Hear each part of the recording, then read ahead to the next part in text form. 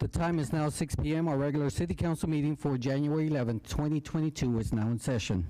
First on the agenda is Councilmember Whitaker will lead us with the opening prayer and the pledges of allegiance to the flags of the United States and the state of Texas. Please rise. Let us pray. Dear Father, help us to focus our minds this evening on the matters at hand.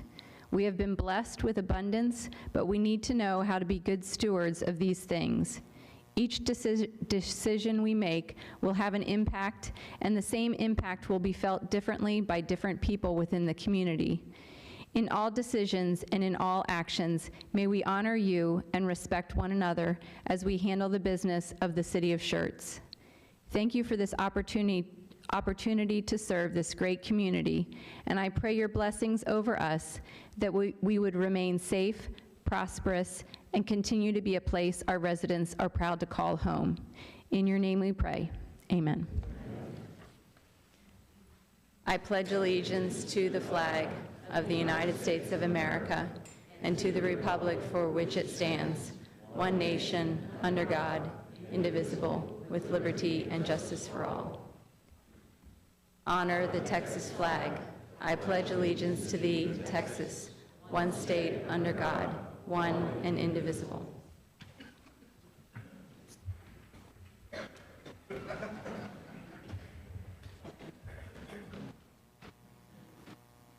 Thank you, Councilmember Whitaker. All right, we'll move on to city events and announcements of upcoming events. Mr. Good evening, Kell? sir. This is a reminder that on Monday, January 17th, in honor of Martin Luther King Jr., the city offices will be closed. And then our next regularly scheduled council meeting will be at 6 p.m. in council chambers on Tuesday, January 25th. And that's all we have for tonight, sir. All right, announcements and recognitions by our city manager, Dr. Brown. I have none this evening, Mayor. Announcements and recognitions by the mayor. I have none, so we're going to move on quickly to the hearing of residents. This time is set aside for any person who wishes to address the city council. Each person is limited to 3 minutes, and we ask before addressing the council, for the record, please state your name and address. Now, there is also a public hearing, and I noticed on the hearing of residents, several of you signed up for the public hearing. Now, there's a couple of options for you. You could either speak at the hearing of residents, or you can wait until we have the public hearing, or you can do it at both. It's entirely your option, okay? So you can speak once or twice. So we'll go ahead and move on, and we'll go ahead and call our first speaker, Councilmember Hayward. The first speaker will be Eric Holman. Hello, how are y'all tonight? Good afternoon, ladies, or good evening, ladies and gentlemen. Sorry, my schedule's been a little crazy. I want to introduce myself. I'm a candidate running for the Texas 28th District, for hopefully your congressman here soon. I'll be sitting up here with my campaign manager. If you guys have any questions. Excuse me. Let us know. We just need your name and address before you get started, and please address your comments to the council. We can't hear you, that's why when you turn around. Sure, Eric Holman, 210 Vita May Drive. And what else did you say? Sorry. Okay, is that good? How about that? Can you hear me there better? Yeah. Sorry, it's been a long day. Anyways, I want to introduce myself again, running for Congress, 28th District. My 3 main things is border security, backing law enforcement, and against vaccine mandates. I'll stick around after your meeting, and hopefully I'll get to meet some of y'all later tonight. Sounds good? Thank you, sir. Awesome, thank you. Okay, Councilmember Whitaker.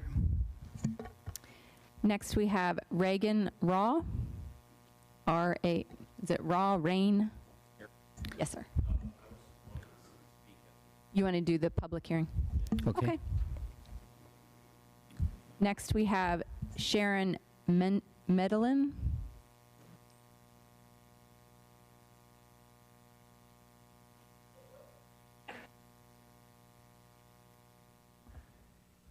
Hi, I'm Sharon Medellin. I'm here with the leadership for the Corps. Address is 8243 Copper Gate, Converse, Texas. I'm so sorry, I'm from Converse. But other than that, I'm just here to observe. I'm very excited to see how this works and really runs. This is my first one, so yay. Great, thank you. Next, we have Diana Myers. My name's Diana Myers, and I'm going to currently, or in the future, reside at 8841 Trainer Hill Road. We're building a home there. And do I read my... Sorry, you could either read it now, or you can wait until the public hearing. It's entirely up to you. Well, I guess I can do it now. Done, okay. Of course, my name is Diana Linsman Myers, and my husband and I are in the process of building a home at 8841 Trainer Hill, which is located on my parents' property, which was purchased in 1951. I was raised on this 100-acre plot of land where my family planted crops and raised livestock. As a child, we picked cotton, raised animals to show at the annual livestock shows. The country life was all I knew until I married and moved to the city. It's been a dream of ours to move back to the homestead with my parents' blessing so that we could enjoy peaceful and tranquil retirement years, only to hear that the road that I used to ride bikes up and down will probably become an extremely busy road with the proposed intentions of building so many homes in one small area. During the early construction of our home, we found the need to put a gate entrance well off the road due to the already substantial increase in volume of traffic. On several occasions, I was almost rear-ended as I turned into our drive, and another occasion was passed as I turned in by a car going 60-plus miles an hour. Our dream of having our grandchildren enjoy the country life and riding their bikes to their great-grandmother's house will definitely be exhausted if an entrance in and out of the subdivision is placed directly in front of our property. The new zoning would take away other families' dream of having their children outside instead of in their homes addicted to iPads because there's no room to play in their yards or in the streets. We and you alone will have to take the responsibility for the next generation of children who never experienced the outdoors. Secondly, my next grave concern is that our new home is built close to the Woman's Hollering Creek, which is not located in a 100-year floodplain, yet I've seen it, how high it did rise back in 2004 and subsequent years. The extreme density of constructing 4 homes on 1 acre of land, or however many will be proposed, definitely can cause a profound runoff and compromise our home. I understand the desire and need for individuals to sell property that was inherited but can no longer be cared for as agricultural land, but this area is surrounded by families that have lived here for 50-plus years and whose children have built homes on their parents' property to keep the dream of country life a reality. I can only hope that some of you are blessed to be raised in the country and can understand where we're coming from. It's with a heartfelt plea that the zoning committee consider keeping the zoning at 5-acre lots, therefore allowing the city of Schertz to continue to be recognized as a caring, well-developed city, and that is not one that's all about budgets and growth. Thank you. Next is Elaine Doege, D-O-E-G-E, sorry. Dagey, thank you.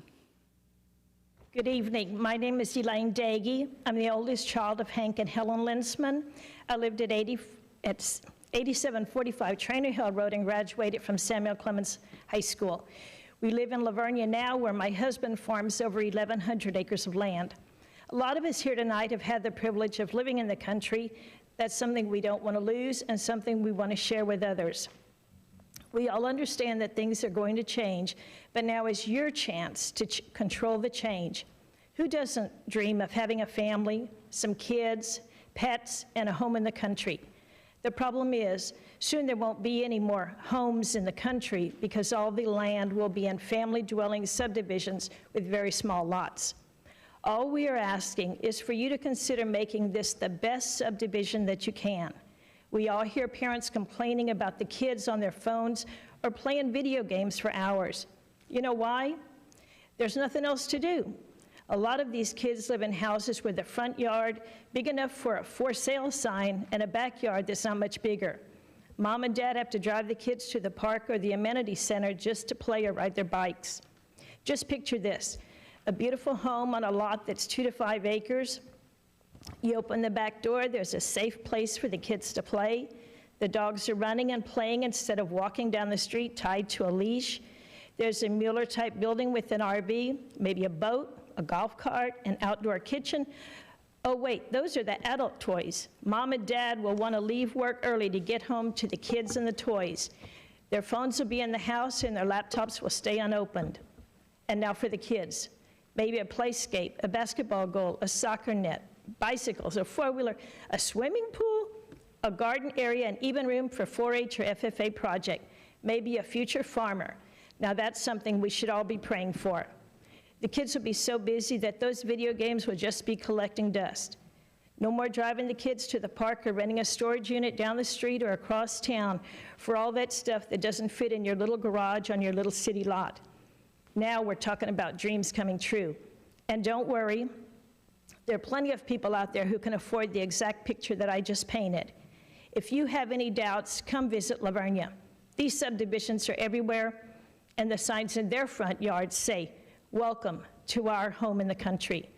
There are young families with these dreams and grandparents like us who can't wait for our city grandkids to come visit our home and property in the country. Schertz is a wonderful city with a superb reputation. Don't become your neighboring cities. Keep your standards high. Thank you to the City Council for listening to our concern. Do the right thing. Make the legacy of you serving on Schertz City Council one you can be proud of.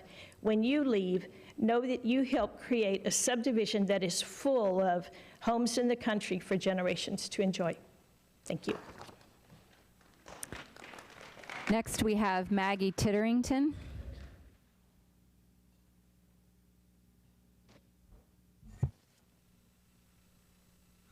Good evening, Council. Maggie Titterington, 1730 Schertz Parkway.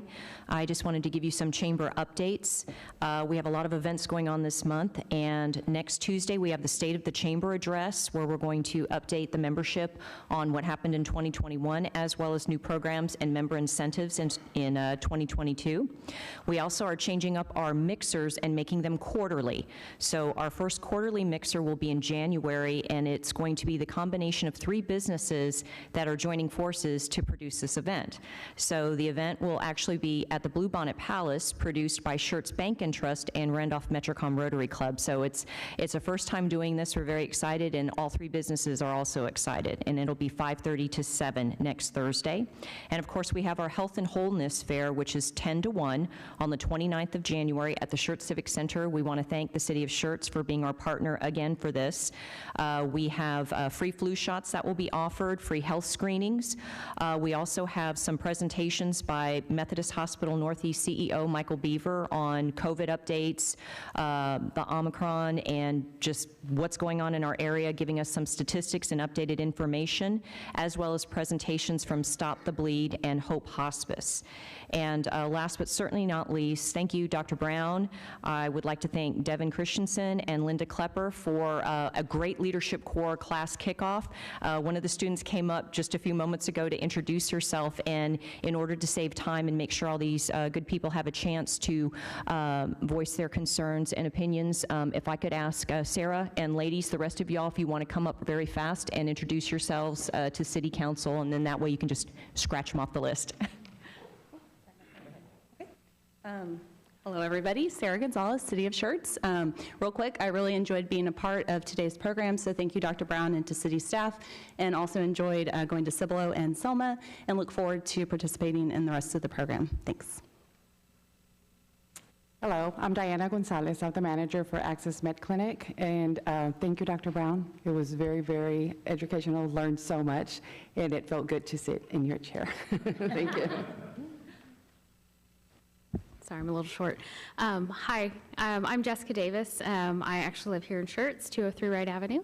I am the owner and head trainer of our Affordable Dog Training, and yeah, we were able to participate today's City Council meeting. That was really fun. Learned a lot. Actually, thank you for answering all my questions. So. Hello, my name is Sierra Mateo. I am the business manager for our Affordable Dog Training. And again, I wanted to thank everybody for the opportunity to be here, and again to Mark Brown for helping us out this morning. Thank you very much. Thank you all so much. It was just an opportunity for Schertz businesses as well as other businesses to really learn what City Council is about, so thank you all very much. Thank you. Next is Charlie Lunsman. Okay. Next is Kay Vincent.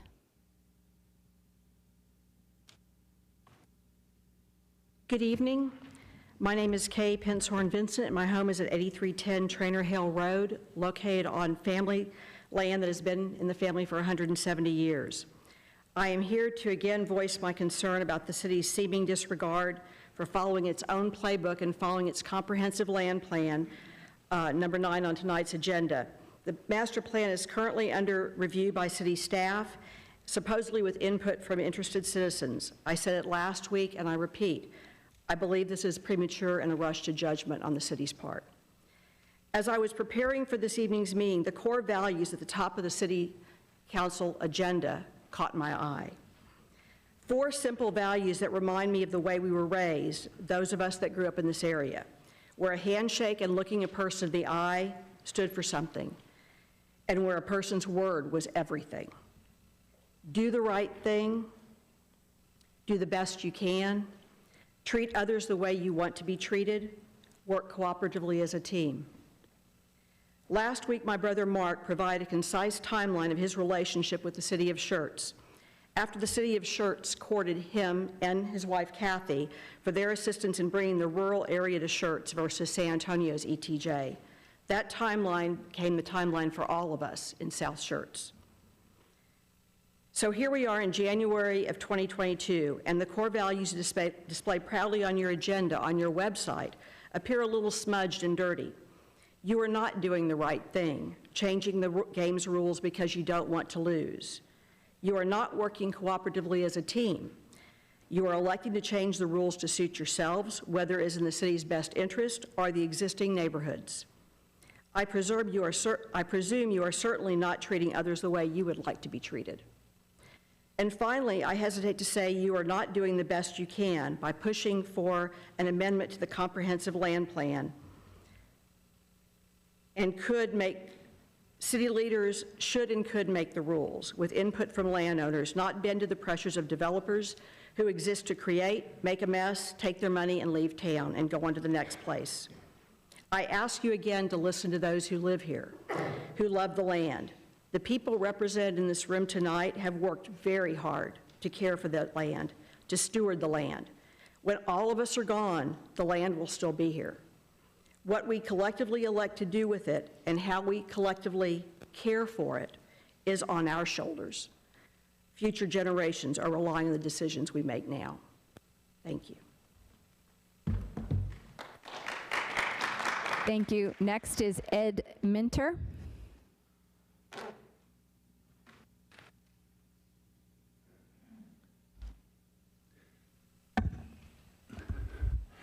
Good evening, Mr. Mayor, and good evening, City Council members. My name is Ed Minter, and my wife and I, Hannah, we live at 8086 and 8210 FM 1518. We first moved here in 1997, whereupon I retired from the Air Force, and we first looked at some housing on 3009. We were ready to seal a deal, and we're standing right next to a brick wall. And it was lovely, lovely, lovely. But my wife and I were standing in a lot, and we couldn't even talk to one another because the traffic on 3009 was crazy back then. So we said, no, we nixed the deal. And so we drove down an old country road called 1518. And that's just what it was. We ran into this one property that was for sale by a gentleman that was selling it for sale by owner. And we fell in love, we bought it. And so we've been living out there for 25 years now, and quiet country living out there, maybe 50, 75 cars a day came down that road. It was a ghost town down that road. We loved it. The city of Schertz has been very, very good to us. And since that time, we've seen Schertz really grow. I mean, it was a Sleepy Hollow when we got here. Under Hal Baldwin's leadership, this town really grew. And look at it now, it's a roaring lion. And we know that it's not going to stay an old country road anymore. We know that the growth is coming. There's people wanting homes. There's growth coming, and Schertz is a beautiful place. So we know we can't that dream of country living is coming to a close. So another thing is we can't afford the taxes on our property anymore. On 10 acres of property, you know, we just paid $23,000 in annual taxes for that. I'm retired on a fixed income. I can't do that anymore, you know? So, but we've got a plan. We're trying to sell our property, and, but we want you city council members to be open to the idea of zoning this properly and letting this grow. Let it keep growing and be open, and for every different opportunity that comes along, whether it be businesses, whether it be residences, or it's time for it to grow, and we're ready to step out of the way. So thank you very much for your consideration in this. I appreciate your time. Thank you. Thank you, sir. Next is Brian Bryson.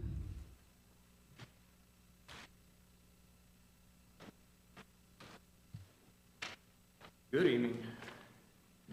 My name is Brian Bryson. The address I'm here about is 7820 FM 1518. I'm going to speak off the cuff a little bit because I had something sort of planned, but this property's been in our family since 1890. Many generations born and raised on there, including my kids and moving forward, but this was never our plan to sit here and turn around and sell to developers and entertain developers. It's not what happened. Over time, we went out there and hung out and had many parties and many a good time with all the families, barbecues and stuff like that, and it was nice and quiet. But the city started to grow, and it started to go around us very fast, to where if we're sitting on our front porch, we could hear the wheels on I-10 because all the trees are gone from Haley's Cove, a new neighborhood between us and I-10. So y'all cut that neighborhood. You had Willow Grove, Rhine Valley, and of course Crossvine, which initially started as Sedona. Sedona was Standpack in the 2000s, those were 45-foot lots. Those were itty bitty. And that grew into, Crossvine ended up taking that over, and that's now right across the street from us. So you guys are growing, and you have been cutting lots that are not 1 lot per acre, which leads me to my next part where, and I understand, everybody wants to be in the country, wants to keep it that way. Nobody's gonna buy land out here as a developer if they can only put 1 lot per acre. It just doesn't meet, there's just no way. I've gotten offers from builders, and I've talked to you guys a few times before how my conversations with the largest builders in America, like D.R. Horton and Lennar, and they're like, we don't want to do business with Schertz. We can't do it. There's no money in it for us at 1 lot per acre. And if there is, here's our price, Mr. Bryson, what we'll pay you for your land. And it's literally 50%. I'm hearing this gentleman here, he can't pay his taxes because his land value's gone up. Well, he can't sell to get out either.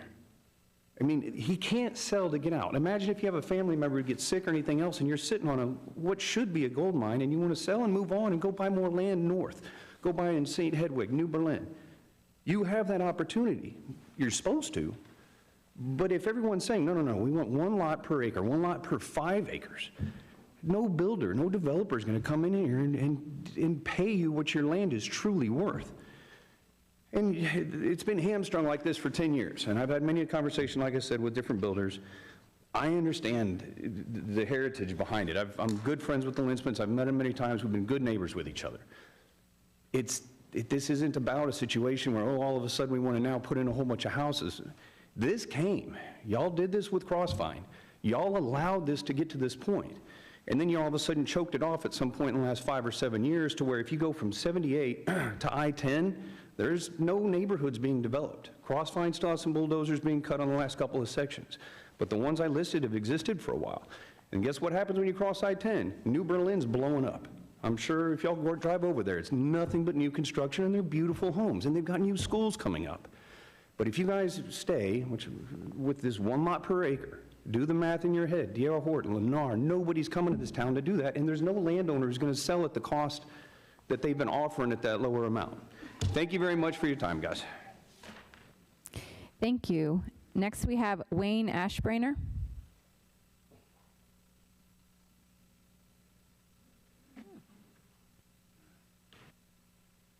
Good evening. My name is Wayne Ashbrainer.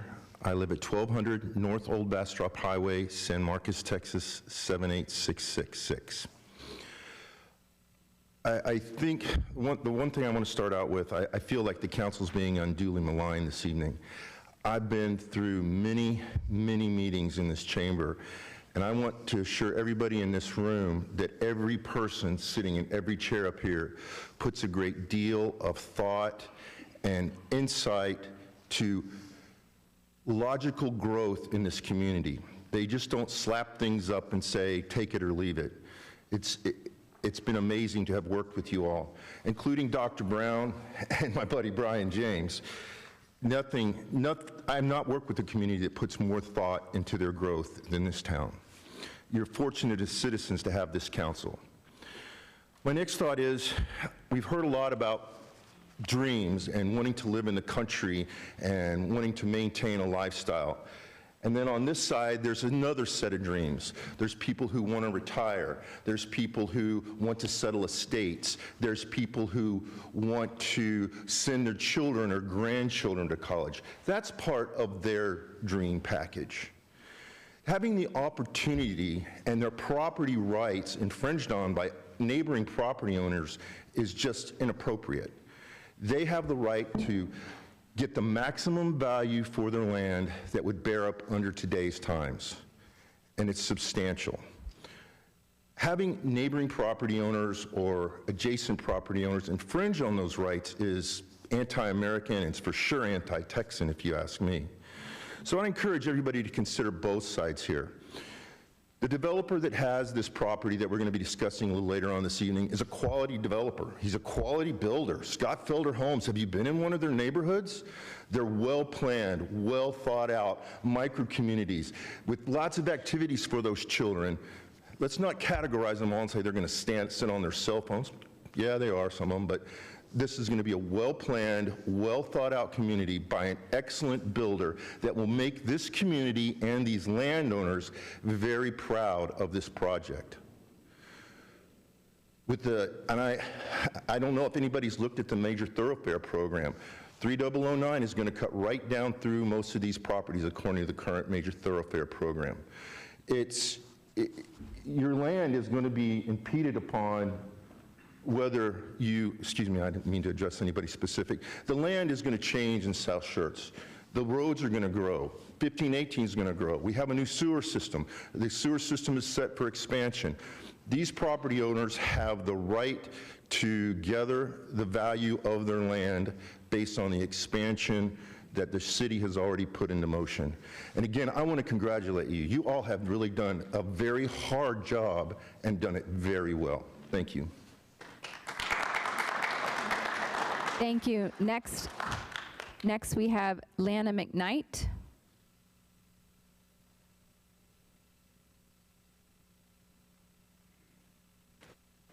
So my name is Lana McKnight. I'm at 8869 Stackstone in Schertz in the Crossvine subdivision. So I wanted to talk about item number 14, which is the item, I guess, to change the plan, the future plan, to allow mixed-use property. My understanding is there's a developer wanting to put apartments right across the street from the Crossvine. I understand progress, as some of the other people have said, but I don't think we're ready for 300 apartments right across the street in an area that is already having some traffic issues. It's already a nightmare getting in and out of the schools over here. It's already a nightmare sitting at the stoplights, waiting for a car to turn so that you can go straight. I know there's future plans to widen the roads, but I haven't seen anything yet. I don't know when that's supposed to start. I definitely would think that we would have that in place before we allowed a 300-unit apartment complex being built in the area. And I'm just like the Trainer people who, you know, moved out here. I moved out here about 20 years ago looking for, you know, a nice, quiet area, a small town kind of a feel. I grew up in a very tiny town in California, and I was looking for something like that here, wanting to raise my children out here. So I'm looking at less development. I know I live in Crossvine, it's pretty big already. Another concern I have too is if we put apartments across the street. I know that a lot of the amenities in the Crossvine are public. They're the city of Schertz, the park, the the trails and things, and I worry that the apartments are not going to have enough amenities, and they're going to send, those people are going to want to come over. We already have issues with traffic going down our main street in our subdivision. We've already asked for traffic studies, possible speed bumps, those kinds of things. It's just going to get worse. Our park's going to get heavily used. As part of the homeowners association, we voted on our next amenities, and my understanding is that the city of Schertz has agreed to put a basketball court in the park there, but it's public, and I know if apartments are built, we're never going to get to use the basketball court, so I feel like we voted for that for no reason if an apartment's going to be built right across the street. So I don't know, if it ended up getting approved, I would like to see that the apartment complex is, has some kind of plan for that. What kind of amenities are they going to have? Are they going to be able to support 300 families? And how quickly can the city of Schertz move to, widen the roads, preferably slow down the speed limit because it's way too fast. We already have people speeding. I almost got hit on the way over here, as a matter of fact. So those are my points. Thank you. Thank you. Next is James Barr.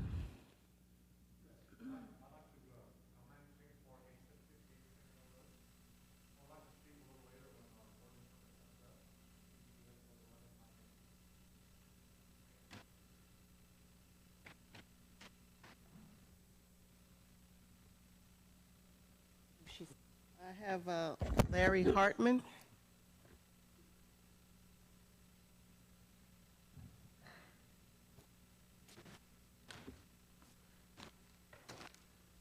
Mr. Mayor, Mr. City Manager, Council, I'm Larry Hartman, and I represent a family that owns property at I-35 and Wiederstein, or Cibolo Valley Drive now, and also FM 3009.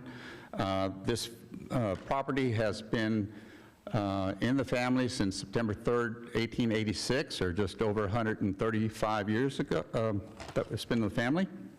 And so we're not newcomers here.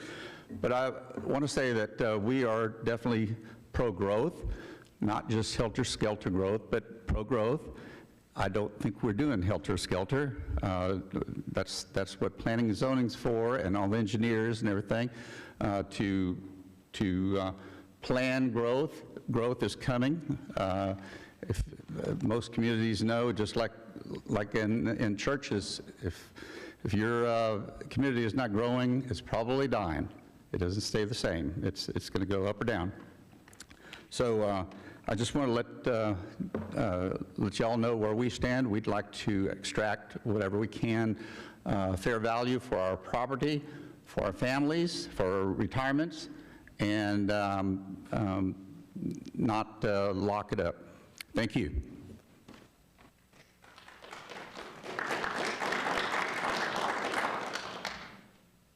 I have Rebecca Robertson.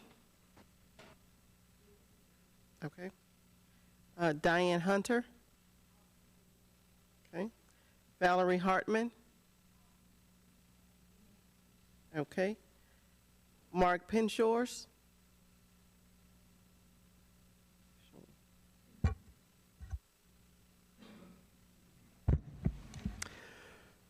Good evening, Mayor Gutierrez, council members, Dr. Brown, city staff, and citizens. I am Mark Penshorn. I live at 8320 Trainer Hill Road. I'm here tonight to address the agenda item 9, and I'll reserve most of my comments for the public hearing. But I wish now to provide some backstory related to my future comments, primarily related to flood events and drainage. Those of you that have known me a while know that that's my thing. It has been over 2 decades since this community experienced its largest rainfall and flood event in recorded history, October 1998. Some of you may not have been here at that time, but since I've spent all of my life living on the west bank of the Cibolo Creek, flooding has been an issue that I've paid close attention to all my life. As we have seen in the news coverage and events in other parts of Texas, most notably the Houston area, lack of really good long-range flood planning yields disaster when large rain events happen. I was attending Samuel Clemens High School the year the first big rain event happened. That was 1972. That was the largest flood since 1913.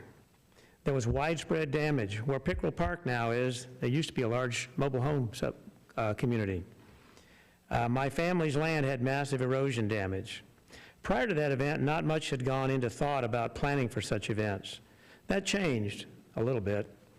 The Army Corps of Engineers did a study that eventually resulted in the FEMA maps that were used until after the 1998 event. In 1998, as in 1972, there were meetings and articles and talking about what to do next. And after a few years, it was largely forgotten. That's been my experience. In 2018, the National Oceanic and Atmospheric Administration released a study finding that due to changing weather patterns and better record keeping, the 100-year rain event estimates needed to be increased by about 30% in our area. Basically, what was previously considered a 100-year event would now be considered a 25-year event. By the way, since 1972, there have been at least 7 such events, 5 in the last 22 years. So much for the accuracy of their odds making. The last concept I'll address is impervious ground cover. Impervious ground cover limits how much rainfall actually reaches the soil and can be absorbed. This is the factor that is always influencing runoff, but the magnitude of the effect is dependent upon the depth of soil and the topography. In the hillier parts where there's shallow soil in northern Schertz, the impervious ground cover will not alter the runoff a tremendous amount. But in the southern area with the deep soils and flatter topography, it's a big difference. All said, water, in this case rainwater, runoff is a major current and future problem that must be well addressed in the very early planning stages of changing fields to houses. Thank you. I have Kathy Pinshorn.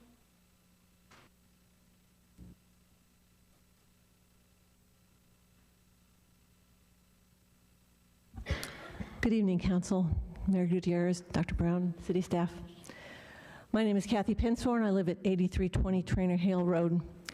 I want to draw attention to the information in the agenda packet for agenda item number 9 as it was posted on Friday.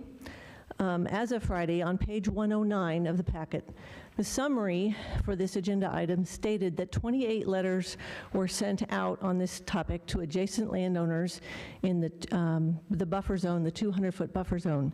9 were returned in favor of changing the plan to allow single-family homes.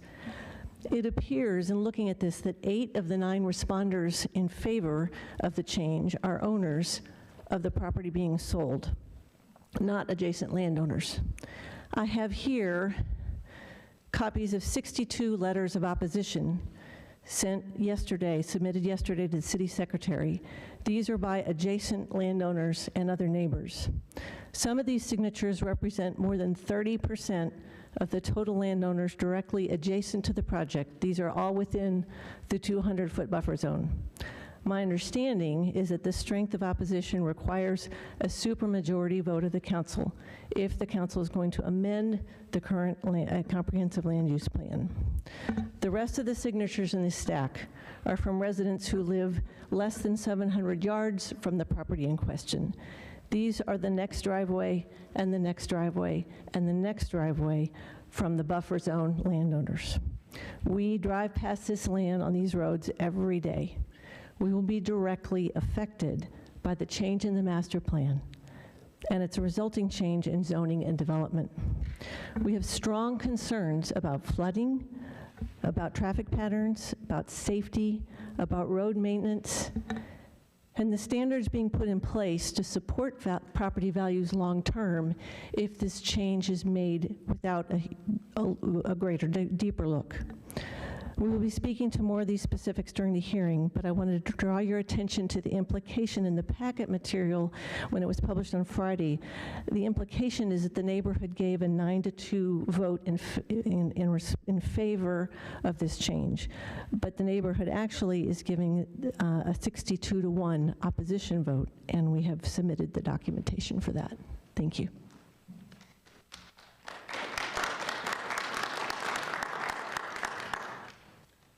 Is it Sior Mateo Morrison?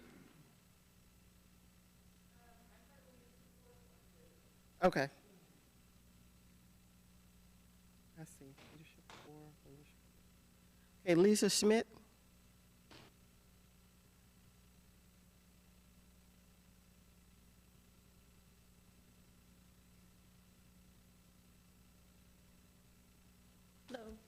My name is Lisa Schmidt. I live at 8206 Trainer Hill Road. I am speaking on the item agenda number 9. I'm going to read my statement because I'm not a very good public speaker. Our home is next to Pinshorn's, which we built on his grandparents' old home site, and which is next to his parents' property that he has worked on raising cattle and hay since he was a boy, riding his bike out from Kirby to the property his grandparents owned at the time, before his parents bought it. I've been part of the life for close to 40 years now. Being a city girl in a military family, I've come to love and embrace the quiet country life, where my children have grown up and learned the crunchy way of life in helping haul hay, feeding cows under the barn in the winter, and raising and showing their steers and goats. We have loved our quiet life and little corner of the world while watching the city creeping closer and hoping we would somehow be overlooked. But sadly, here we are, facing a subdivision of up to 1,000 homes around the corner. I'm here speaking against the zoning change that would impact drainage to the Cibolo and Woman Hollering Creek, and the additional traffic up to 2,000 cars, if passed, every day. I take our daughter to school and back in Universal City every day. There are 2 ways, 1604 and 1518. I already have to go down Trainer Hill, Weir Road, through 2 creek crossings, up to the light at Lower Seguin, and 1518, because there is no turn lane or green turn arrow at that light to turn to go to Randolph Air Force Base, back gate, or 1604. So traffic backs at that light. This route is closed when it rains, and I'm not talking about just a small, a big rain. Those creeks flood, and that's right by the property they're wanting to build the houses on. This route is closed when it rains, as the creeks flood over the road.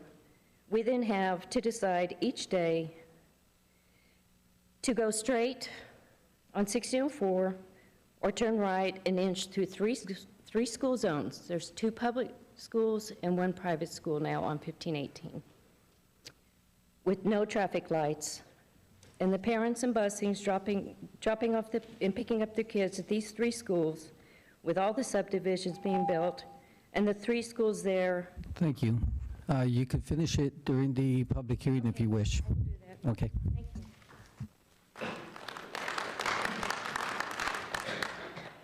I have a Rob, but I cannot make out your last name. Okay. And then I have Eric Holman. Okay. That's all, Mayor. Thank you. Thank you. All right, we'll move on to consent agenda items. These are considered self-explanatory, and information packets were provided to council and available for public viewing. These items require no separate discussion unless requested by council. Item number 1, the approval of the minutes of our meeting on January 4th, 2022. Item number 2, ordinance number 22T03. An ordinance by the City Council of the City of Schertz, Texas, authorizing an adjustment to the fiscal year 2021-2022 budget to provide funding for the purchase of a HVAC equipment for the Civic Center HVAC replacement project, repealing all ordinances or parts of ordinances in conflict with this ordinance and providing an effective date. This is also final reading. Item number 3, resolution number 22R11. A resolution by the City Council of the City of Schertz, Texas, authorizing the city manager to enter into a job order contract with Sullivan Contracting Services for the purchase of HVAC equipment related to the Civic Center HVAC replacement project. Item number 4, resolution number 22R08, a resolution by the City Council of the City of Schertz, Texas, approving the Guadalupe Appraisal District facility parking lot expansion and other matters in connection therewith. Item number 5, resolution number 22R04, a resolution by the City Council of the City of Schertz, Texas, authorizing the city manager to reject all bids received for the mobile home to house EMS, also bid number 2021-019.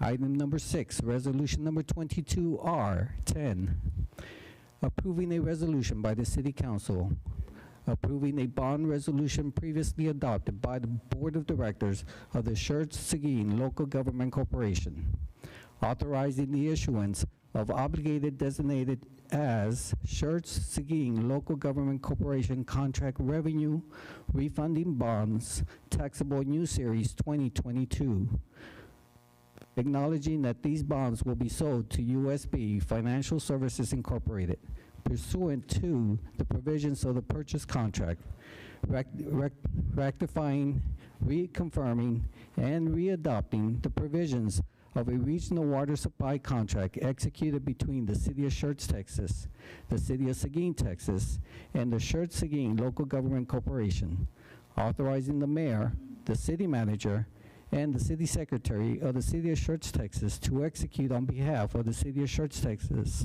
all documents in connection with this transaction and all matters in connection therewith. Item number 7, resolution number 22R13, a resolution by the City Council of the City of Schertz, Texas, authorizing the city manager to enter into an agreement for the purchase of one module building and associated equipment. And item number 8, resolution number 22R12, a resolution by the City Council of the City of Schertz, Texas, authorizing the purchase of 2 generators from Holt Power Systems to be installed at the Nacogdoches and Morning Drive Water Facility. Okay, Council, just want to bring to your attention item number 2, which is ordinance number 22T03, and item number 3, which is resolution 22R11, references the city civic center HVAC has been postponed due to revisions in the design specs. So those will be postponed for future discussion. So at this point, is there any other items that need to be removed for separate action? Mr. Mayor, can we pull number 6? Number 6. Okay. Any others? No consent, right? If it's removed, then we have to, but if it's on consent, do we have to have the same motion? Can it be approved on consent? I'm Or sorry. does it need that specific wording? No, we it's can- only we- if it's we pulled can- from consent. Okay. Yeah, only if it's pulled from consent do we need separate wording. Okay, is there a motion to approve items number 1 and 4 through 8? So moved. Second. Okay, we have motion by Councilmember Whitaker and second by Councilmember Hayward. Any other comments? Let's go ahead and call for the vote. Aye. Aye. Aye. Aye. Aye. Okay, we have 7 ayes, no objection. Motion passes. Okay. I noticed that we have quite a few, thank you for joining us today. There's other items on the agenda, so I'm going to move those up so we can quickly move through those, and then we can have the rest of the night to discuss item number 9. These others shouldn't take that long, okay? So your patience, please. So we'll move on to item number 10. Discussion item number 10, ordinance number 22B02, an ordinance authorizing the issuance of the City of Schertz, Texas combination tax and limited pledge revenue certificates of obligation series 2022, providing for the payment in said certificates by the levy of an ad valorem tax upon all taxable property within the city, and further securing said certificates by a lien on the pledge of the pledge revenues of the system, providing the terms and conditions of the said certificates and resolving other matters, incidents, and related to the issuance, payment, security, sale, and delivery of the said certificates, including the approval, distribution, of an official statement pertaining thereto authorizing the execution of paying agent register agreement and an official bid form complying with the requirements of the letter of representation previously executed with the depository trust company, authorizing the execution of the necessary engagement agreement with the city's financial advisors and providing an effective date. This is our first and final reading, and that's a lot of reading. Go ahead. Good evening, Mayor and Council. My name is James Walters. I'm the Finance Director for the City of Schertz. Today we put out we got some bids in for the bond issuance that you just read off. It includes some energy savings projects, street enhancement projects, as well as utility relocation for the FM 1518 TxDOT widening project. We got some results in, and we have Andrew Friedman from Samco, our financial advisors that assisted us in the sale of these bonds, or at least collecting the bids. He's going to go over with you the results of the bids, as well as the staff's recommendation, and ultimately anything council can still reject. None of this is final until council approves tonight. So any changes can be made, or these bonds can be denied. So I'll turn it over to Andrew. Thank you very much. Andrew Friedman with Samco Capital Markets. It's a pleasure to be back in front of you all. It's been a long time. My partner, Mark McCliney, was the last representative of our firm with you all at the last meeting. If you'll recall, in order to issue certificates of obligation, the council must first adopt a notice of intention resolution. That notice gets published on your website in a prominent place, along with being posted in your paper of record for 2 consecutive weeks, 46 days after that first publication. The council can then consider bids and authorize the sale of certificates of obligation. So, James, is there a way to zoom this back out before I accidentally do something I can't undo? Well, this should cover it. The first page in the PowerPoint presentation I handed out to you all are the bid results we received at noon today. I received 5 bids, the best bid coming from R.W. Baird Investment Bank at a TIC, which is the average interest rate. This is a 20-year financing. Blend the coupons and the yields over those 20 years to come up with a true interest cost, 2.07%. You can see the other 4 bids coming in over 5 basis points worse than that, and all the way out to FHN Capital Markets at 2.24%. We recommend, and the numbers that are also included for your review we'll go over shortly, are based on that best bid of 2.07%. A summary of the projects to be financed. The notice of intention was for a not to exceed amount, meaning we could borrow up to but not more than $10,150,000 for utility projects, roadway improvement projects, and a $1.25 million portion amortized over 15 years rather than 20 years for the energy efficiency project that the city is taking on that will be repaid from a guaranteed savings contract with that vendor. With your approval this evening, the funds would be delivered to the city, $10,150,000 on February 2nd to be delivered to your bank, net of all costs, to be spent towards those projects. The second set of numbers that I passed out are the final numbers that outline the borrowing amount that's listed there at the top, a par amount of $9,390,000, receive accrued interest of just under $30,000, and a net premium, that's cash premium that the bond purchaser will pay the city that allows us to fund, if you look down there, the project fund deposit. We're going to issue $9,390,000 in certificates of obligation. At closing, we're going to receive $10,150,000 for these projects. The reason we're able to issue less bonds and still fund that $10,150,000 is through that net premium. We're going to issue larger coupons. They're going to pay us a cash premium to get that higher coupon rate. You can also see there the cost of issuance and the purchaser's discount that net out to make the sources and the uses equal one another. The second page are the annual maturity amounts for this 20-year issuance, the coupon rates, and the corresponding yields. The difference between those interest rates, the coupon rates that we'll pay, and the yields on those individual maturities generates a cash premium or a discount that is listed on the far right of that page. The cumulative total of those premiums or discounts generates that net premium we looked at the first page, which totals at $1,017,000 and change. These interest rates are fixed for the life of these 20-year certificates of obligation, just as we do with all of our long-term financings at the city. These certificates of obligation will be callable in 10 years, so we'll have the option to take them from the investor without penalty beginning February 1st, 2031. That allows us either to refinance these certificates of obligation at lower rates, as we've done just as recently as November with the bond refinancing, or if you had cash available, you could pay these off early with no penalty to the city. Behind those pages are the individual, the first is the aggregate debt service schedule for this $10,150,000. You can see what those annual payments will be payable. The principal will be repaid annually, the interest repaid semi-annually, just as almost all municipal bonds are. And you can see that amortizes finally with a final maturity February 1st, 2042.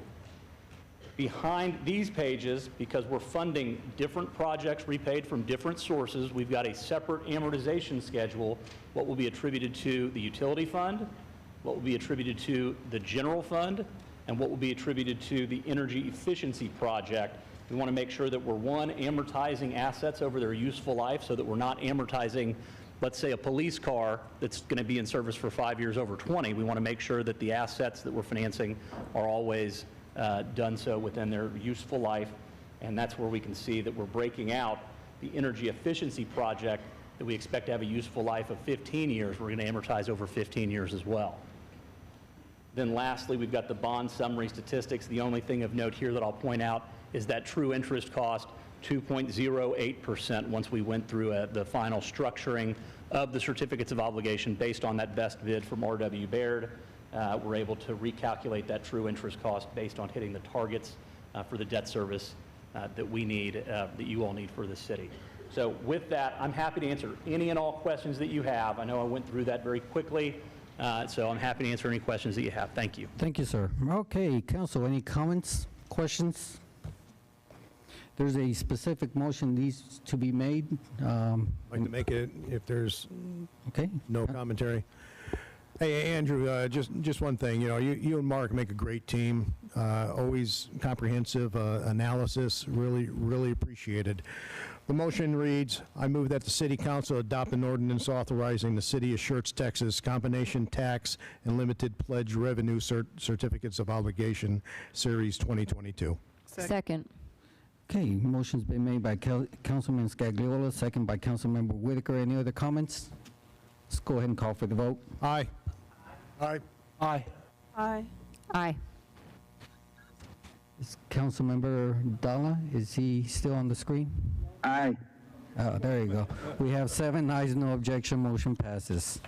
Okay, we'll move on to item number 11, a resolution by the City Council of the City of Schertz, Texas, authorizing expenditures for the purchase of steel posts in advance of the 1518 widening project and other matters in connection therewith. Okay, Mr. McClellan, you have the floor.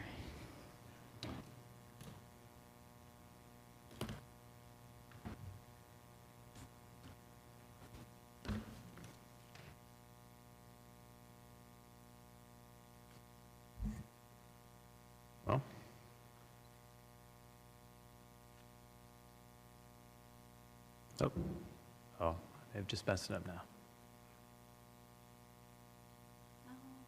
Here we go. Yeah. Oh.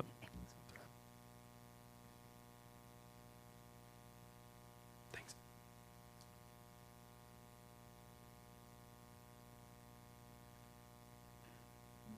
Good evening, Council.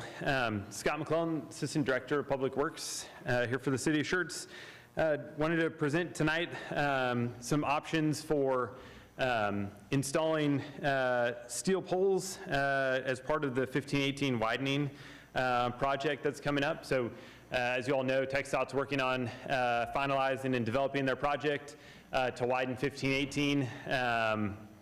So as part of that, as we as a utility also have to relocate, CPS Energy has to relocate their existing overhead power all along 1518 between 78 and I-10. And so as part of that, CPS had approached us. It's in our it's in the Schertz UDC that any overhead power is required to be on steel poles. And CPS had approached us about how they were unwilling to do steel poles for that entire stretch, but they would reimburse us for the equivalent wood pole amount. And so staff took that potential option and kind of put together 3 different options to present to you all tonight. So option 1 on the screen, we can have CPS provide all the steel poles. It results with that $748,000 credit, or not credit, reimbursement for the wood poles. Works out to be a cost to the city of Schertz of a little over $1.2 million. Option 2 is one that staff worked on. We issued an RFP out to see what it would take for the city of Schertz to actually procure those steel poles directly, so that wood pole reimbursement from CPS could still be applied. So the bid that we got from KBS was for just over $1.2 million again, but when we apply that reimbursement, the final cost to the city of Schertz is only $505,411. And then option 3, which still remains an option, CPS is willing to install just all wood poles. And so that would be, that option has a $0 cost to the city of Schertz. But what we wanted to present also alongside with the cost is just kind of some of the cost and benefit of each one of the options. So option number 1 is installing all steel poles. That is the most expensive option, but it is a turnkey option for the city of Schertz. So if we go that route, then it's us entering into an agreement with CPS to pay them the difference in the steel pole cost from the upgrade, or from the wood poles, and then they do the project, and nothing else is involved with the city of Schertz. Option 2, which is going with the KBS bid that we got in our advertisement, is a lower cost for the city of Schertz. So that's an option that's $505,411. That one does involve some Schertz coordination. So that is going to be kind of a continuation of some of the work that staff has already put in to this point in the project. So we've already taken it through the RFP process, but we've also worked with both CPS Energy and KBS on things like where are we going to store 370 poles, and what does the timeline that they can provide them line up with TxDOT, and how does the phasing work coordinating with CPS. And so it's just going to be a continuation of that effort that we've already started with and already laid the groundwork with both CPS and KBS, the pole provider. And then option 3, the wood poles, again, would be no cost to the city of Schertz. It would also be a turnkey for the city of Schertz, so there's no coordination on our side. However, we would get the wood poles. So what staff is recommending is to go with option 2, to enter into agreement with KBS to purchase the poles directly through the procurement that we advertised. As I had the numbers on one of the previous screens, the total KBS contract would be for the $1,253,511, and then we would get a reimbursement from CPS Energy for the $748,070, making the total cost of the city of Schertz $505,411. And so that difference that the city would be responsible for is proposed to be funding out of reserves, which we have another item immediately following this one to provide that funding. But just as a reminder of some of the things we've talked about and benefits of steel poles, so while the upfront cost is a little bit higher and requires the city to put in long-term return on investment is there, that steel poles last at least 2 times longer than wood poles, not as susceptible to some of the environmental impacts, like things like vehicle impacts. These are going to be right next to roads, or next to 1518, but also things like storms, wind, ice, and then things like rot. The longer it's in the ground, the wood poles don't last as long, don't stay upright as long, and then things like insect damage that doesn't affect the steel poles. So overall, we think it's a good investment for the community to put in this amount that we went out to try to find different pricing than CPS presented us, and so we think this option 2 is a good balance of all the options, and is what we're recommending council to consider this evening. If there's any. All right, thank you. Thank you. Council, any questions? Yes, Councilmember Scott. Yes, so whenever there's natural attrition with the wood poles, does CPS come and replace them with steel or with wood?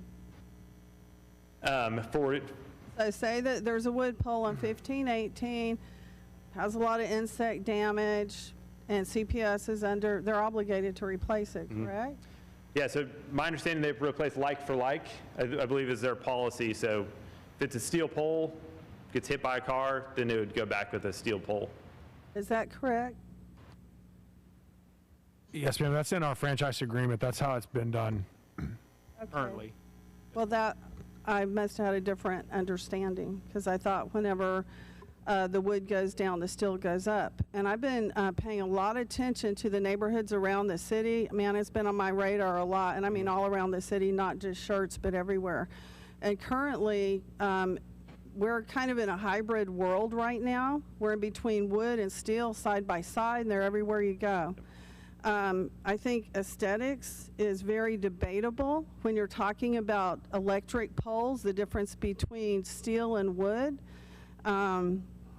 I understand that they do last 2 times longer, but I think $500,000 is a lot of money. I think 1.2 is, I applaud y'all for thinking outside the box and doing that. Also, I didn't want to pull a previous agenda item, but that you didn't get a modular home for $247,000 and you went outside, made some phone calls, got one for $88,000. That's fantastic. With thrift comes prosperity. I think $500,000 is a lot of money. That's, I'm putting that out there. And as far as aesthetics, I don't think steel poles are in a beauty pageant or anything like that. And there's 5G everywhere. So, okay. Councilmember Whitaker. So I must have misheard something in a previous conversation when we discussed this, because my understanding was the agreement would allow for, if we had to get wood poles, if down the road, whenever their useful life is up, CPS replaces them, and because of our UDC, they would replace them with steel poles at that time.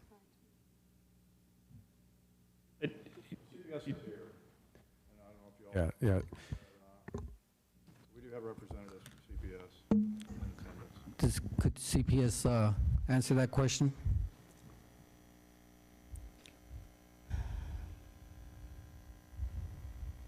Good evening, Mayor and Council. I'm Brian Bardis, Senior Director for Distribution Engineering for CPS Energy.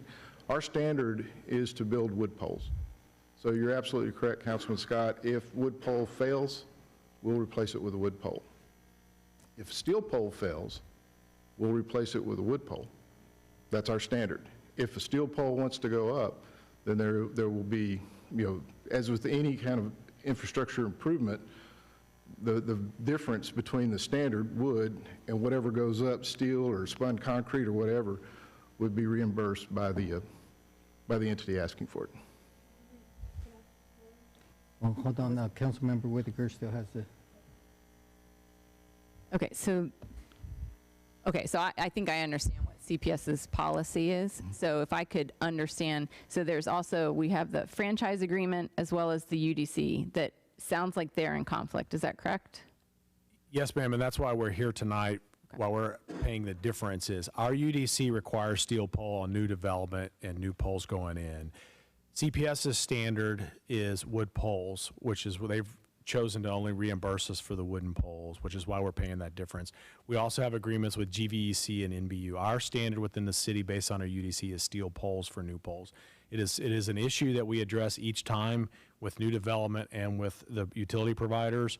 In the past, the utility providers have replaced steel poles when they went down with steel poles, not just wood poles.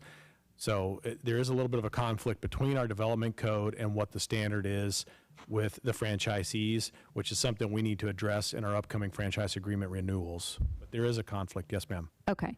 So my comment then would be, I agree that $500,000 is a lot of money, and I know we've had a conversation.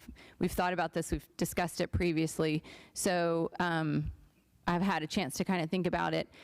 My understanding was that if we put in wood poles, they would be replaced with metal, which to me made an easy decision. Knowing that going forward, as it stands right now, they would be, if we put in a metal pole, it actually, I think, strengthens my opinion. If we put in a metal pole and it goes down and CPS says they're going to replace it with a wood pole, we've just lost that investment. So my opinion is that I do appreciate that the city staff took time to find a less expensive way to get a more quality product. It does sound like a steel pole is a more quality product, but at the same time, for that amount of money, I feel like the wood poles suffice. They're not as good, but if we can get through the process without any out-of-pocket expense and less coordination for the city, it sounds like there's a lot of logistics that have to be taken care of, which is going to take resources from staffing to make sure that that happens, timing it up with the installation and all of that. That's a concern of mine. So I don't feel like the $500,000 price tag is worth the effort and the investment into a product that, as it stands right now, if someone drove into that hole and it fell down, whatever, CPS would be required to replace it, and by their standards, they would replace it with wood. So we would have just lost our investment. So my opinion, as it stands right now with the way everything is written and just the investment cost, I would prefer to see option number 3, the no-cost wood replacement. Okay, one question before I address another council member. When is the franchise agreement scheduled for renewal?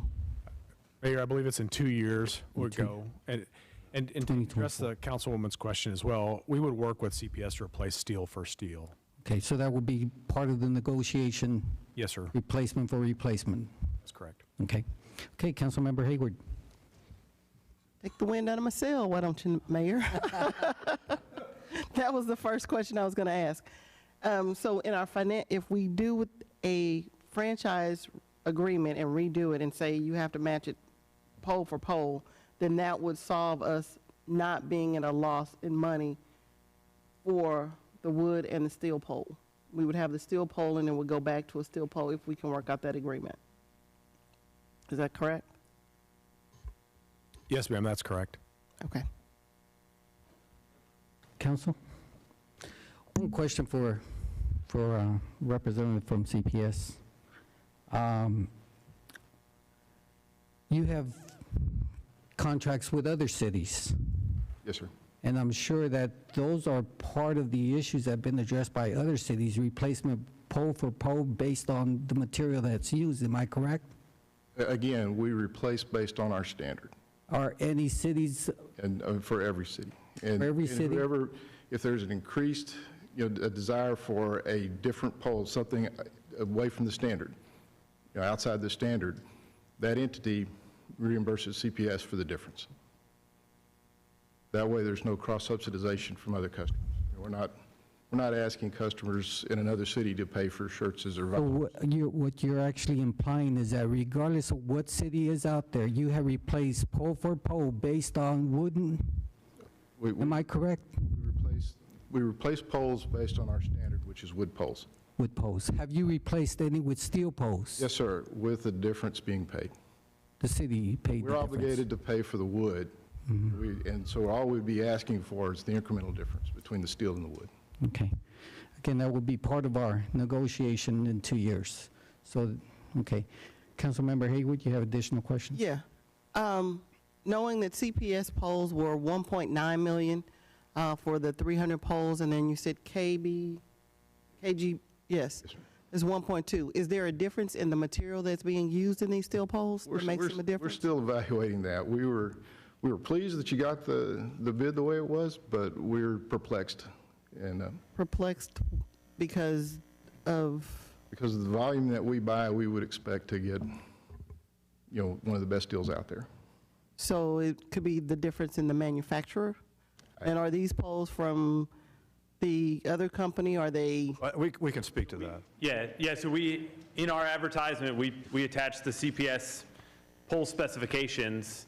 And so, yeah, not sure if their team is fully going through. The initial review that we got was it meets what was provided in the RFP, which was the CPS specs. And if we still have to work through things like shop drawings and things like that, but it was supplied to us by KBS to say this is in compliance with the specifications that were in the document, which was the CPS pole manual.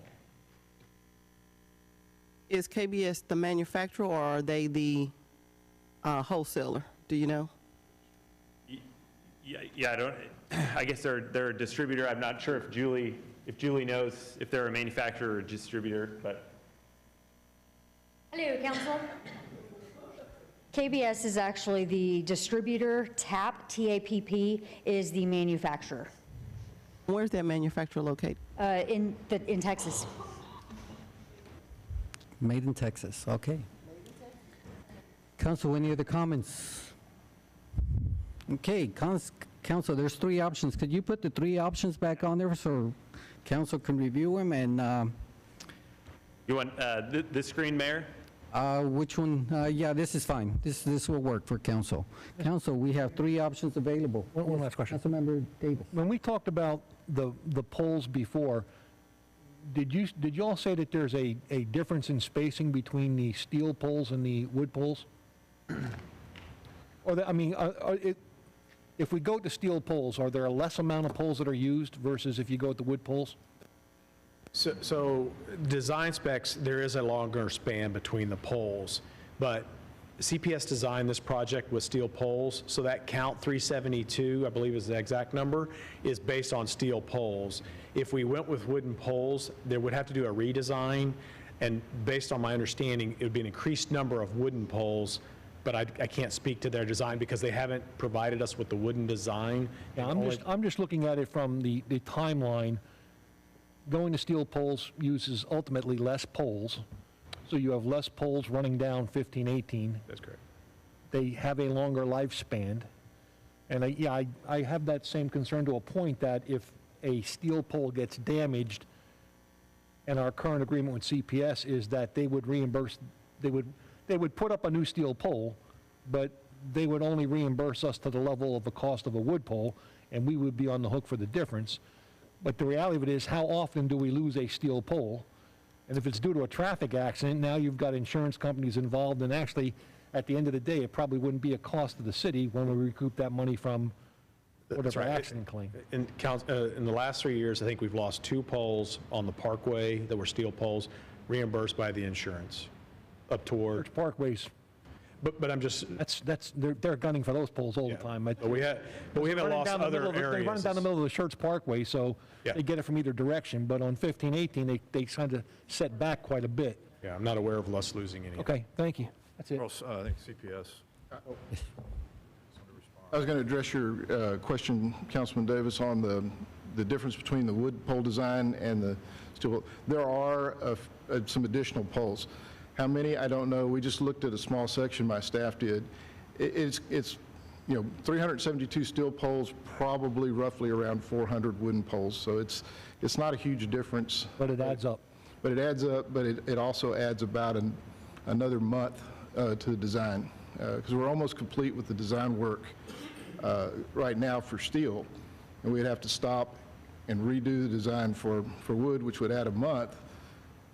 We're scheduled to be out on the site and begin work in the mid-March to 1st of April timeframe. That gives us time to get the work done, to be completely out of the area by September, so TxDOT can begin their work in the September-October timeframe. Got it. Thank you, sir. Thank you. Councilmember Haywood. Scott, for KBS, will they have the poles in time for the project to start? Yes. If we go option Yeah, so we've already worked with KBS and CPS, so the 16-week lead time fits with when CPS would need the poles. And then also there's options for phasing depending on if any of that gets affected by supply chain issues that we've already worked through, that there's ability to jump around different parts of the project to make productive work for them if something were to happen. So kind of run it down two tracks, either all at once or in a phased approach as they're available. All right, thanks for working out the what-ifs, because a lot of times we don't plan for the hiccups. Thanks. I have one additional question. The reimbursement of the wood poles, is that based on the 377 or the 400? That's based on the 372. That's the number it's based on. And to build on what Brian said, it would require CPS to do a full design of that entire stretch, and that's I think that's why staff said, yeah, we're good with that 372 number. If it's going to take them a month of effort and time to read it, to design, to come up with that number, I think that's the balance of that approach. And yeah. Okay, thank you. Okay, Councilmember Scagliola. Yeah, I'm not really in favor of imposing a logistical challenge on the city staff, but it does seem like you have a handle on it. Aesthetics, longevity of steel poles, you always set aside a contingency fund for unforeseen things. $500,000 seems like a lot of money until you compare it with the $50 million plus that 1518 is costing us. So my recommendation is go to option 2. Hey, let's call it a day. But I'll make a motion if you like, Mayor. Yes. Well, Councilmember Whitaker has a question before we go into your motion then. So I didn't know about the having to reconfigure the whole project if we went to wood poles. So I'm confused as to why, like, at what point do we figure out that they were not going to put up the steel poles and that there was some reimbursement? Because I think our previous conversation, again, maybe I misunderstood some of the discussion, but I didn't know that there would be an entire month reconfiguration time. So CPS is moving forward the entire time thinking steel poles. I guess we were thinking steel poles, but that CPS was paying for it. And now we're finding out they're only paying for wood equivalent. But I guess the next question is, if it's wood equivalent, now we should get reimbursed for the entire wood equivalent.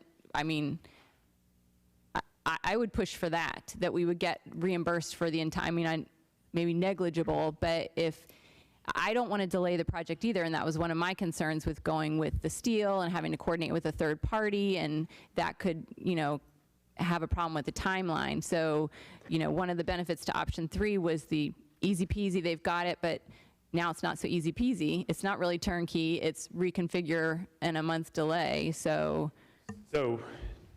But again, all that would fall on CPS. If we decide to go, if you were to go with option 3, then yeah, Brian and his team are having to redesign the whole thing. Wood poles have less of a lead time than steel poles, so as they're looking at their overall schedule to hit that September deadline for TxDOT, they can still do it either way, to where option 3 is still on the table. And so not sure if that answers all of your question, but that's, yeah, that. You go with option 3, it's kind of kicks it back to CPS to fit. So it wouldn't delay the overall project. You're just saying they're saying they have an extra work to do, but in the overall scheme of things, because the lead time on the poles is less, it would still fit in the same timeline. Am I understanding? We think it would.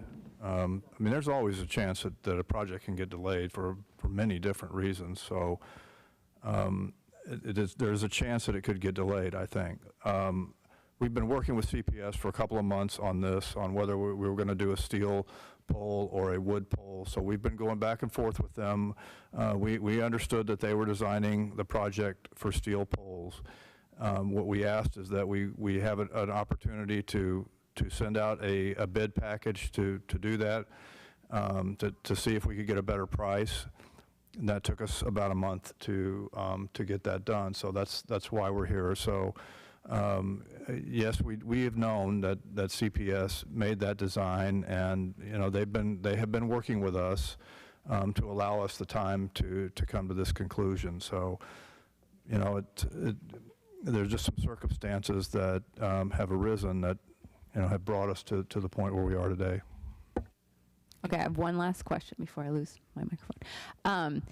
Is there any chance that the franchise agreement, so if we chose option 3, which probably not going to, but if we chose option 3 and we put in wood poles, is there any chance that in reevaluating our franchise agreement that you could make it so that if any wood poles go down, they would have to be replaced with steel poles? Or is that asking too much in that agreement? I mean, I would say that, yeah, I mean, it could be negotiated in. I mean, it's a negotiation, give and take, but also, the time frame that you'd be talking about to replace, all of those poles just through attrition is going to be, it's going to be a significant amount of time. Well, and that goes back to my point, is wood poles are still going to last for a very long time. So we're talking about taking on a $500,000 expense when we really don't have to, because the product presented will suffice. It's not bad, it's not terrible, it's just there's a better product out there, but we would prefer as a city to do steel because it's a higher quality. We try and keep our standards high. So to me, the difference is, I'm trying to factor everything in, the timeline and the logistics and all of it, but at the end of the day, it does come out of, I know we have excess funds, but it's $500,000, it's a lot of money. So it's money we don't necessarily have to spend. So I'm not sure. That's all. Okay, Councilman Scagliola, you were going to make a motion. Yeah, I'll give it a try. Make a motion to approve resolution number 22R06 with option 2. Is there a second? Second. Okay, Councilmember Scagliola make the motion, second by Councilmember Hayward. Any other comments? Quick question. Yes. So CPS has designed this to be with steel poles, correct? Correct. Yes, sir. That's but their correct. standard is wood poles. That's correct. So were they told to design it for steel poles, or did they just always assume that we were going to pay for it? I don't really have a good answer to that question. I don't know what the... So as Dr. Brown said, we've been working with CPS as well as TxDOT and all of the different utilities, and our standard for a long time has been steel poles. And so my assumption is CPS knew that that was our preference, had already designed it, and was going down with steel poles. Again, maybe their understanding is we would pay the difference. That's to be debated. But they use the steel pole design because that is our standard within our UDC, and all new development is steel poles. I think that answers your question. Thank you. Okay. Okay, motion's been made for option number 2. Any other comments? Let's go ahead and call for the vote. Yes, Councilmember Hayward. I think we're all in conflict somewhat because our UDC doesn't match our agreement. And so that means we need to make our agreement in 2 years to match our UDC. Because to me, I always look at it, if we have already set the goal we've already set the standard based on our UDC, if we're doing development or doing things, we need to follow our own UDC because we make other people do it and sometimes it costs them lots of money to follow our UDC. We should be following what we put in our UDC. That's an excellent point. It's something that we need to bring up when we are talking about the franchise agreement, that it matches that we negotiate those items with CPS at that point then, and for council's approval at that point. Okay, excellent point. Motion's been made. Let's go ahead and call for the vote. Aye. Aye. Aye. Aye. Nay. Nay. We have 4 ayes, 3 objections, motion passes.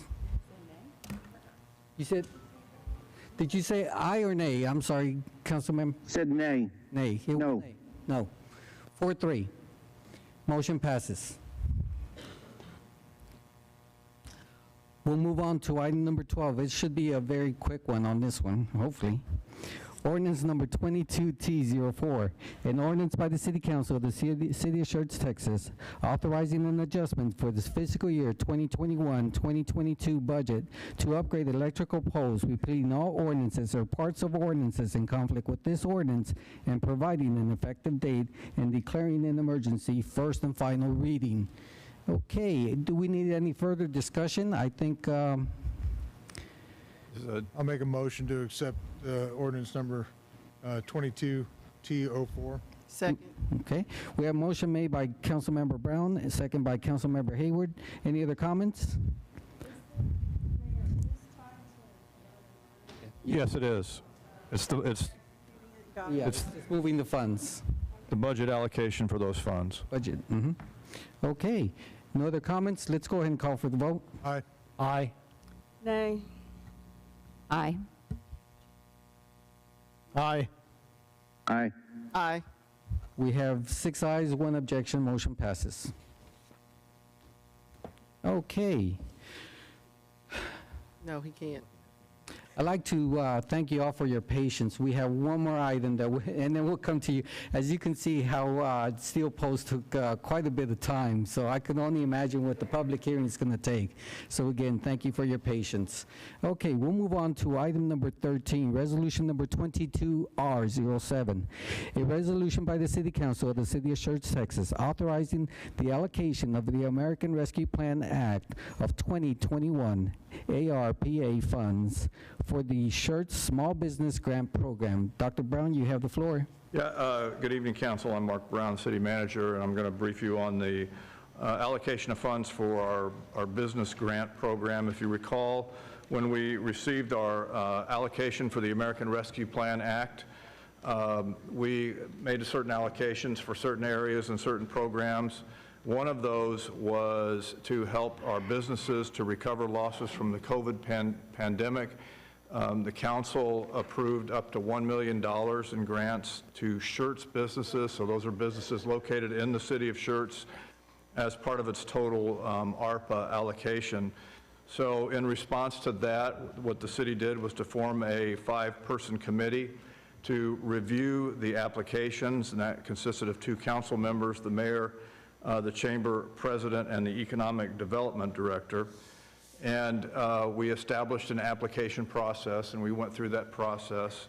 We opened our applications on October 1, 2021, and we closed those on December 1st of 2021. So we ran that for 60 days, and we received a total of 56 applications that were received and considered by the committee. And the main consideration really is that they need to be able to show that they had a loss during the pandemic. That was the main criteria, and then they need to submit documentation to the city and to the committee to document those losses. And so we got 56 applications, and tonight what we're asking is for the committee to approve 22 of those applications, and that has a value of $302,500.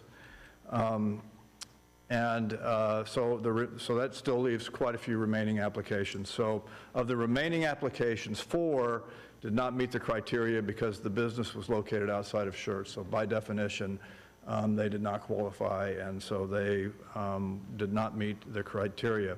The remaining 30 applications, the committee determined that they require further review and documentation of the loss before we can make a decision on funding. So they submitted their application, they submitted some degree of documentation or very little documentation, but with the business being in the city of Schertz, the feeling was to give them a bit more time to come back to us and see if they can, provide the documentation of the loss. So the committee anticipates bringing those final 30 back to the council for your review and consideration at the February 8th meeting. So if you all approve the allocation tonight, we'll go out with an email tomorrow to these businesses that applied. We'll ask for that documentation, and then when they respond back to us, we will give them 2 weeks to respond back to us. And that gives us enough time to bring it back on February the 8th. So the fiscal impact, these funds do not come out of the Schertz tax revenue, but they're part of the allocation of funds from our total ARPA allocation, which is roughly $10 million. And so staff recommends approval of the Resolution 22R07 and award of the $302,500 to the 22 Schertz businesses.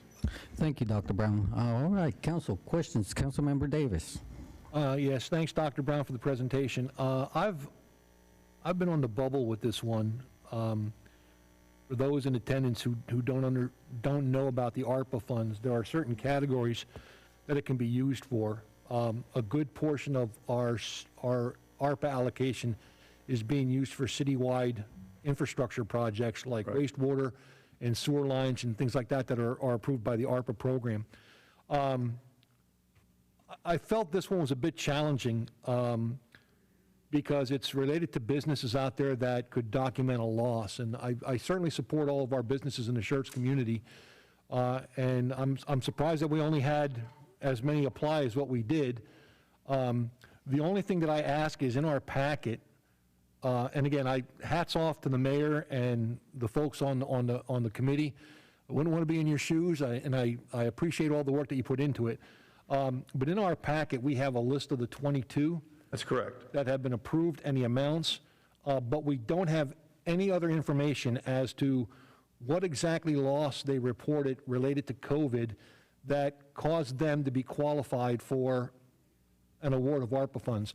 And I would ask out of the principle of transparency, even though this is not Schertz dollars and it is federal dollars, I would ask that somewhere on, preferably on our Schertz website, we provide a summary of those businesses that received ARPA funds and some kind of summary of what qualified them to receive those funds.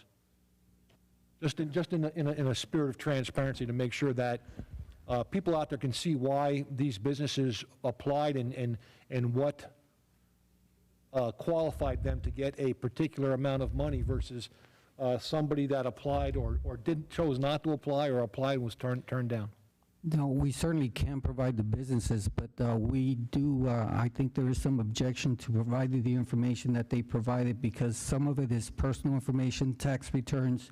They are available for public viewing, but we don't want to put it out in the public as far as on the website. I mean, it can always be requested and they can come in and see it. Well, I mean, I'm just looking for general things. For example, if it's a food establishment and they instituted modifications to their business to accommodate drive-through, to say that a business qualified because they added drive-through options or that they upgraded their HVAC system is not violating any of their business personal information. We can probably certainly put a remark why, but I don't think we could. I mean, we can summarize. Yeah, we can summarize. I'm just asking for I think we can do that. The committee can get together and put a remarks as to the summary, the approval.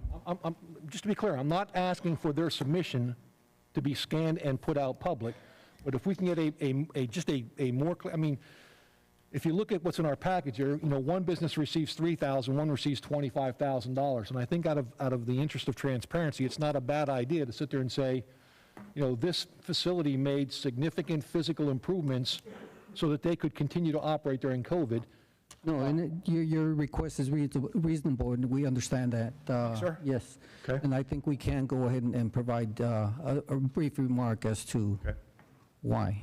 Mm-hmm. Council, any other comments? Yes, Councilmember Scott. I know of restaurants who went out of business and they're not on this list because they're not in existence. And just no disrespect, Councilman Davis, just because you had a restaurant doesn't mean you did really good during the pandemic or any other business. We were very blessed, like with H-E-B and Lowe's, when we were very limited on where we could shop. But I think that your point's well taken, of course, but I do think that some people that didn't make it would love to be on this list. And I'm really glad we did this, the business grant. Thank you. Okay. Any other comments? Is there a motion to approve resolution number 22R7? I'd love to be on the record for moving that we. Second. Motion's been made by Councilmember Scott, second by Councilmember Hayward. No other comments? Let's go ahead and call for the vote. Aye. Aye. Aye. Aye. Aye. Aye. Aye. We have 7 ayes, no objection, motion passes. All right. Thank you. We are headed to the public hearing. Once again, thank you for all your patience. Let me find the...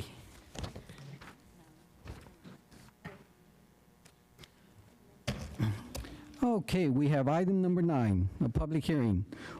Ordinance number 22S01, an ordinance by the City Council of the City of Schertz, Texas, amending the comprehensive land use plan by changing approximately 363 acres of land, future land use map from the agriculture, conservation, and estate neighborhood to single-family residential land use designation, located approximately 6,050 feet east of the intersection of Trainer Hill Road and FM 1518, also known as Bexar County, property identification numbers 310053, 310060, 310061, and 310121, City of Schertz, Bexar County, Texas, first reading.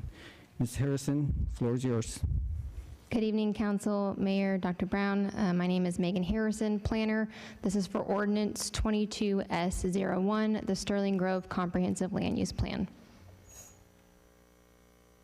Here is the, for reference, the property outlined here in green, approximately that 363 acres of land. For reference, this is Weir Road, Trainer Hale, and FM 1518. Here is a public hearing notice map. This was mailed out for the Planning and Zoning Commission meeting on November 24th, 2021. We received 8 approved for the comp plan amendment. We received 2 opposed and 1 that did not indicate. With the public hearing that was held on December 8th for the Planning and Zoning Commission meeting, we did send out the newspaper notice for the City Council on December 22nd, 2021. With the newspaper notice being sent out, there were letters of opposition that were sent in to the city secretary. So with those, there were 62 in all that were provided to the city secretary. That made up approximately 28 parcels, individual property owners. So this is that map showing kind of where all of those were from. So the proposed amendment that is before us tonight is for the current comprehensive land use plan. So currently the property is designated as so it has 2 land use designations. The first one is an estate neighborhood, which is comprised of that half-acre minimum lot size to allow for flexibility in neighborhood development, while maintaining that 50% open space. The second land use designation that the property is consisted of is agricultural conservation. So what that means is that 5-acre minimum lot size, still keeping that residential, but also allowing that agricultural use as well. With this one, it does maintain the 70% open space. What the applicant is requesting is a proposed amendment to the comp plan to allow single-family residential. What that means is it's intended to be consisting of detached single-family homes. Also, to allow the mixture of lot sizes, park open space, amenities, kind of creating that walkable neighborhood. So here is the comprehensive land use plan, a current and a kind of proposed look, if you will. So the current, as you can see here, this kind of beige kind of coloring is that estate neighborhood, and then the green is that agricultural conservation. And this kind of right image is that proposed to be that single family residential. So I just want to make clear, as we did kind of hear in some of the kind of noticing, was that it is a comprehensive land use plan amendment. Right now, this is not a zoning case, as we have not received a formal application from the applicant for the zoning. So right now, it's just the comprehensive land use plan amendment that is before us tonight. So here is the kind of our current zoning map. So in the last 2 years, we have seen a recent 2 comprehensive land use plan amendments that we have approved. One of those being Saddlebrook, here outlined in blue, and this is Lower Seguin for reference in FM 1518. The second one that we recently approved was Carmel Ranch, directly right across from Saddlebrook, here outlined in orange. With the recent comprehensive land use plan amendments, we kind of seen a shift in the southern Schertz area, kind of in this general center area, kind of ranging from Trainer Hill up to Schaefer Road. With the shift that we've recently seen with the proposed amendments that were approved, we've kind of seen that residential development type kind of occurring. So with that, staff feels that this proposed amendment is in line with the recently approved comprehensive land use plans. Staff understands that the intention of the Schertz sector plan, that was the amendment to the comprehensive land use plan in 2013, was to maintain that rural agricultural feel in the southern Schertz area. However, due to the evolving needs, seeing that the recent comprehensive land use plan amendments, as mentioned, Saddlebrook and Carmel Ranch, allowing this amendment to the 2 single-family residential land use designation would allow for a mixture of lot sizes, park open space amenities, and then kind of creating that walkable neighborhood. The Planning and Zoning Commission did meet on December 8, 2021, and held a public hearing. The commission did provide a recommendation to the City Council for denial of the comprehensive land use plan amendment with a vote of 4-0. However, as mentioned in the presentation, with the recent shift of the comprehensive land use plan amendments that were approved, staff feels that this is still in line with the proposed comprehensive land use plan amendment and offer our recommendation of approval. The applicant is here to provide a presentation and is here for questions as well. Okay, we can have the applicant. Is the applicant here? Yes. Please step up. Would you like to provide your presentation now or after the public hearing? Your choice. Let's go ahead and provide the presentation, and if you can just have a seat here in the first row so you may be able to answer any questions that they might have after the public hearing here. So.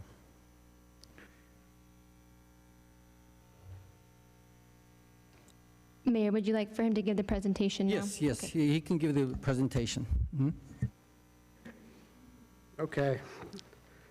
Good evening, Mayor, council members. Appreciate the opportunity to present y'all with Sterling Grove. I'm Marcus Moreno. I'm with Scott Felder Homes. My address is 16103 Via Chavano, San Antonio, Texas, 78249. I'm going to start with just telling you a little bit about Scott Felder Homes. I've worked with the company for about a little over 8 years. I've been doing residential single-family developments for right at about 19 years. Seeing San Antonio change substantially and have worked on several projects here in Schertz, Cibolo, New Braunfels. Scott Felder Homes is a private home builder. We pride ourselves on trying to go above and beyond building homes, from innovative design to environmental friendly qualities. We take building homes very seriously. We've grown substantially in the Central Texas markets. We're only building in San Antonio and Austin, and we'll do probably close to about 500 homes a year. And just spend a lot of time, like I said, making sure we have happy homeowners. It's an award-winning builder. We've won multiple awards from several of the San Antonio Builder Association and the Austin Builder Association, 8-time Builder of the Year through one of those organizations. Communities, we have over 20 communities. all the way, stretching all the way to Liberty Hill, and we build several different communities here in Schertz. We're active in Homestead, which is a master plan, and we're also active in the Crossvine community. We are just trying to figure out how we can keep growing in a sustainable way. We like to build in markets like Schertz that are frankly, very difficult to get into. Like some of the other speakers have already said, Schertz has, very stringent regulations on the type of subdivisions they'll allow. Not just anyone can come into Schertz and get another project approved. When this property kind of came on the market, one of the properties, we tried to figure out how can we put together, another master plan that we feel like we can build over the next 10 years. This project started probably towards about April of 2021, and we've been working with the landowners, just putting an assemblage together. So let's talk a little bit about the property. When we first started working on it, like every developer, we tried to figure out what really was the best use for the property. We didn't really just go off, we built on several, 1 acre projects, half-acre projects, and those projects are great in certain submarkets. And frankly, there was a time where it was really good for this area, but it's not ideal for every use of the land. When you're developing these projects, you have to look at it from the function of being a steward of the land. Once you build one of these projects, you can't go back and do it again. And so you really have to evaluate, does the piece of property have utilities to it? Can it be maybe developed for a higher and better use? This 363 acres is one of those properties where you can develop it in a sustainable way for more families to live in the city of Schertz. Every property is not like that. There's several that are still in this area that have issues with drainage or in flood areas or in military restricted zones where you can't develop. So every piece of property, we don't just jump in and say, hey, let's go try to max out the land and put as many houses as we can. That's not really the way we approach it. We look at the property, we evaluate it, we look at costs, and how can we do it? Well, San Antonio, we're doing about 20,000 homes a year. I mean, last year was a record. We've never seen that. The highest we got in about 2006 was about 16,000 home starts a year. There's just tremendous growth of people figuring out that Texas is a great place to live, raise a family, and work. And so we're seeing prices of homes go up, values we've never seen before, 20% in 1 year. I mean, we've seen it in other states like Florida and Las Vegas, markets like that. But Texas, we're getting to a point where, the housing costs have just shot up.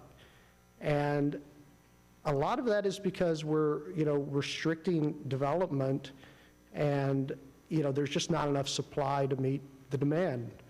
And so, as kind of the way staff already said, this area was identified as, already changing. It's not rural any longer.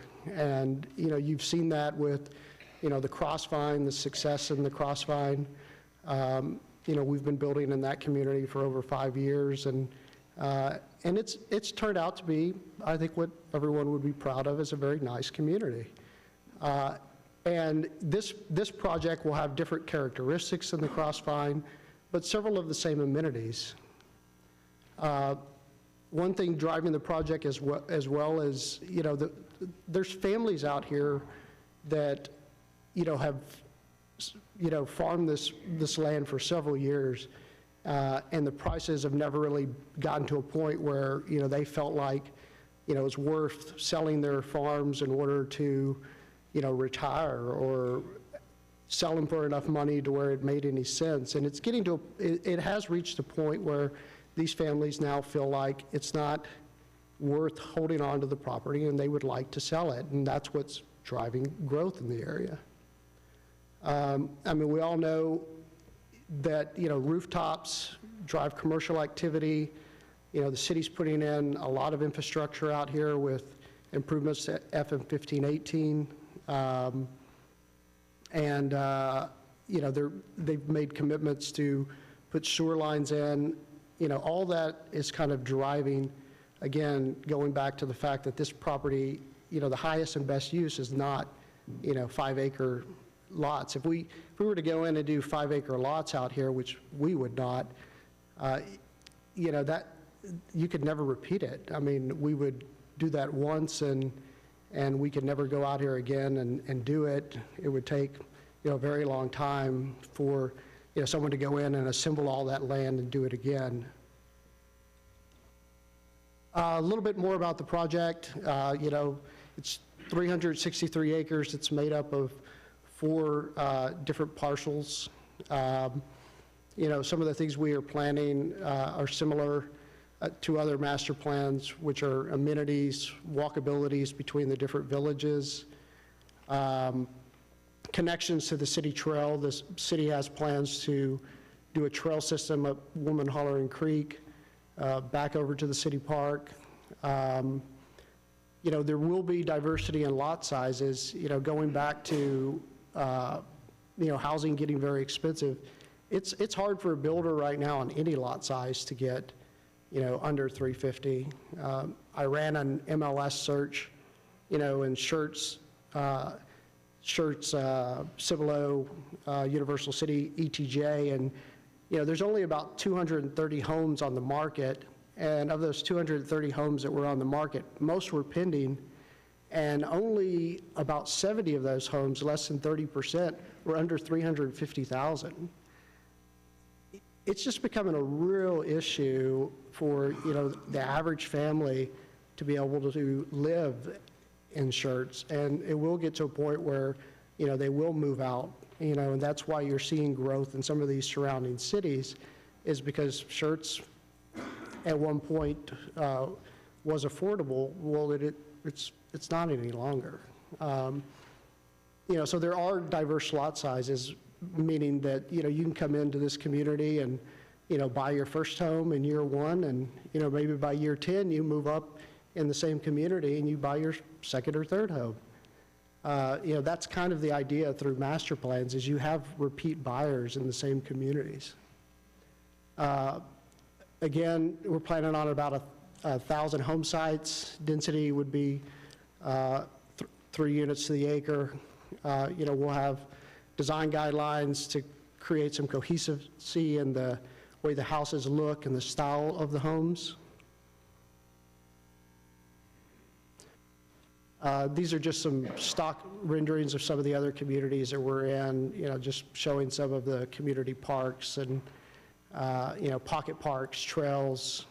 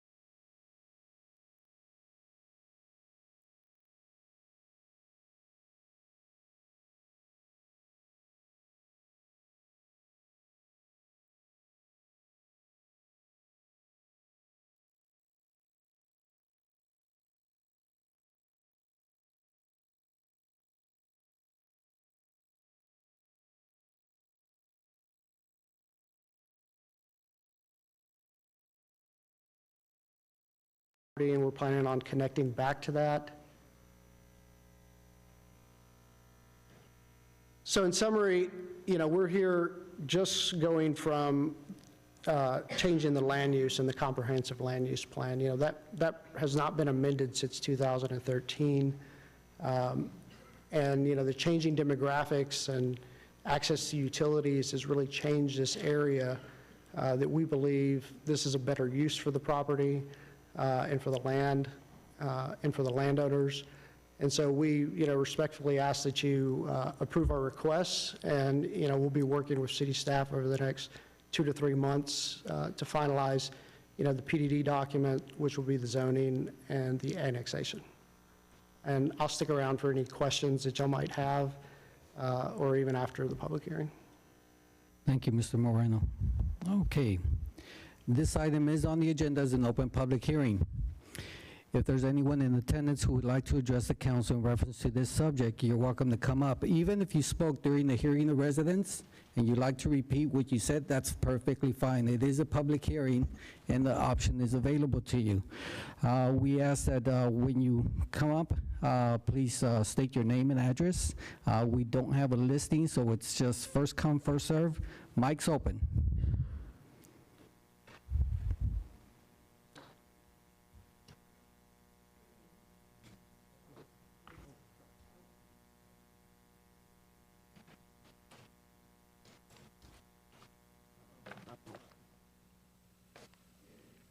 Good evening, Mayor and current council members.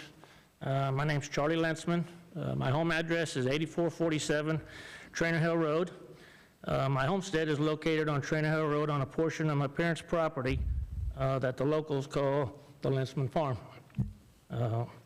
As my sister stated earlier, my parents purchased this 100-acre farm back in 1950. The property fronts the entire length of Trainer Hill Road from 1518 to the intersection of Weir Road.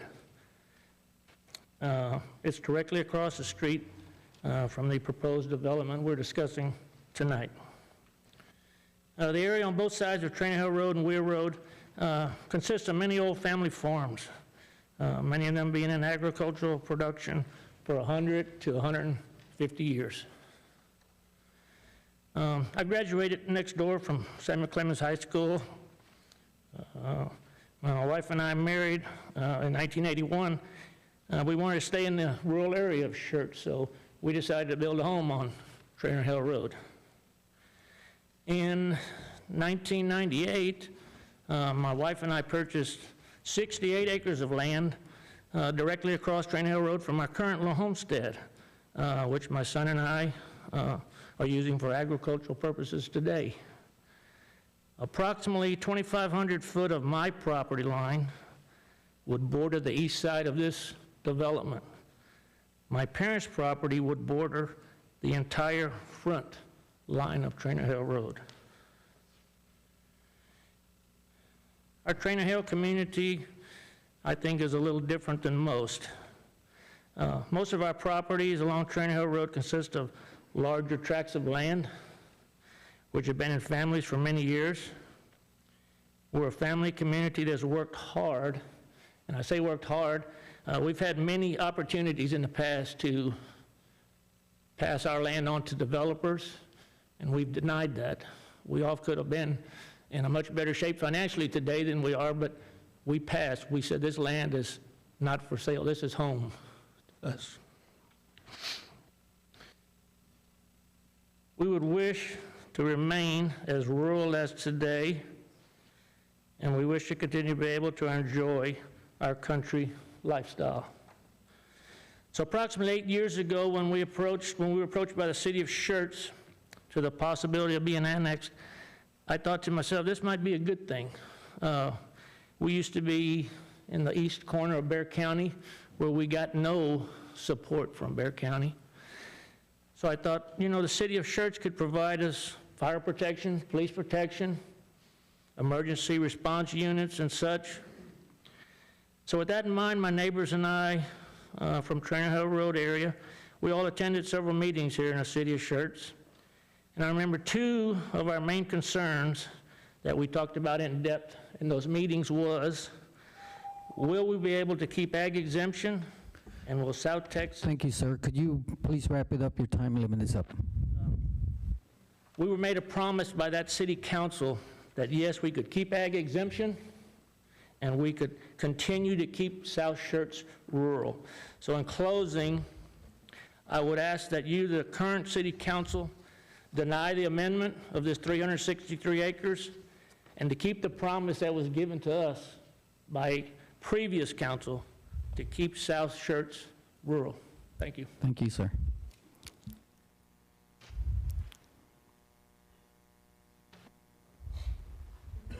My name is Reagan Rowley. I live at 7993 Trainer Hill Road, Unit 4, Schertz, Texas. We're in the ETJ. Our family has had our land for over 100 years. It was cleared by hand by my wife's grandparents. You're slipping this in under the guise of, you think their modification to the plan kind of lets it in. You're basically going without a plan. You're getting ready to do a comprehensive revision plan, but you're not. You're not going to adhere to any type of plan now, either the old one or you're not going to wait to the new one. You're just manhandling us, and putting in minimalist housing. Now, the presentation that he made, he showed pictures of houses with 3-car garages. That's not going to be on 30 to 50 foot width lots. You've got to realize that. Those were pretty pictures up there, but they didn't represent what those houses are going to look like. You're talking small houses. What you're doing is cheapening everything else around it. You're cheapening our land, and you're doing it without rules. You're just winging it. Now, I grew up in Kirby. Kirby, if you want examples of winging it without plans, go to Kirby. Between Kirby Manor, Hickory Hills, and just right on the edge, Sunrise, or what they call Gunrise. Now, the houses are so small, that everybody parks out on the street because they can't fit in a driveway, or they've added on. That's not what we thought we were promised in development from Schertz. And I really don't think the comprehensive plan says that, even in a narrow, vague way. I think y'all are doing this just without it. I mean, you've got other examples. Converse, the houses along 1516, the houses along 78, the houses along Gipsprawl. They didn't have plans. Okay, you have a plan. It's out of date. You need to plan forward. Okay, but let's plan something so that we're not getting the minimalist homes and you're making us the cheap section. Thank you, that it has to continue that way. Thank you for your comments.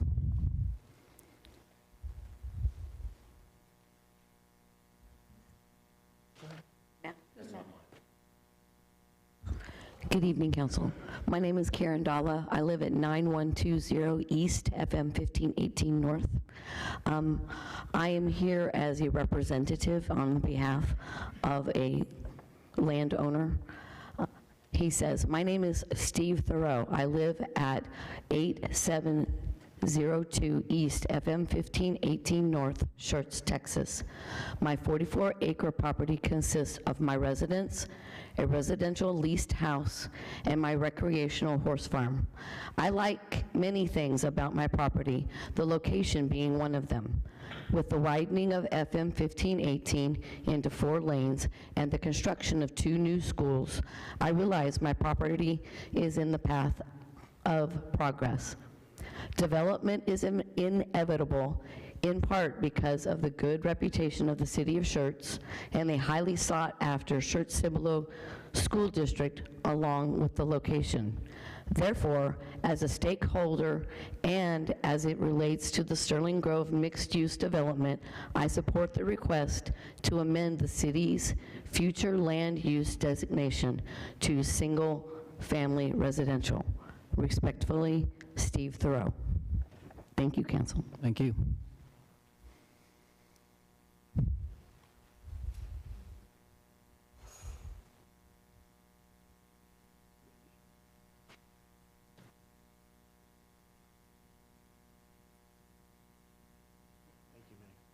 Can I use this to point? Oh, with the mouse? Yes, sir. Okay, I'm sorry. Good evening, ladies and gentlemen. Thank you for listening to me. My name is James Barr. My wife Sharon and I have the property on 8758. Where's this thing going? There we go, 87. We're right there. This 5 acres and this 5 acres. So you can probably understand what I'm here for. We feel kind of like we're in a really bad situation here. We didn't really know all this was happening until just recent when we got the letter. We were a little shocked. You know, we bought this place in '76. We were wanting to retire on it. I'm of retirement age as of last year, and my wife is going to retire this year. So we're like, we finally made it to retirement. Now we're going to enjoy our 10 acres in the country. And this pops up. Honestly, how would y'all feel? Honestly, if you were in that situation right there, how would you feel? Get this thing moving again. We were right in the middle. I believe they're going to make an entrance on both sides. Is that correct? There's going to be 2 entrances on Trainer Hill Road? Is that correct? That's what I was told by somebody. There's going to be 2 entrances to Trainer Hill.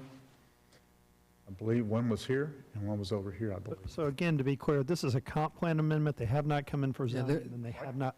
There hasn't been a plan development. They haven't done that yet? Yes, no. Okay, well, our concern is, I'm sure there's going to be a road, one of those 2 places, entrance to the subdivision. There has to be. The traffic's going to be ridiculous. I know we're just 2 old people, you know, surrounded by all this. It's just unfortunate. You know, we didn't expect this to happen. We bought this land. We were so excited we're going to retire, and this pops up. I mean, it's really unfortunate. I understand y'all's position. I understand there's a lot of tax money for the city. I understand that people wanting to sell it. I mean, I understand all that. And we're probably fighting a losing battle. But we at least have to let you know how we feel. So thank you. I know everybody wants to go home. Thank you for your time. Thank you for listening to me. And just hope what's best for everybody. So thank you. Thank you.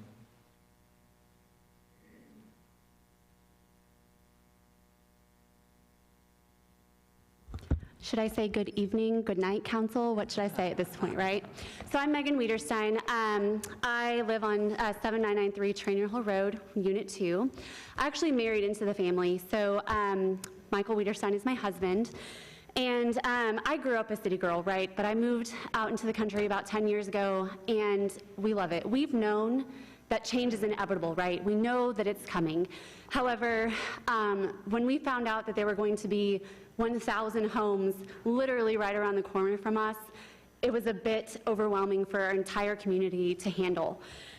So what we want, and what you've already heard several times tonight, is that there are lots of concerns, right, around flooding. There's concerns around traffic issues. I don't know if you've taken a trip down 1518 around 4 o'clock recently, but it's a nightmare. Imagine adding 1,000 more homes to that nightmare. That's what we'll be living every single day, taking our daughter to Texas Heritage every single morning and every single evening. So what we want to urge you guys to do is to look at this realistically and think, let's keep this rural. Let's keep this to 1 to 5 acres. Let's keep this to where we can still farm and we can still have that community. Somebody said that Texas is a great place to live and that our community is a great place to be. Let's keep it that way. If we're bringing in 1,000 additional homes, not only that, but homes that might not be the quality that we're looking for, that would be on like a 1 to 5 acre lot, let's consider that as well. We want to make sure that this continues to be a great place for us to live, to not only keep it a great place to live, but to not decline our home values, right? We don't want this to be a negative for us when one day we're going to be surrounded. We will be forced out. We know that's going to happen. But let's not decline our home values and our land values by bringing in something that might not be the standard that is Schertz, Texas today. So I appreciate your time this evening, and I really urge you guys to consider that. And I just wanted to let you know, and for the record, that we are opposed to this amendment. So thank you for your time.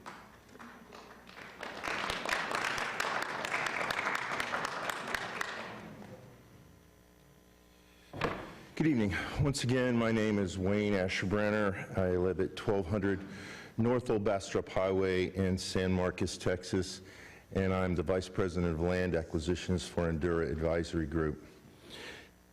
I'm kind of very surprised at how many misconceptions there are in this room tonight, very negative misconceptions. In no way, shape, form, or fashion is this builder capable of building a shanty town or a neighborhood that is not par excellence.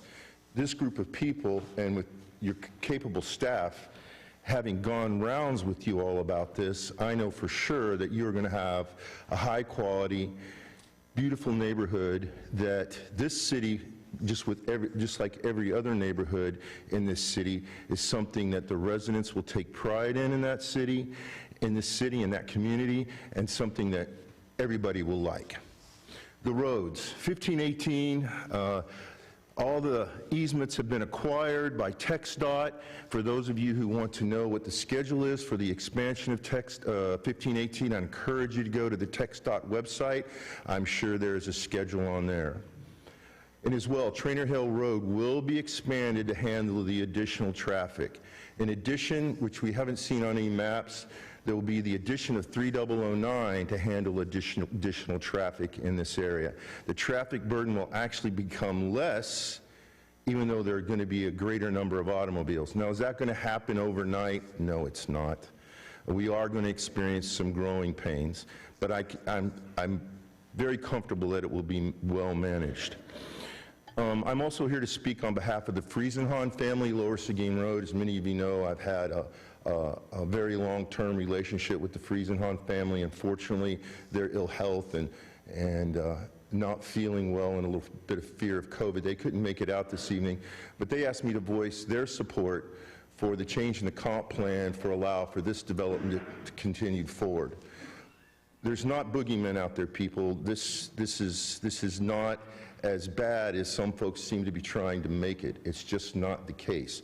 Fear tactics don't work. Planning long-term objectives, which you definitely have, contrary to what has been said in this chamber tonight, and an ongoing concern and care for this community.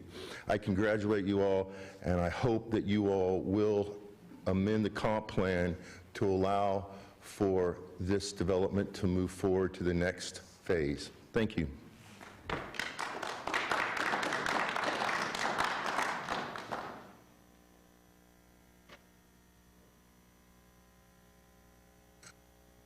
I'm just Lisa Schmidt, 8206 Trainer Hill Road. Okay. Just wanted to complete my talk from earlier.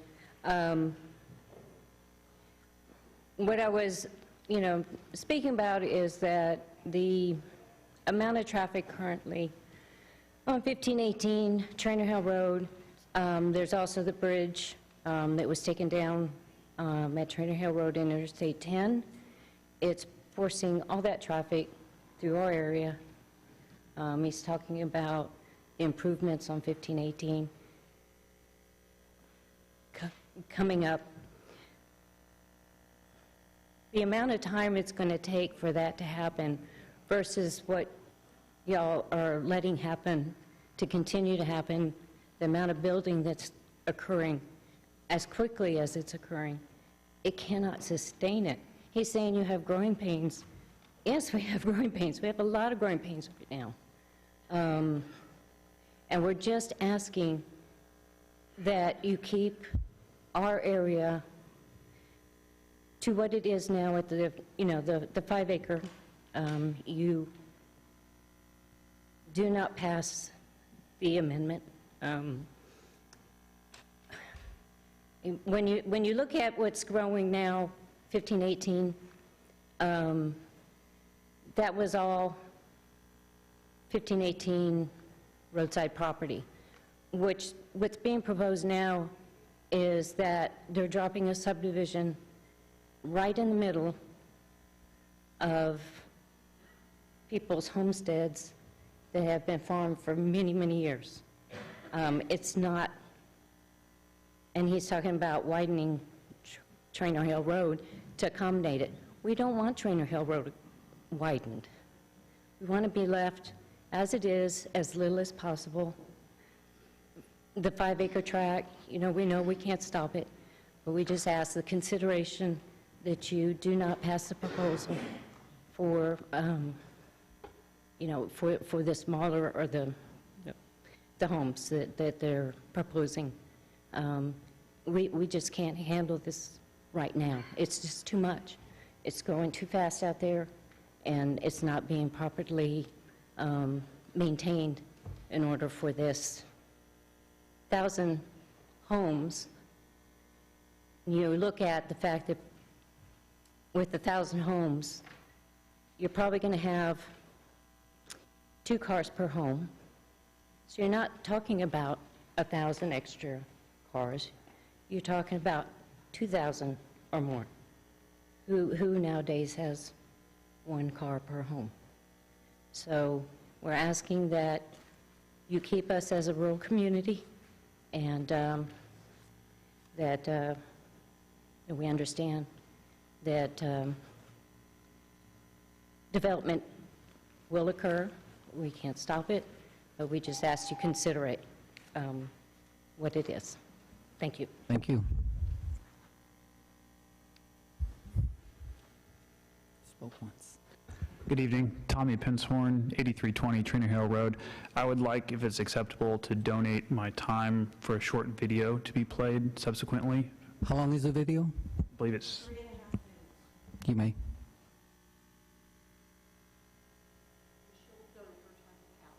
Okay. Hello, my name is Diana Moravitz, located at 8294 Trainer Hill, and I defer my time to Ms. Kay.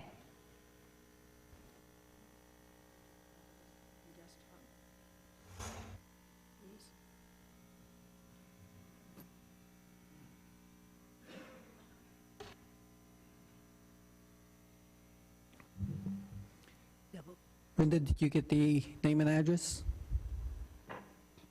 She hasn't given me her name and Okay, we'll get her name and address for the video presentation. I got the other 2 that donated Okay. their time. Well, is volume up on this already, or do I need to move it up? Give it a try and see where it's at. Is it playing now? No, I didn't. I didn't hear it.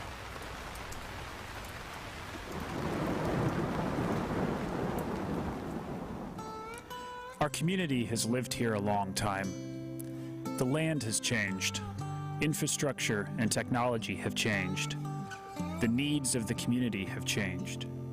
What's been constant, though, is the desire for careful, thoughtful development that is in response to these changes, handing the next generation a well-planned, quality place to raise children and steward the agricultural land.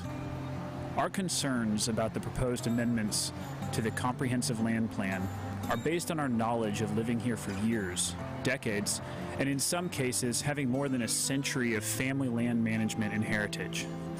We believe the proposed amendment that would allow the ultra-dense housing would significantly challenge the infrastructure, ecosystems, and safety of those who live and work here. The examples are many. This low-lying creekland, both east and west of the proposed development, is already prone to extreme flooding events, made worse by both drought and periods of torrential rains.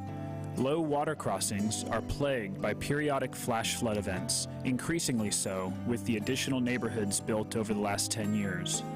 During last year's rains, there was only one way out, Trainer Hale to I-10. Adding almost 1,000 rooftops along with miles of additional concrete and asphalt will make impacts of extreme rainfall events more dangerous. These conditions can slow response times for first responders when they are needed most, not to mention making daily commutes to work and school unsafe. School buses already struggle to reach this area because of multiple creek crossing complications. And safety is a key concern with this level of density. Roads are already overwhelmed with traffic. FM 78, FM 1518, Trainer Hale, Weir Road, and others. Congestion causes delays, the inability to estimate travel time, increased air pollution, and even increased incidents of road rage. There are long lines of vehicles each day that block intersections, making it difficult to safely enter and exit existing driveways and roads. And roads deteriorate faster with increased traffic and are more expensive to maintain. Other cities, Dripping Springs, San Marcos, and New Braunfels, are in the news regularly as they struggle with this issue. We do not want to be like them. And while new housing options for this area are important, we should be striving for quality development that assures housing that will retain its value and continue to attract home buyers for decades to come. The current zoning accomplishes this. Schertz currently enjoys a rating much higher than other cities its size, largely because the careful development we've been able to follow has kept the housing market stable, ensuring quality and affordable tax-producing neighborhoods that contribute to the city's enviable quality of life. Thoughtful development that allows all of us to prosper has been a part of the fabric of this community since its founding and should continue to guide our decisions for the future.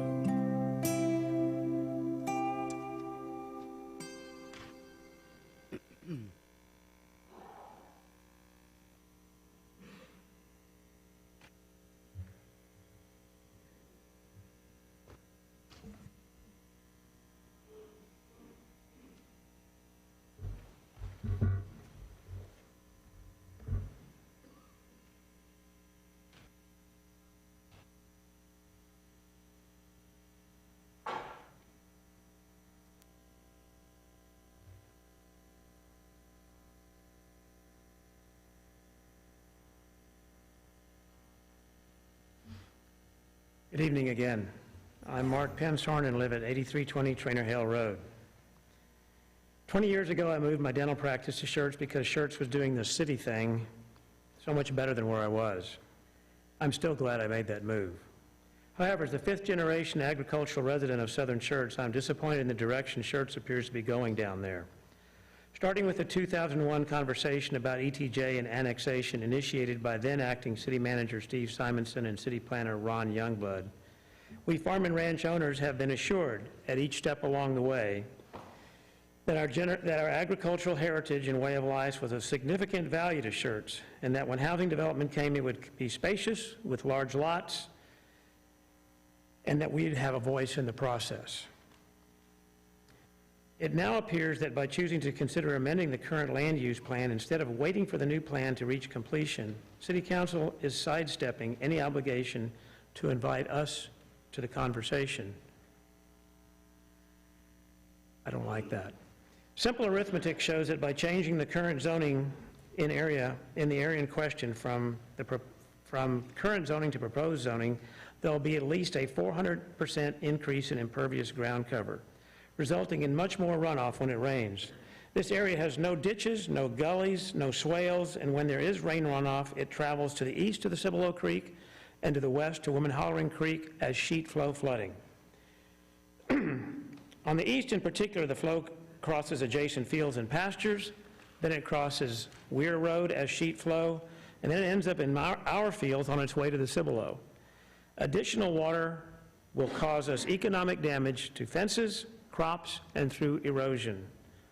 Following the damaging 1972 flood and rain event, my family was provided with a USDA engineering study showing the source of all that water. It's 750 acres to the north and west, including about 1/2 of the proposed development. That's the eastern half. The western half of the development drains in the Woman Hollering Creek, as you just saw on the video. There are significant problems there, too. Texas Water Code 086 says that it is unlawful to build anything that puts more runoff water onto another property than it would have occurred in the natural state. I've been told not to worry, the engineers will solve that. I have lots of faith in engineers. My 3 sons are engineers. However, I don't have so much faith in the people that hire engineers. As recently as October 14th, I witnessed the engineering at the Crossvine and Willow Grove overwhelmed by a 5-inch rain. What about the next 10-inch rain? Or God forbid another 20-plus inch rain like we had in 1998. I also recall the engineered retention facility at the 3009 Walmart being overwhelmed a few years back, flooding the access road and southbound lanes of I-35, stopping traffic. It is short-sighted to approve this change to the dense development without stakeholder input and an area-wide drainage plan. You have a blank canvas only one time. Do it well. Don't screw it up. Thank you, sir. This map is the plan that the USDA gave us.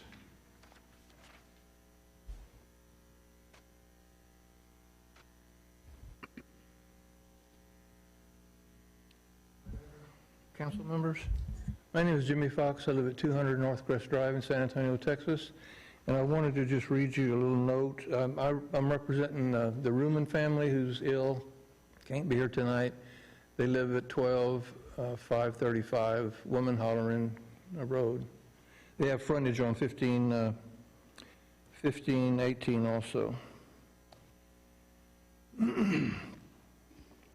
This is to y'all. It says, continuing an orderly and planned approach to sensible and meaningful real estate development is the foundation for expanding the tax base needed to maintain and improve infrastructure, fire services, police services, and other necessary services to the Schertz citizens that work in local businesses and at the military base. That's what all they had to say. As a side note, my company, we specifically handle landowners that have ag-exempt property and that's in areas that are being developed. We handle about a 20-county area. And what's being proposed to you guys here tonight is not an aggressive idea. You guys know what you're doing. You know how to plan properly. It's not an aggressive idea. Some counties, Montgomery County, for example, we have several properties under contract there. Montgomery County has waived the rollback taxes for ag-exempt property to encourage development. So that's the kind of competition that's coming. It's not, Bexar County doesn't do that. None of the counties around here do that, but it's coming when the competition comes for businesses and for the types of development that you have the opportunity to participate in. Thank you. Thank you, sir.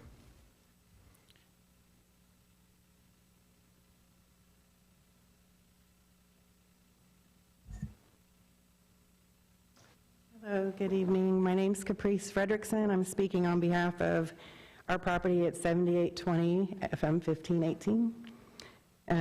You'll have to excuse me, I might have been a little emotional. This property has been in our family since the 1800s. My great-grandmother was raised out there, my grandfather was raised out there, and then it passed on to me and my brother. It's the last thing in the world I thought I'd ever do was to sell this piece of property. Our children came out there and spent weekends out there. I've done everything in my power to rebuild the house, make it a nice place for them to be. Since the development started slowly creeping up 1518, the traffic's gotten worse. We've been robbed probably 5 times because of the development that's going on all around us. We even had somebody come and have to stay at the house, and they stole their car while they were staying inside the house. Our kids, teenagers and older, they can't go out there and spend a weekend anymore because we're terrified that they're going to get broken into and something's going to happen. So we've come to a point, the change is coming. They're expanding 1518. They're putting the sewer line through the creek, which is all great. It's all being processed to build something that's planned and that's better for the city in the long run. What I didn't expect was neighboring people, who I know love the property just as much as me, to come in and try to take away the value of what we would like to sell our property for. When you talk about the problems with the traffic, and if you're building a new neighborhood, the traffic's bad already. We have to go out 1518. You can't get out of our property and go up and down 1518. Thus, they're expanding 1518, and that's going to be better for everybody in the long run. They talk about the flooding. We live on our house is on the other side of Woman-Hollern Creek. It's flooded so many times we've been stuck in the house and we can't get across the creek to get to 1518.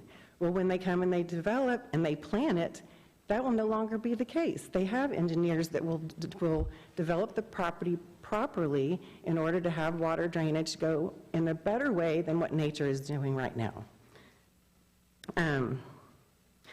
We knew years ago that this day would come, and so we've slowly been trying to prepare for it.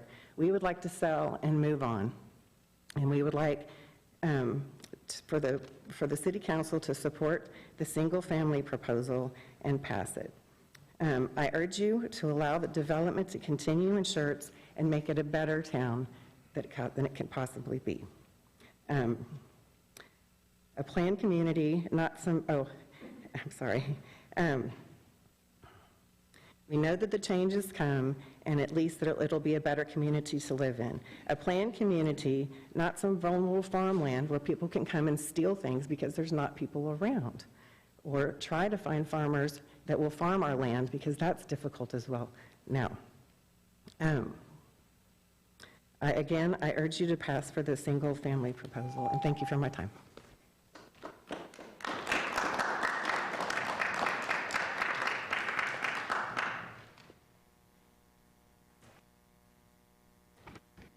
Council members, my name is Rebecca Wiederstein Robertson. I live at 9275 Weir Road, Cibolo, Texas 78108. I work at Randolph Air Force Base, and I know from working there for over 30 years that new housing is desperately needed in this area. San Antonio is known as Military City. Many people that are in the military and work for the military would like to retire in the Schertz area. They want to own a home in this area to realize the dream of home ownership.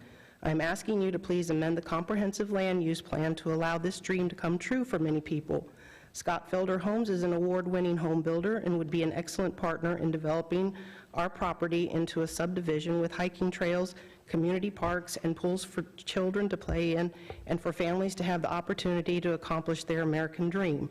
Other property owners in our area have expressed that they want to have South Schertz remain rural, and that is their private property right and choice for the property that they own. They should not have the right to try to control what happens to our private property and attempt to exercise our private property right to sell our property to an award-winning home building company like Scott Felder Homes. We should be granted the right to sell our property for the best and highest use, and that is for development. We have our deceased parents' medical bills to pay. None of our family can justify farming the land, and the agricultural value of the property is nowhere near the development value that the property will sell for. Most of South Schertz will remain rural. Those that want for it to remain that way can keep their property rural and agriculture forever if they wish. Please put yourselves in our position. I respectfully ask for you to please vote to change the land use plan to allow for a beautiful subdivision to be built by this award-winning builder. Thank you for your consideration.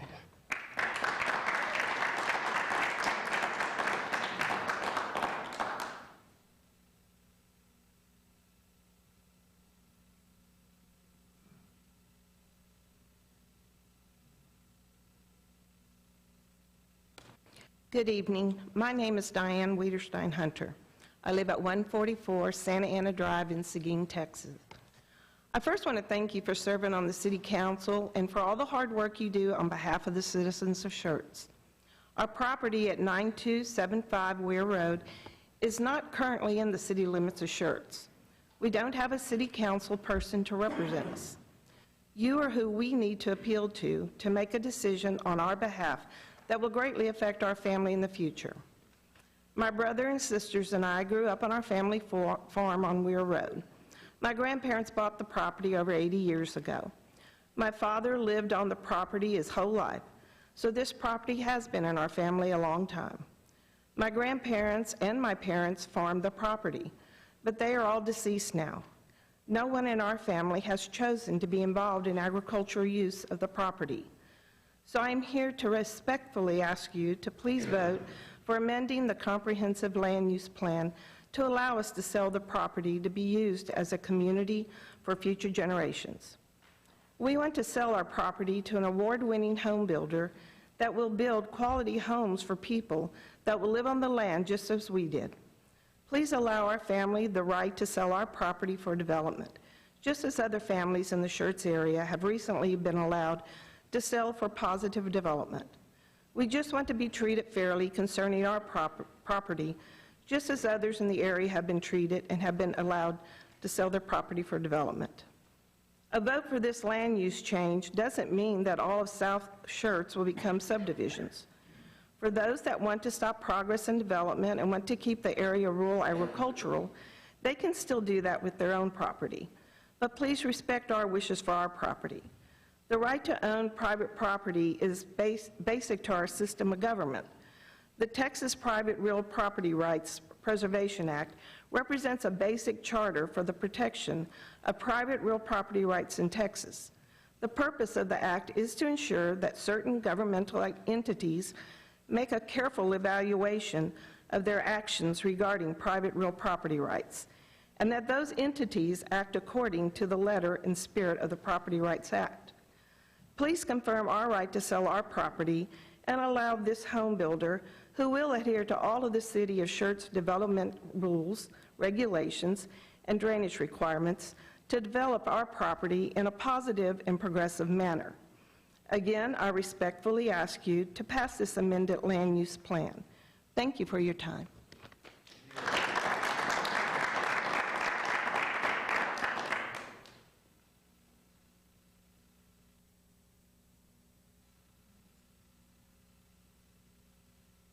My name's Ross Linsman, live at 8602 Trainer Hill Road. I wanted to take a few minutes and talk about maybe the younger generation. I know most of the people that live on Trainer Hill and in and around Weir Road are, I wouldn't say elderly, but getting up there in age. And I just wanted to voice maybe what some of like the younger generation were thinking. Growing up, I really felt blessed to grow up in a rural setting. The good core values it teaches you, like hard work, accountability, responsibility, respect for others, I think really go a long way. I remember going in grade school, high school, all that stuff, meeting friends in school, and I remember them always asking, hey, can we go hang out at your house? Can we go hang out at your house, to feed hay or feed cattle, haul hay, ride the horse, go hunting, stuff like that. And I think it can reiterate back to keep South Schertz rural. It's fine. Schertz has an awesome city. Everything's growing, and not against growth, but at the same time, I think that in a sense, it is good to keep some of it rural, where there is, I guess you would say, where people do like strive or do want to like live in the country. I think it would be unique for it to be the 1 to 5 acre tracts to keep it, unique from the rest of Schertz, where if a lot of Schertz is already directed towards the dense housing and stuff like that, it would be really unique to have it to 1 to 5 acre tracts to get people out of their, I guess, neighborhood there. If they're on the 1 to 5 acre tract, they may, go into town more and use the amenities in town, the commercial shopping center, stuff like that, where, the dense housing areas, everyone's located in such a tight location and everything like that, where they're not, I guess they can talk to your neighbors wherever. I just hope that y'all can think about it and vote to deny the dense housing project. Thank you.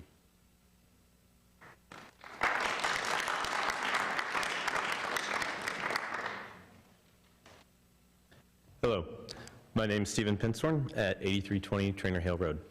My brothers and I are the 6th generation on our family ranch in South Schertz, and we operate the ranch alongside our parents. In my lifetime, I figured I've seen half the subdivisions in the area turn from field to house. A quick Google search told me that the population has about tripled, so I think I'm pretty close to that estimate. That being said, I'm the second youngest in the room, I think, and almost everyone here has been here as long as I have. Growth is not new to us. We've seen it done well, we've seen it done poorly. Schertz historically has done it better than most. We want to keep doing it well. That's why we have a master plan. Master plans give cities a strong, clear direction, and we already have one. It serves the city well, it serves our residents well, and it provides a future neighborhood of large lots. Where in Schertz can you find that right now? Current zoning of the land already allows for neighborhoods. They just have to be a half-acre lot or larger. And it allows ag development, which means it was a compromise to allow both residential and ag development.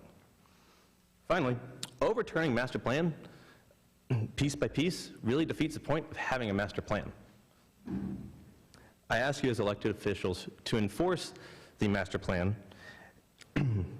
When we joined Schertz, we were told that we would have a hand in zoning because more so than we would if we were in the ETJ of San Antonio. Please uphold the promise you made, or the previous council made to us. Thank you.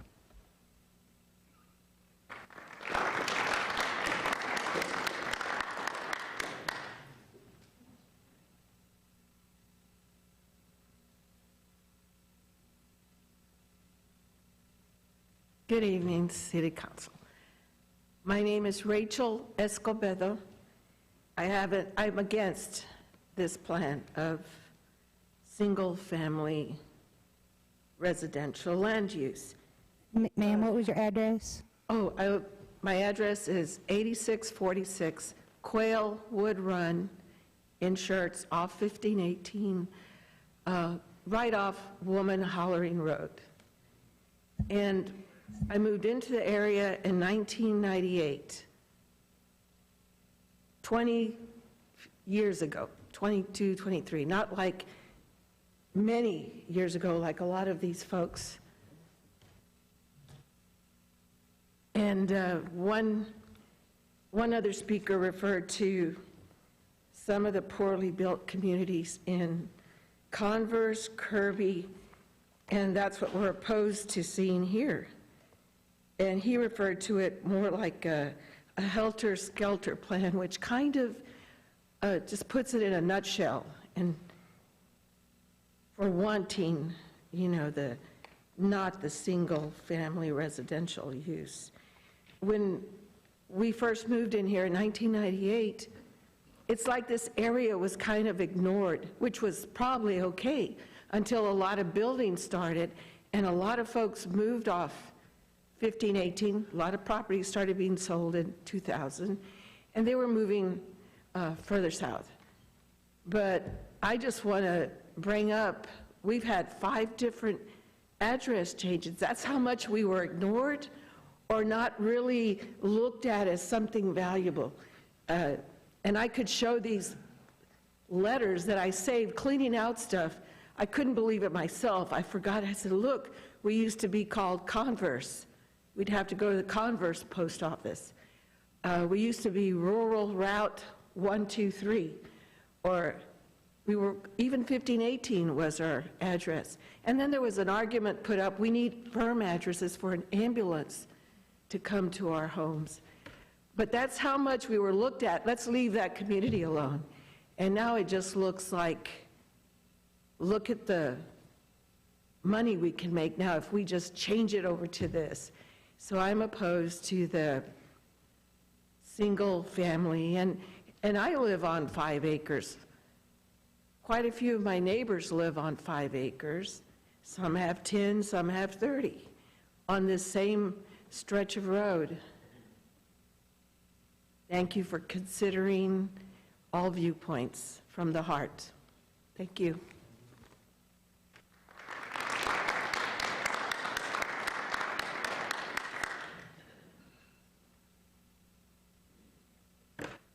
Hello.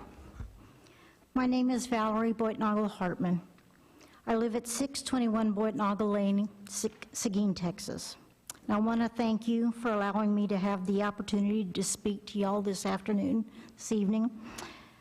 I am here tonight to speak for my brother, Brian Boitnagel, and myself. We own 78 plus acres on Trainer Hill Road.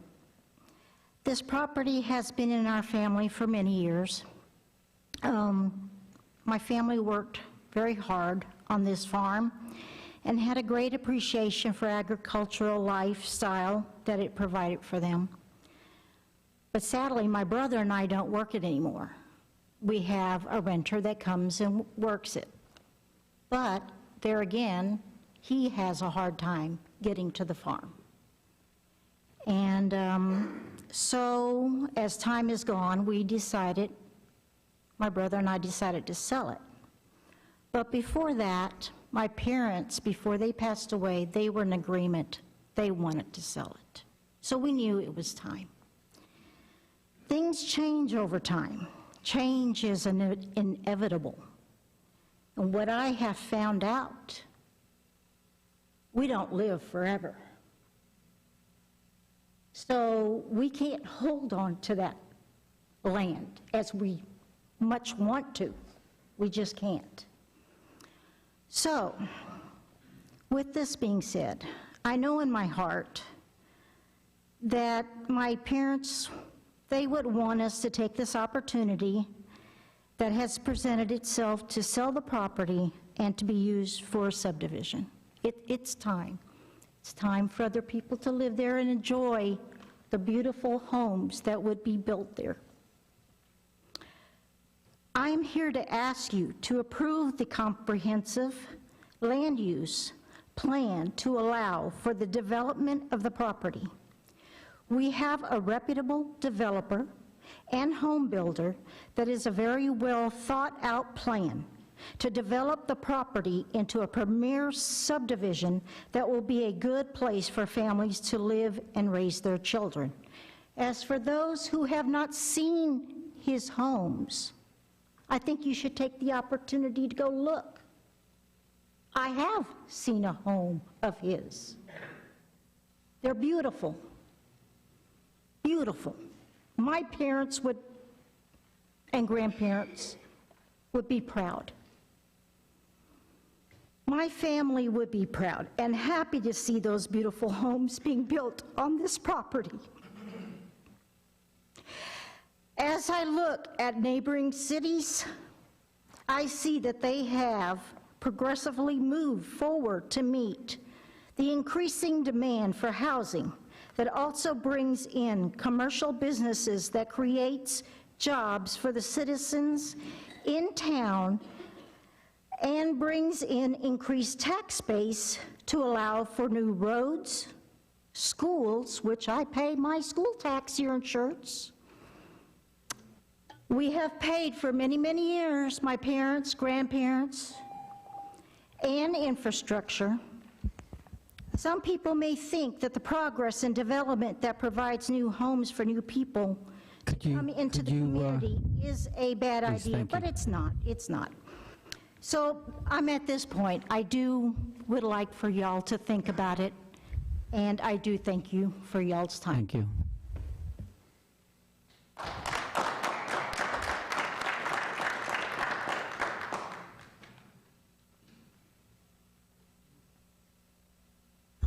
Good evening, Mayor and Council. I'm Ronnie Hewlett, 7993 Trainer Hill Road, Schertz, Texas, 78154. Fortunately enough, I was able to marry into this land that we're talking about today on Trainer Hill. We are on the 6th generation as far as family on this land. My wife's family's ancestors from Germany found it, cleared it by hand, and here we are raising our families on it. I don't think anybody in here is arguing the fact about selling the land to build a neighborhood. I think where the argument's coming in is Schertz upholding its promise of keeping it ag. So 1 to 5 acre lots instead of 3 to 1. We have a drainage problem. Some questions that have not been answered tonight are, what is Schertz's plan for water supply? Because currently our water supply is Green Valley, and they really can't handle the flow that we have right now. We have runoff, we have streets improvements that need to be done. When we talk about Stonebrook and Carmel Ranch, the roads are still in bad shape, although you got this big neighborhoods going on. So again, I don't think the argument is about them selling their land to create more housing. It's more about Schertz taking care of its people and keeping its promise, and we do not support this amendment. Thank you.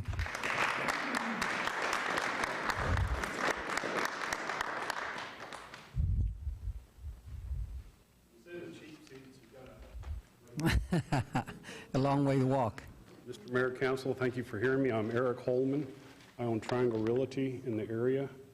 I am speaking on behalf of myself and my clients at 12250 Schaefer Road. I live at 345 South Santa Clara Road.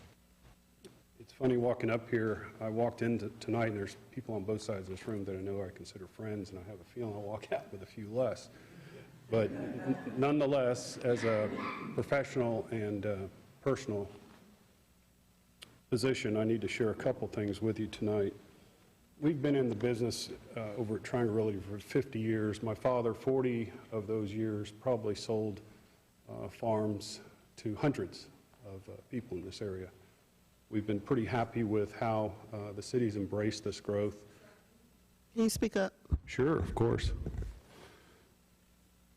We've been very happy with the support we've got in the community and with the city.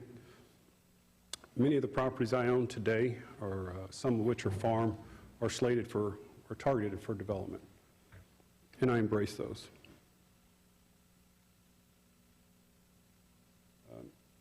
Ash and the Scott Felder folks earlier were talking about these projects. Before I forget, there was some discussion about watershed.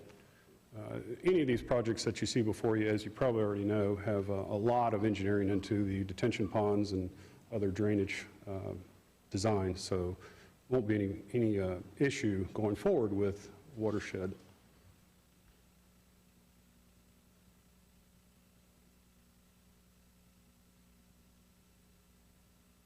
My clients would like to share with you tonight that they're very happy. In fact, the client's father and mother are farmers. They've been in the area for a long time. The children, my clients, do not want to farm. They want to move out, and that's what I'm doing, is helping them to get the best use of this property. They want me to share with you that they're very happy with what they've witnessed in Schertz in terms of the planning and design of how we control the growth in a healthy way. And they would like for you to know, and I would too, that we're in support of this issue, and hope you continue growing Schertz in a healthy way as you have for many years. Thank you.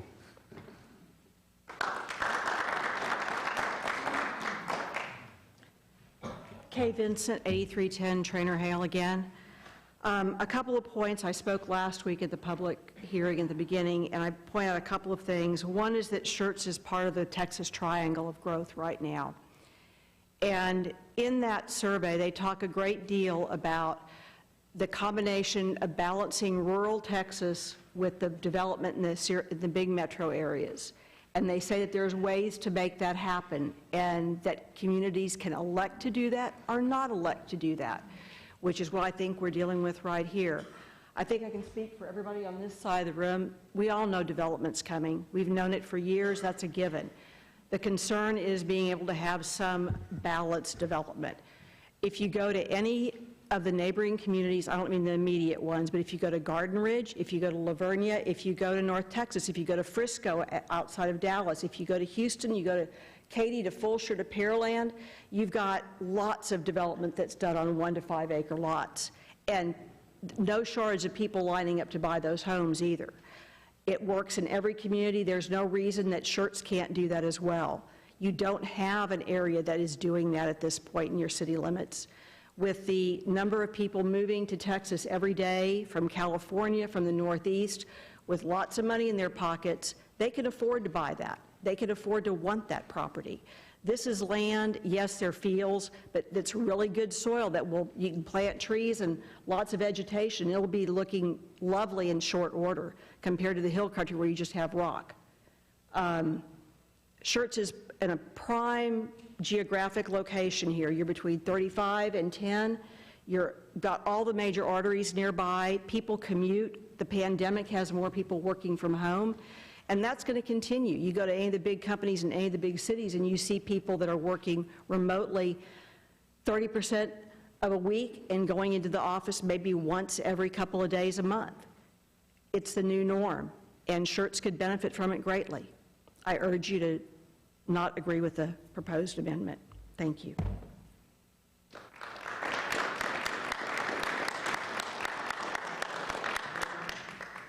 Is there anyone else who has not spoken? I believe you had spoken already No, I just spoke during the beginning. during the hearing the residents. Okay. Okay.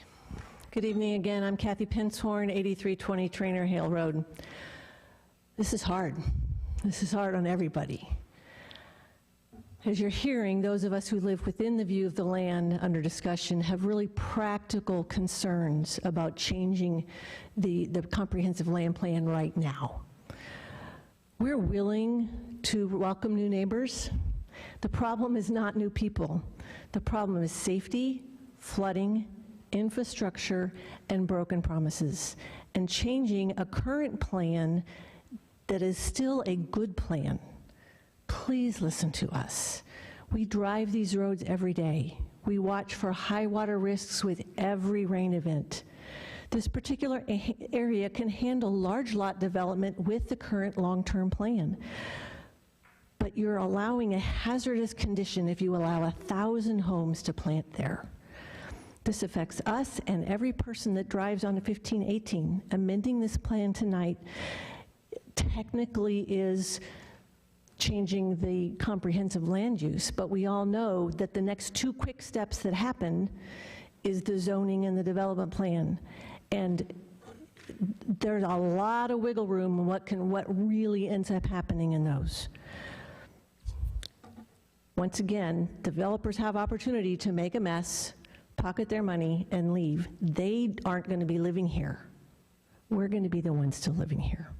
And the city of Schertz will end up spending money fixing problems that were created. As we heard in the city survey last week, a couple of us were here and heard those city survey results.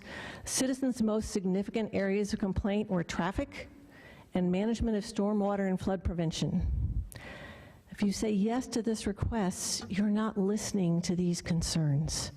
On the flip side, the survey revealed that the top reasons for loving Schertz is the quality of life and the good location.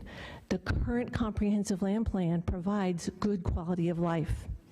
The property under discussion is a beautiful piece that could easily be a crown jewel for Schertz's large lot subdivision as envisioned by previous city leaders, with opportunities for expansive gardens, horses, or simply room for families to enjoy living away from the city. With hundreds of families moving from northern and western states to Texas, multiple Texas newspapers just this summer report the demand for quality country living is high. You guys are realtors, you know, some of you know that. Previous city leaders embraced this vision and assured us our area could be this destination because it would be good for Schertz as a city, not just good for us. It was and is a win-win. The Ag Estate zoning in South Schertz can benefit everyone. Our schools are strong, people want choices. Schertz does not have other large lot options, so they end up going elsewhere outside of Schertz. Recent buyers in our area trusted the current plan that would be enforced when they invested here, which is why they came.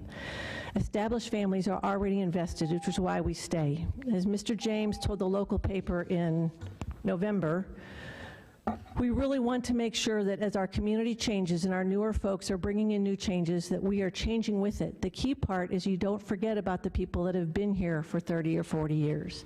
Thank you, Mr. James, for remembering that. Thank you.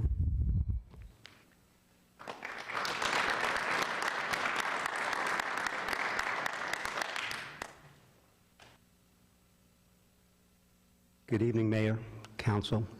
Rod Ellison, 12762 Woman Hollering Road. I'm also speaking on behalf of Susan and Tony Vanderhayden. Tony actually had a heart attack, and I really believe it's because of what's going on now, and he can't be here tonight.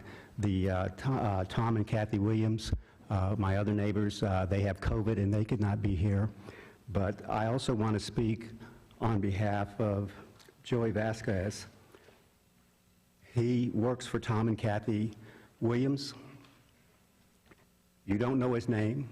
You don't know his daughter's name, Alyssa Lehman. But on October 14th, she lost her life. Joey was taking her to school early in the morning. 5 inches of rain caused his car to be washed out. He held her hand, but she let go, and she passed away. We've talked about the drainage issues, 5 inches of rain. That morning, I could not get past Lower Seguin on 1518 because the rain had pretty much put about a foot of water over the road. So I turned around and I went through the base. This is not hypothetical, it is real. You're going to make life and death decisions. I know that progress is coming. We have been here before and promises were made, 1 to 5 acre plots. That is a good plan. It may be changed in the future, but that is the approved plan for right now. And all we're asking, all the people, I said on the wrong side. On the wrong side. All we're asking is for you to be true to the promises that were made to us. Again, it may change, and there will be that opportunity for people to give input, and you will develop another comprehensive plan. But right now, we have a comprehensive plan, and it does work for us. And many people more eloquent than I have talked about the benefits of a planned neighborhood that have 1 to 5 acre plots. It is very useful, it is very profitable, and it can solve both this side and this side. Nobody wants them not to sell their property and make a profit, but there's a way to do that, and again, uphold the promises that were made. Thank you, Council. Thank you, Mr. Mayor. Appreciate your time. Thank you, sir.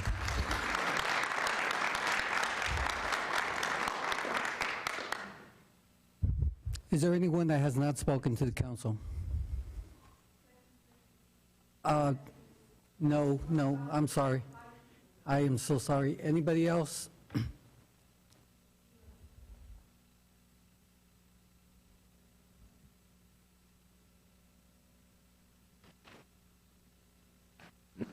Good evening, Council. Excuse my voice, I have allergies. I'm Gladys Haker. I live at 8205 Trainer Hale Road in Schertz, and I'd like to voice my opinion about the rezoning or the change to this plan, number 9 on the agenda. Having seen those proposals, it seems that there's going to be 1,000 homes put into a very small area, a very tight area. And I have a big concern about the traffic. I live right along Trainer Hale. I don't live down along one of those nice graveled roads. I live right on Trainer Hale.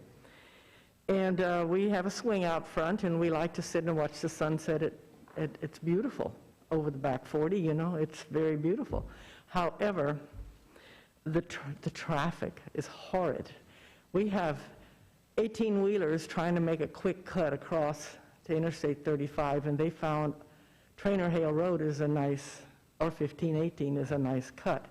We have 18-wheelers, and we have cars, even with the bridge gone. Well, actually, since they took the bridge out, it's worse. We just have a trail of cars constantly coming and going, trying to get to the other side of because the bridge is out. But anyway, that road is only 2 lanes wide. And if you put another 2,000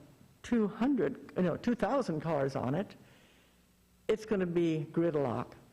When they close the bridge, or when they divert the traffic because of an accident on 10, they line up, it's from Interstate 10, they're lined up along Trainer Hale, around the Weir intersection, all the way down to 1518, and they're met up with that congestion. It's taillights and headlights coming in that direction, trying to get to the other side of the accident or whatever's closing it, and that happens quite often. And we sit in our swing and we just sit, that's all we see is these cars flying by. It's something that needs to be addressed not when the houses get there, ahead of time. And if you widen the road, I hope you like all the trees you're going to take out of my front yard, because it's going to take a big section of my front yard to widen that road and all the trees that I worked so hard to plant. And they don't mind there's a little curb on the Schmidt-Craft Lane where it intersects with Trainer Hale. It's got like a little zog in it. And people come up, because it's a straight shot, they come up that hill at quite a quick speed, not 40 miles an hour. And when they hit that little jog, they roll into that field. We wake up many mornings, where cars are sitting out there because they went too fast and rolled over, and they're laying out there in the field. And then they also hit our fence, to which we have to always repair. We pay for those expenses. So I just like to wind it up and say, whatever you can do to minimize the danger to us. If any emergency vehicle tried to get to one of those residents, and we have a lot of elderly residents, if any ambulance or fire truck tried to come there, they wouldn't be able to get there. It's all blocked up. Thank you.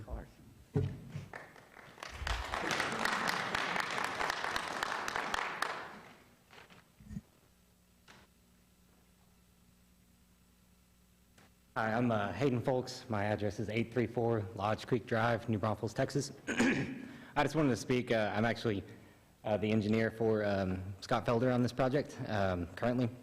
I know there's been a lot of questions about drainage and traffic and just some of the impacts that we're going to have. The city of Schertz does have a very strict code that we will be following. For drainage, we do have to mitigate impacts to less than existing flows. So we will be implementing detention basins, multiple throughout the property. We do have to spread out flows when we release them. Improvements along Trainer Hale, there will be improvements that we'll have to make. That crossing, that culvert crossing, there will have to be improvements. We are required to improve Trainer Hale Road.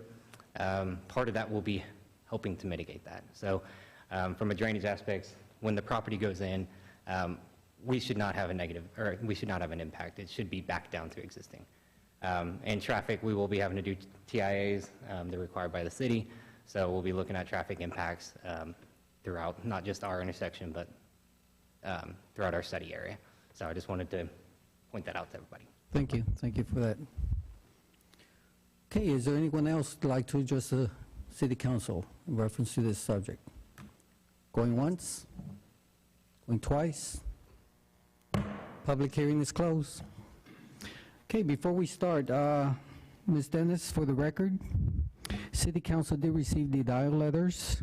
We received 20 that were within the buffer, 45 that were outside the buffer area, for a total of 65 letters that we received. If you could please make note of that. The lack of infrastructure has inhibited development in southern Schertz. But the infrastructure issues have been addressed, and I would say within the next 2 years would be probably implemented. And people from San Antonio are seeking the ways of escaping city life. And that's why a town such as Schertz that offers, a small town feeling, lower crime, better schools, affordable living, and also quality of life. That's why we're seeing the development come this way. And growth creates challenges. It does. And we find ourselves in a critical decision point here. As we do with a lot of issues that are addressed here before the council. On one hand, we have property owners who no longer want to farm or find it very difficult to manage their property and have an opportunity to sell. On the other hand, we have citizens who own surrounding property and don't want any changes to the environment. And that's what makes this very difficult. Now, there is never a perfect balance here. But before we start, I just want to ask a question to Mr. James. This is an amendment, if I'm not mistaken, right? Not a zoning issue? Yeah. Yes, sir, that's correct. It's an amendment to the comp plan, not a rezoning. Now, the other question I have is on the planning and zoning, there was a denial, but I didn't see a reason for denial. Yeah, I don't know that they necessarily, I certainly don't want to speak for P&Z. I'd encourage you to watch the record. What I would say, though, this is my perception of it, is that it had to do with the process for amending the comp plan versus looking at it on a case-by-case basis, as opposed to they seem to have a particular problem with what was proposed. It's not also to say that they don't share some of the concerns about how do we handle drainage, how do we handle infrastructure, but for me it was a bit of a procedural issue they struggled with more than a fundamental direction. Yeah, because most of the time we see reasons for denial. I just want to make sure council knows why. Okay. You know, the question here, before I open it up for council, is not which side is right. The question really is this development good for the city of Schertz? With that, we'll go ahead and open it up for council for discussion. Council? Councilmember Scott. Sure. I didn't understand what's the sudden urgency in changing the comprehensive land plan.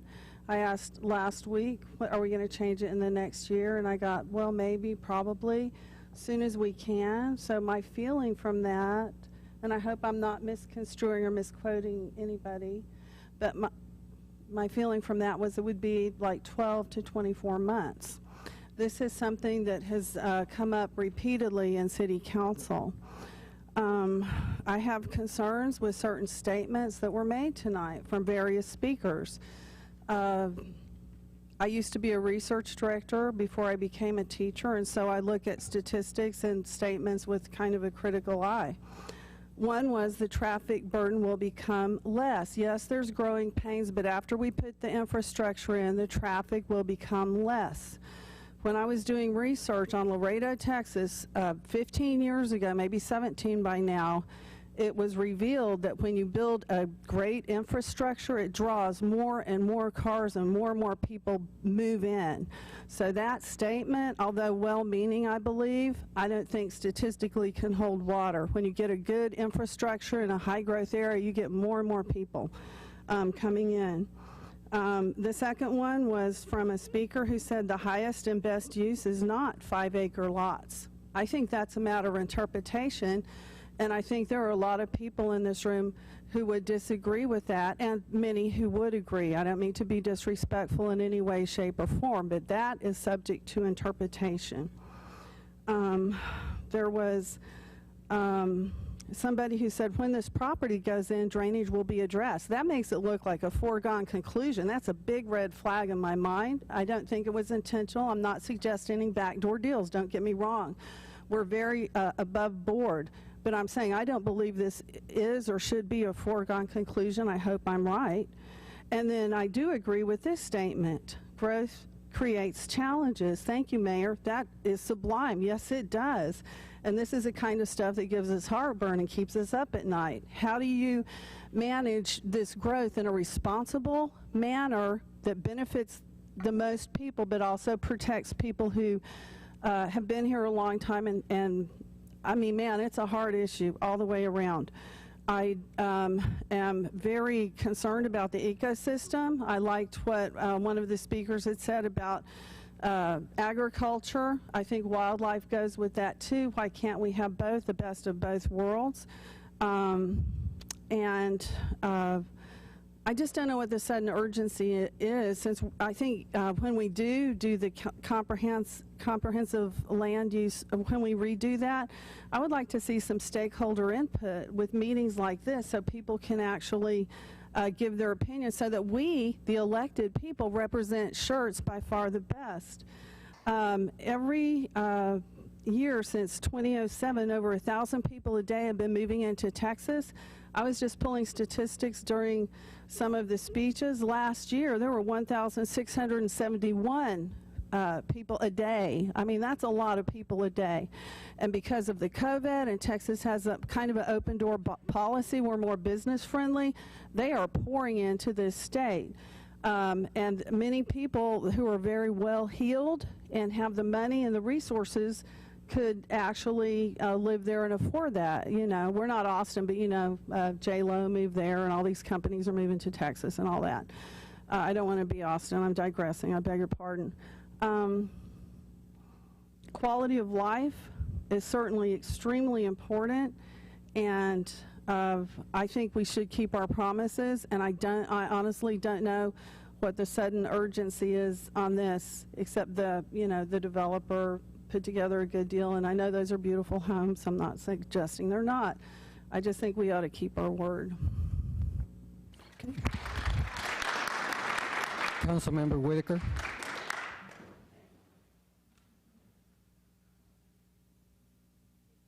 Yes, yes, I'm sorry. Councilmember Whitaker, yes. Oh, okay. So growing up, I didn't grow up here, but I grew up in a very small town, and I was told by the kids I went to high school with that I guess on my weekends I went cow tipping because that's how country my area was. I don't know anybody who ever tipped over a cow, and I would be horrified if they did. But all that to say, I feel like I'm a country girl at heart. And I would love for my kids to grow up on a farm. I would love for them to learn the ethics of hard work and all the benefits that come with being on a large piece of land. I would love for that for myself, for my children. We're a military family, though, and so many of the people here in this community are also military people. And I was blessed with the opportunity to choose where I wanted to live, not because I was born and raised here, but because I had a choice. And looking at all of the neighboring communities, having worked at Randolph for years, we chose as a family to live in Schertz. And one of the interesting things is about choosing to live here is I felt like it was just like my hometown. And it didn't occur to me until last year. I looked up some statistics, and the population of Schertz is about 42,000. My hometown is 6,000. So I don't know what it is about Schertz that reminded me of my hometown, but it's certainly not the population. And what I gathered from that is that the number of residents in a community does not equal small town feel. So growing our community does not equal turning into a big city either. I spent 3 hours watching the planning and zoning meeting via video the other day so that I could understand their conversation and the residents' concerns that were brought up at that meeting. And they did vote 4-0 to deny the amendment to the change. But they didn't really give a significant, as the mayor was saying, reason as to why. I think the majority of the concerns brought up were about the timing. It felt rushed, maybe we should slow it down, let's do this correctly. And, the question was just raised, what is the rush? Well, it's not necessarily a rush, but what I see here is an opportunity. And a lot of what happens in real estate is about the timing. So what would be wonderful is if we had a developer who saw an opportunity to make money on 1 to 5 acre lots in that area and spoke to the homeowners and said, the property owners, and said, we see a vision here and we'd like to develop it and we can do that. That opportunity, to my knowledge, has not arisen. I don't know of another developer that has asked for their property and they turned it down and they went to this developer and said, we'd rather have smaller lots and single family homes instead of 5 acre lots. So it is about timing. And to the point about changing the rules, we're not changing the rules. We have a rule that we have the ability to make an amendment to the comprehensive land use plan for just such an occasion. The process, and I'm not completely familiar with it, but is a lengthy process. That's why we haven't done it since 2013. So in the interim, when an opportunity arises and landowners have an opportunity to do something that doesn't match their current use, this is the process that we use, and these are the rules that we follow to change that land use. And we are given that opportunity through planning and zoning and through city council to review it and say, is this the vision and the goal for our city? And when we get to a point where we can sit down in a lengthy process, revise our entire land use plan, do we think that this suggestion for this land is going to match what we're eventually going to create for the master plan? So that's kind of the way I'm looking at it. I mean, I like to say that I'm a rule follower. I wouldn't want to break the rules. I wouldn't want to break a promise. I certainly wouldn't want to break a contract. But I don't think that that's what we're doing here. And I think that I think it was said earlier, and I liked, there are two different sets of dreams here. And unfortunately, we can't make all of the dreams come true. And as a body up here, we have to decide, not only do we know that whatever decision we make, somebody's dreams are not going to be made, but we have to look at the city as a whole and what is best for the city. And another comment that I've heard multiple times is the idea that more rooftops brings in more tax revenue, and so we get more money. And to me, I don't understand the comment, because as a elected official, I don't get any more money for more rooftops. I don't know that the city is, sitting back there rubbing their hands going, more tax dollars, because what more rooftops means, it's more tax dollars, but it's also more work and more roads that we have to maintain and more services that we have to provide, more fire department calls and police department calls. And so it's not, I don't see a giant pot of money that grows because we have more rooftops and more tax revenue. It's supposed to be an even, we bring in revenue to pay for the services that we need. So that argument, that one I don't agree with. And another thing is that the concern of we need to slow it down, we need to slow down development. We really like it. I live on the south side of Schertz, and I picked that area because I get to see cows when I drive home, and I enjoy that. But I'm also understanding that, no, I've never tipped any. But I also understand that that's not my property. I can only afford this amount of property, and I've purchased what I can afford, and I've made my little plot of land as beautiful as I can, even though my neighbors are fairly close. I just put up some shrubs as much as I can to give myself the illusion that I live, with more greenery around me. But that's my property, and I try and do what I can with my property. I would love to see the cows forever. In fact, our neighborhood used to have cows wandering through it. But then they built more houses, and I think the farmer put the fence back up, and so now the cows don't come in the neighborhood. So it is hard to see those things going away, but I just want to say, I know how I feel about this. I know I feel very much for property owners who are going to have to experience change if and when it happens. But I think there are a lot more things in play, and I think that the landowners have been, haven't turned down a better offer. There's an opportunity on the table with a very well-respected builder who does build a quality product. The comment about homes in Kirby and Converse, we don't want our community to look like that. Scott Builder does not build in those communities.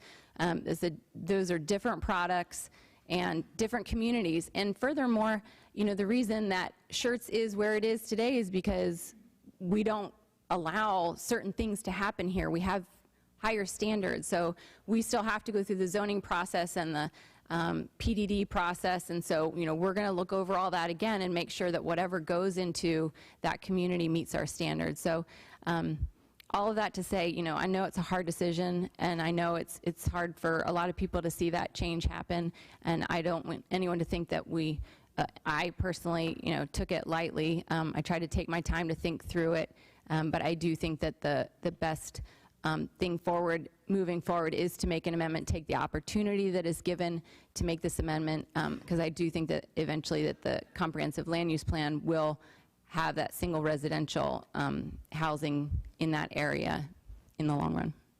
Councilmember Scagliola. Yeah, I'll try to keep it under 3 minutes. Hey, One of the reasons I got on the council was because I believe residents have a right to be heard, and especially when it comes to the destiny of our city. I live up in Northcliffe, just south of New Braunfels on I-35. So you're probably wondering, well, what the heck does he know about the south side of town? Well, it's an interesting story. You see, Northcliffe was originally planned for around 1,500 homes. Make a long story short, after building out about a third of it, the developer up and left the residents to fill in the infrastructure needs. It took a long time for the existing residents to pay off the infrastructure needs, and when they finally did, the city of Schertz annexed us. Unfortunately, the city of Schertz then inherited all the delayed maintenance costs. I didn't want to see that same pattern happen on the south side of town. That's what I know about the properties north of I-10. I saw the developments coming, and it was scary. I saw the annexation, and I was actually on the council when those annexations took place. I'm probably the only one here that was. And you think there's a lot of people in this room right now? That nothing compared to the number of individuals who came out screaming at us profusely because we were just after a land grab. Everyone knew it. I got called all kinds of names, and that was before I even had a chance to speak. I finally stood up and I said, you know what? Now that I have an opportunity to speak, guess what? I agree with you. And you could have heard a pin drop. What? Yeah, I agree with you.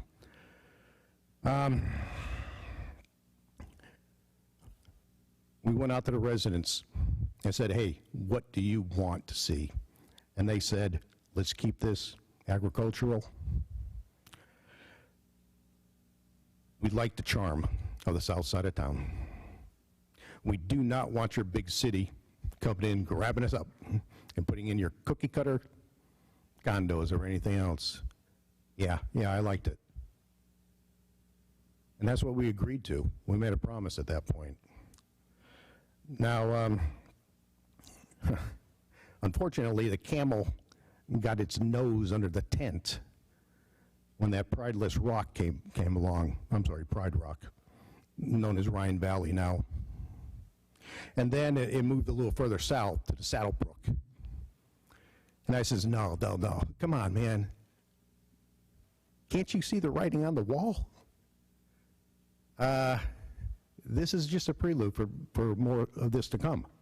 If we start changing things now, where is it going to end? It'll march all the way down to I-10. Mark my words. Hey, long story short, I told you I'd keep it under 3 minutes. I am not in favor of any amendment change. Quite frankly, the P&Z got it right. They may not have given a compelling reason for why they got it right, but they got it right. Let's not make any changes. Let's stop I don't know if you want to call it progress. I'm not for stopping progress, but I am one who wants to live up to promises that we've made in the past. Stop it. Councilmember Davis. Yeah, some interesting comments from my peers up here.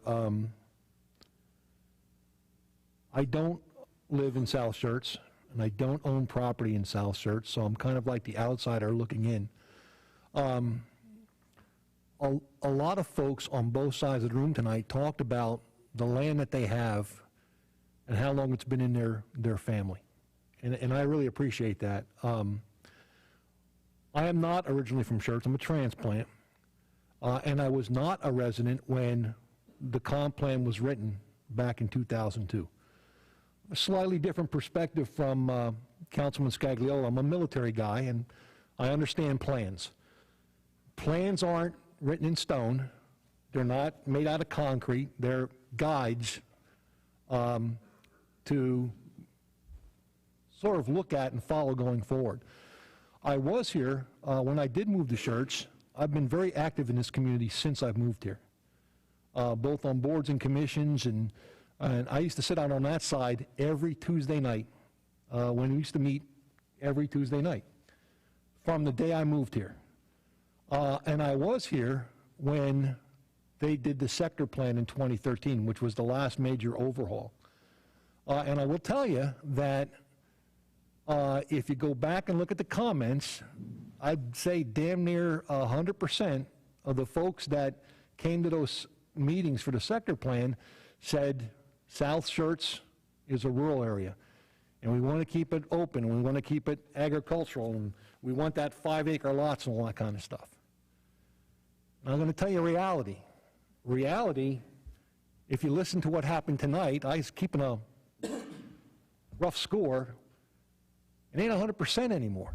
It's about 60-40. Things change.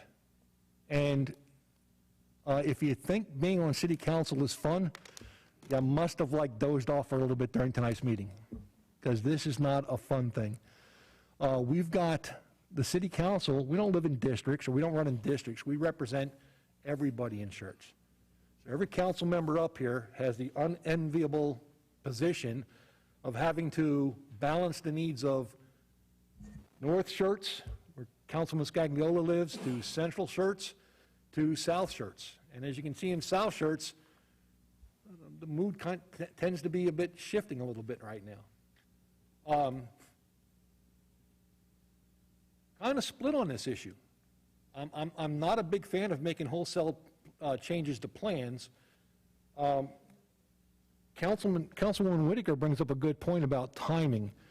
In any other event,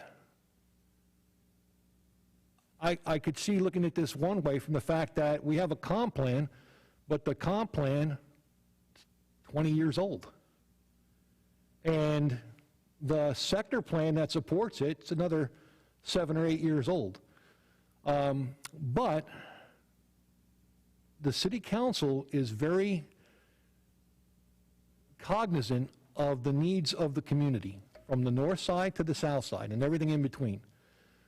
We look at infrastructure all the time, and it would be great. I mean, a lot of folks brought up flood issues and traffic issues. Yeah, that would have been great to go ahead and widen 1518 10 years ago. You're not going to widen 1518 to 5 lanes in a rural agricultural area where there's nothing there.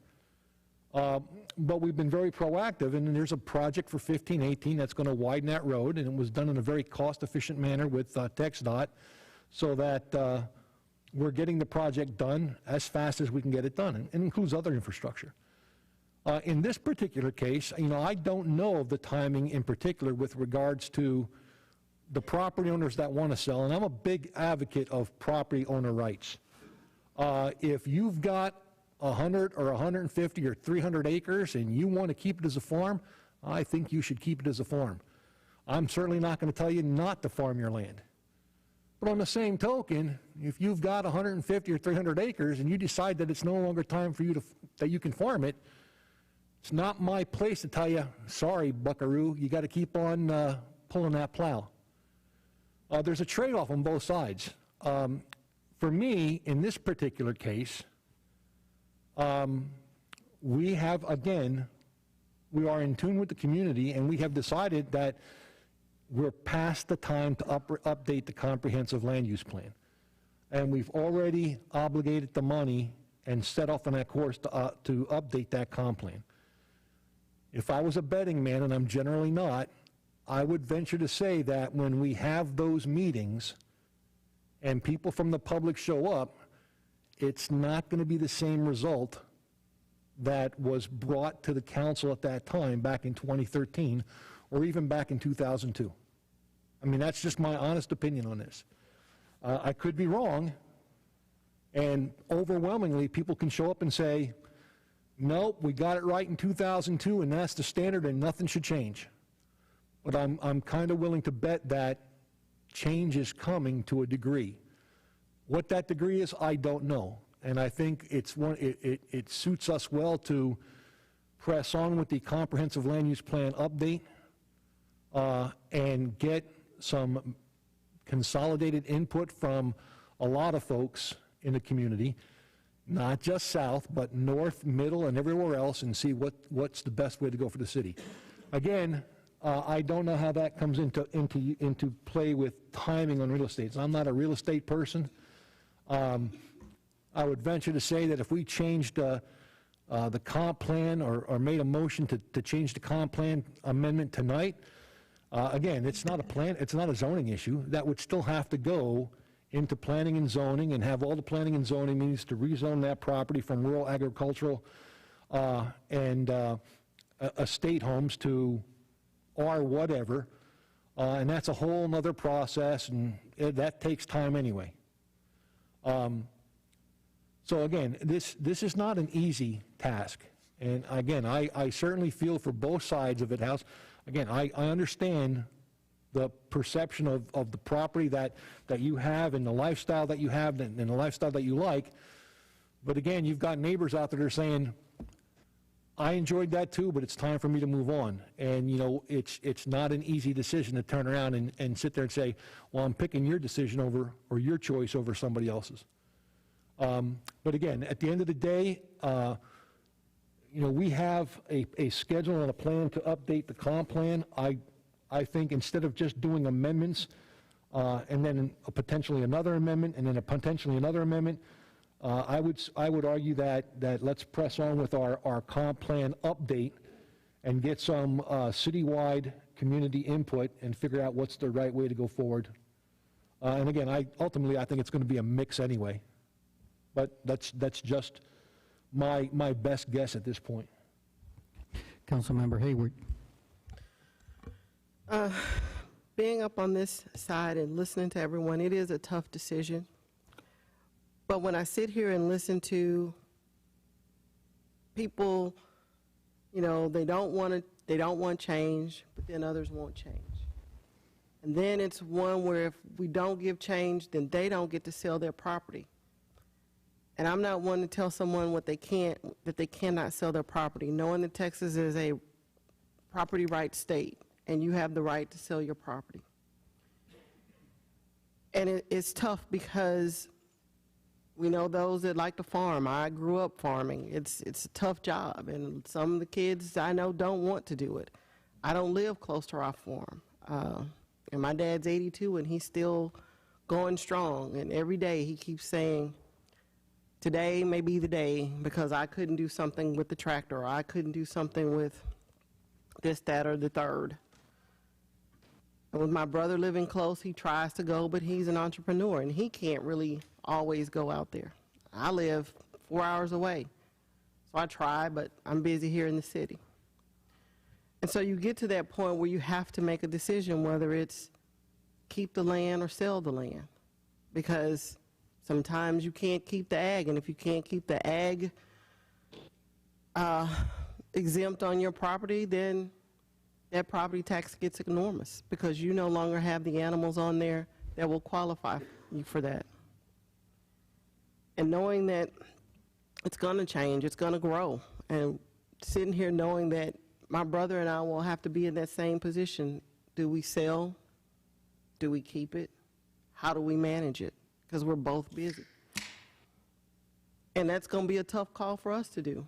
But I would hope that when we decide to do it, we don't have pushback from some of our property, the neighbors next door. I get it. You want to farm, you want to keep your land?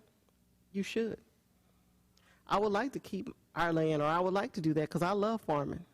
I have a small garden in my backyard because when we moved here, my husband retired from the Navy after 30 years, and we picked Schertz. When we moved here, I wanted to live down with property. I said, hey, I want some land because I want to grow things and have things. And he said, oh, we're moving to a place that we've never lived. We need a subdivision. So I'm in a subdivision, but I still grow things and keep trying to figure out how I can get a mini cow in my backyard, but don't know that the city will allow that, or my HOA for that matter.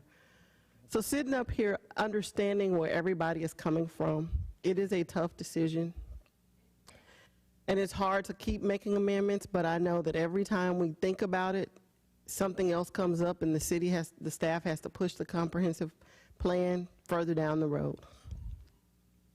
And it's going to be a tough call, but I can't tell people that when the timing is right to sell your property, you can't sell. And looking at some of the homes that City of Schertz builds, yeah, you're not coming in here. There's some builders that don't come to Schertz and won't come to Schertz because Schertz has a very rigorous UDO. Some of the things the state has taken from us, we can't control some things, but the builders, most of them that come here know our standards, and they keep with our standards, even though the state has taken a lot from us as a city to control. And this is a very tough call because it's hard.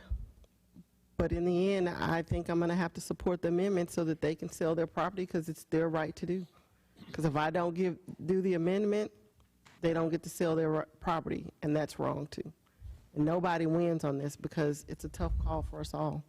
And it is a tough call because I'm still having issue with this. This is not easy to do because I see both sides.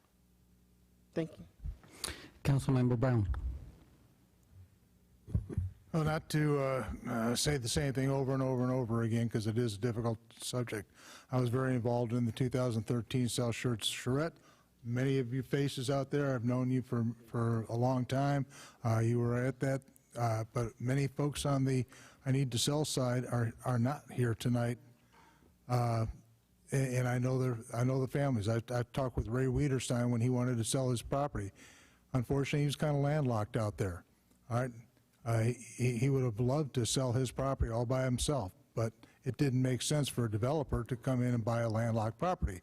Developers have to, in many cases, aggregate 3, 4, 5, 6 different properties to make it worthwhile, because you got to have road access, you got to have access to utilities, things along that line. It isn't just oh, let me sell my 100 acres and and go retire. It doesn't work like that.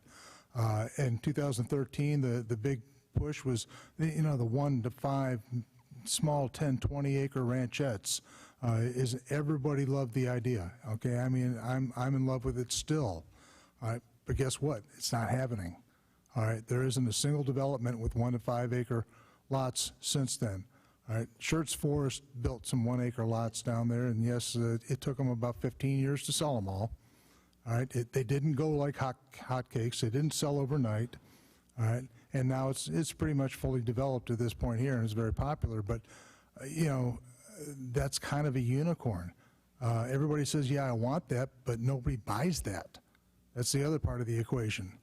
All right, everybody wants the 5 acre lots, but nobody's buying 5 acre lots.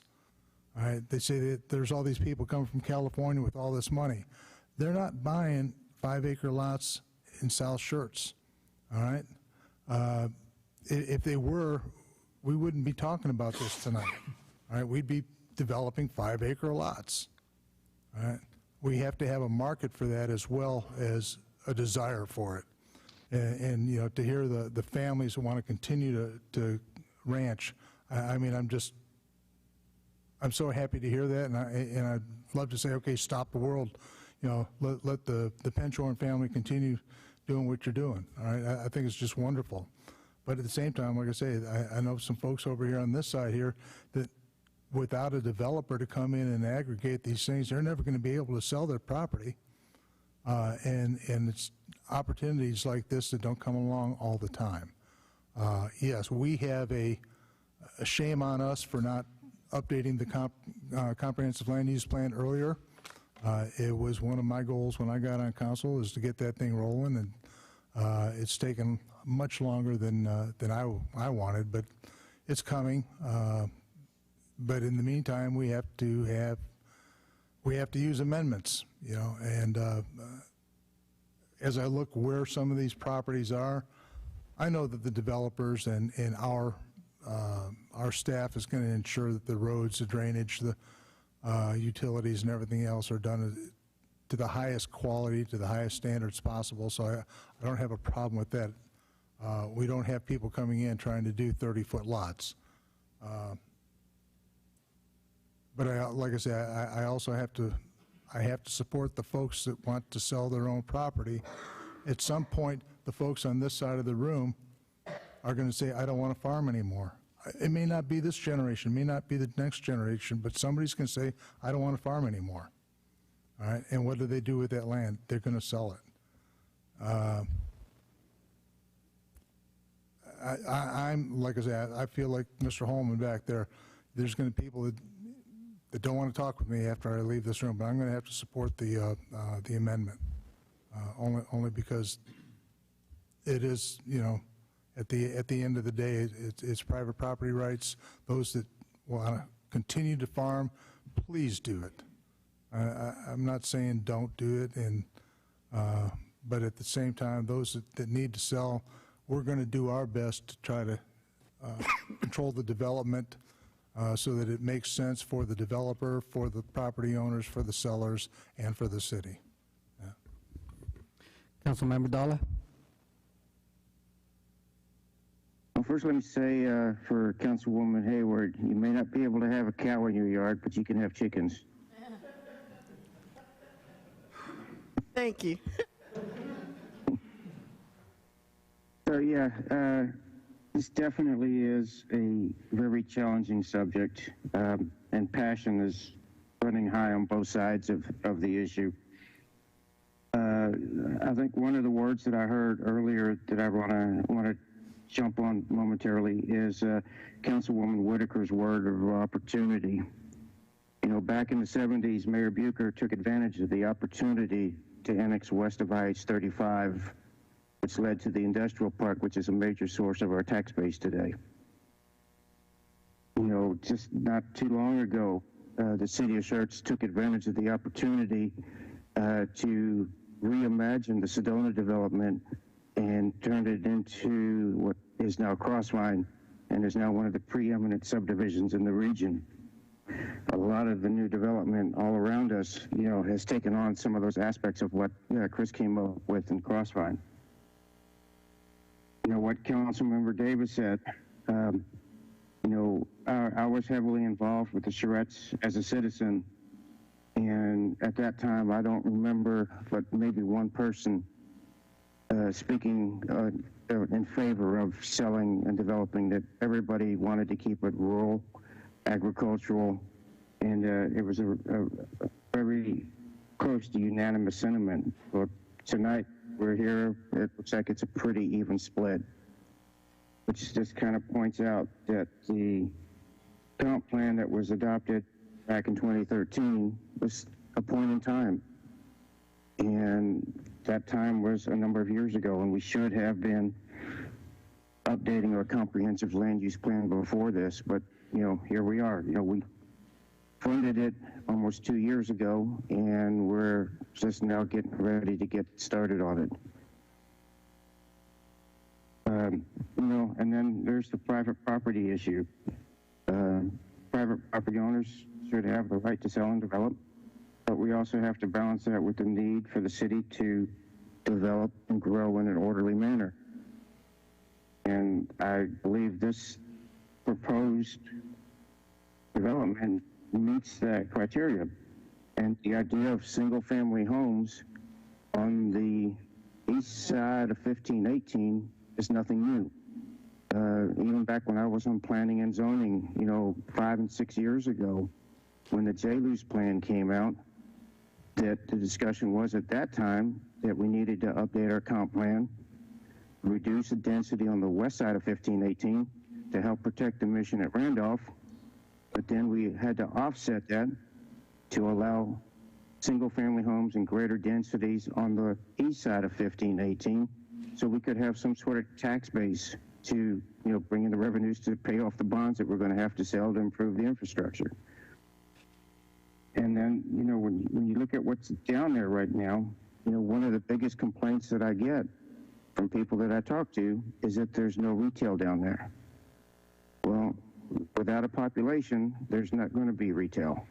And as a council member who's has to act in the best interests of the entire city, from people all the way up in Comal County, all the way down to Greytown Road, I have to take that into account. And, you know, I hate to see the change coming. You know, I'm the only one here on council that sits on acreage and raises cattle.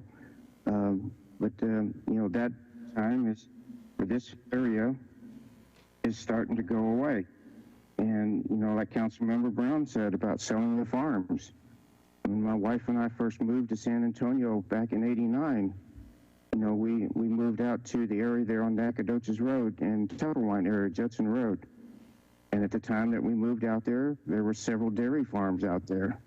And, well, they're not there anymore because the families chose not to continue production, and they're now subdivisions. I would rather have a 360-acre master plan community that is large enough to support the amenities that will create a sense of community with walking trails, you know, a clubhouse, a pool, versus, you know, waiting to do something down the road and seeing what the comp plan comes out, and then potentially having this 360 acres become 4 or 5 subdivisions of 30, 40 acres apiece, and having no amenities because the HOA is not large enough to support that. So we'd wind up with something maybe like Halley's Cove, half-acre lots up and down the street. It looks great, $500,000 homes, and I'm sure a lot of people would love to see more of that. You know, I've heard from people on Halley's Cove that, you know, they really wish that there was a public park down there because, you know, even half-acre, when they have several kids over, that there doesn't seem to be enough room for the kids to play in the backyard. And someplace where they could go throw a ball and run, you know, 50 yards or 100 yards and play kickball or whatever is something that they'd like to see down there. And so looking at all this in its totality, you know, I struggle with it, but I think that this proposal is in the long-term best interest of the entire city. Thank you, Councilmember Dollar. Councilmember Hayward? Well, after Michael Dollar said I could have cows, my husband just texted and said, well, we'll go to the farm and we'll raise the cows that your dad has. So I guess when I'm not having He said chickens. Well, he said chickens, but Frondo just said we can go raise cows when I'm done having fun. But tonight is not a fun decision. Oh. You know, I have a couple comments myself. Yes, just go ahead. Yeah, I just wonder, see, one of the biggest problems I have is going from agricultural estate neighborhoods all the way to single family. There's got to be some intermediary, something that I bet you we could probably bring the two sides of the room together and we work out a respectable or a reasonable alternative. You know, the idea, well, we either have to approve this or those poor landowners, they get nothing. Last time, I'm not a realtor, okay, I'm a mathematician. Last time I looked, 1 acre lots generally go from anywhere, well, depending upon where they are, but let's say conservatively, somewhere around $10,000 to $25,000 an acre. Yeah, I know. Buying. And you know, it's more like $30,000 in a lot of parts, especially around the Cibolo, Marion area. Okay, that's so, you know, the idea. Well, it's either this or those poor people will get nothing. I'm not buying that. But I would like to come to a compromise. You know, what would fit in this general location, because there's such a huge chasm between what's planned right now and single-family residency. So, I don't know, Mr. James or Megan, is there an alternative?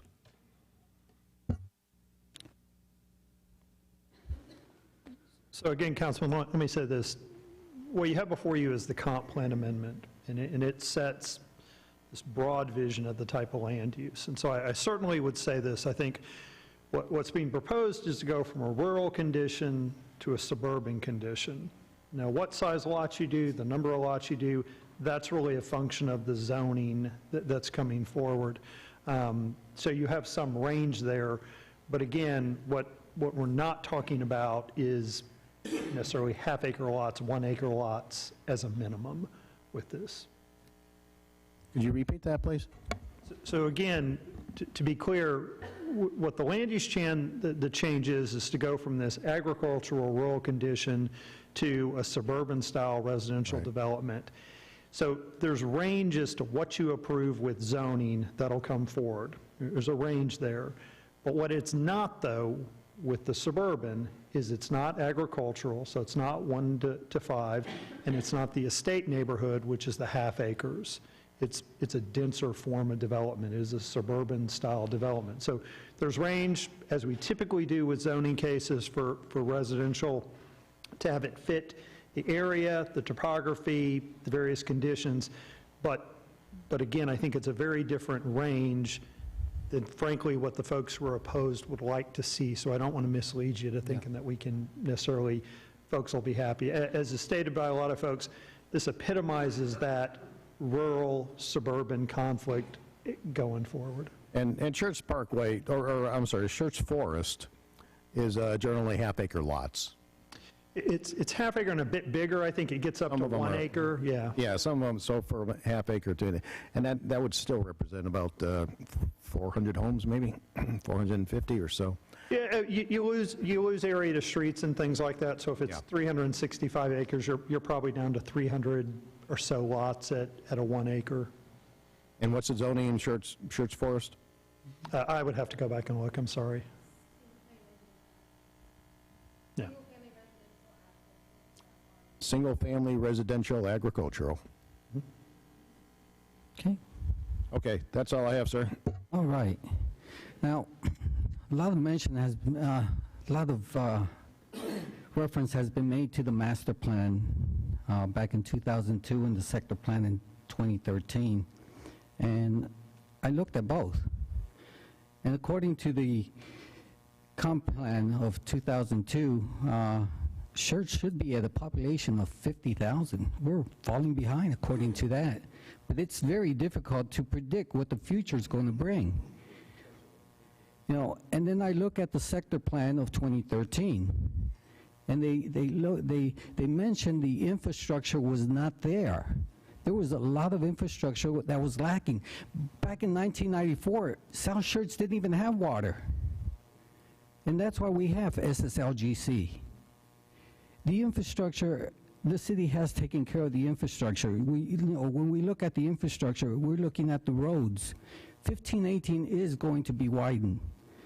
It just takes time. Saddlebrook was approved back in June of 2020, 18 months ago, and not one house has been built. And we're talking about a subdivision that probably won't build the first house for another 2 years. By that time, hopefully 1518 will be completed. I also saw on his plan that there's probably a small major road that will hit there too. So those are things that the infrastructure, this development will probably provide. We talked about water. We're in the process of doing the Guadalupe plant for water. The wastewater, the woman hollering plant from CCMA, what is it, 18 months, approximately 18 months, maybe 2 years, that will be taken care of. Electrical, we handled that today with the poles. A big discussion on just the metal poles. And then we look at the safety, which a lot of you are concerned about. Fire, police, and EMS. I think we are equipped. We've built a fire station down there, fire station number 3. So one of my questions for Mr. James, growing too fast. People refer to growing too fast. Let me rephrase this, okay? Because my definition of rapid growth is where our city cannot manage the growth. Now, my question is, as a city, are we capable of managing the growth with this development? That's a tough one. Let me try to answer it this way, Mayor. Certainly, particularly in Texas, infrastructure does not precede growth, and it does not come concurrently with growth. And I think everybody has seen that. You get people, you get development. It takes a while for that infrastructure to keep up, and so you have some lag times. I think certainly you worry about situations where it lags so far behind and so substantially that it generates other problems in and of itself. And I don't think we're necessarily there.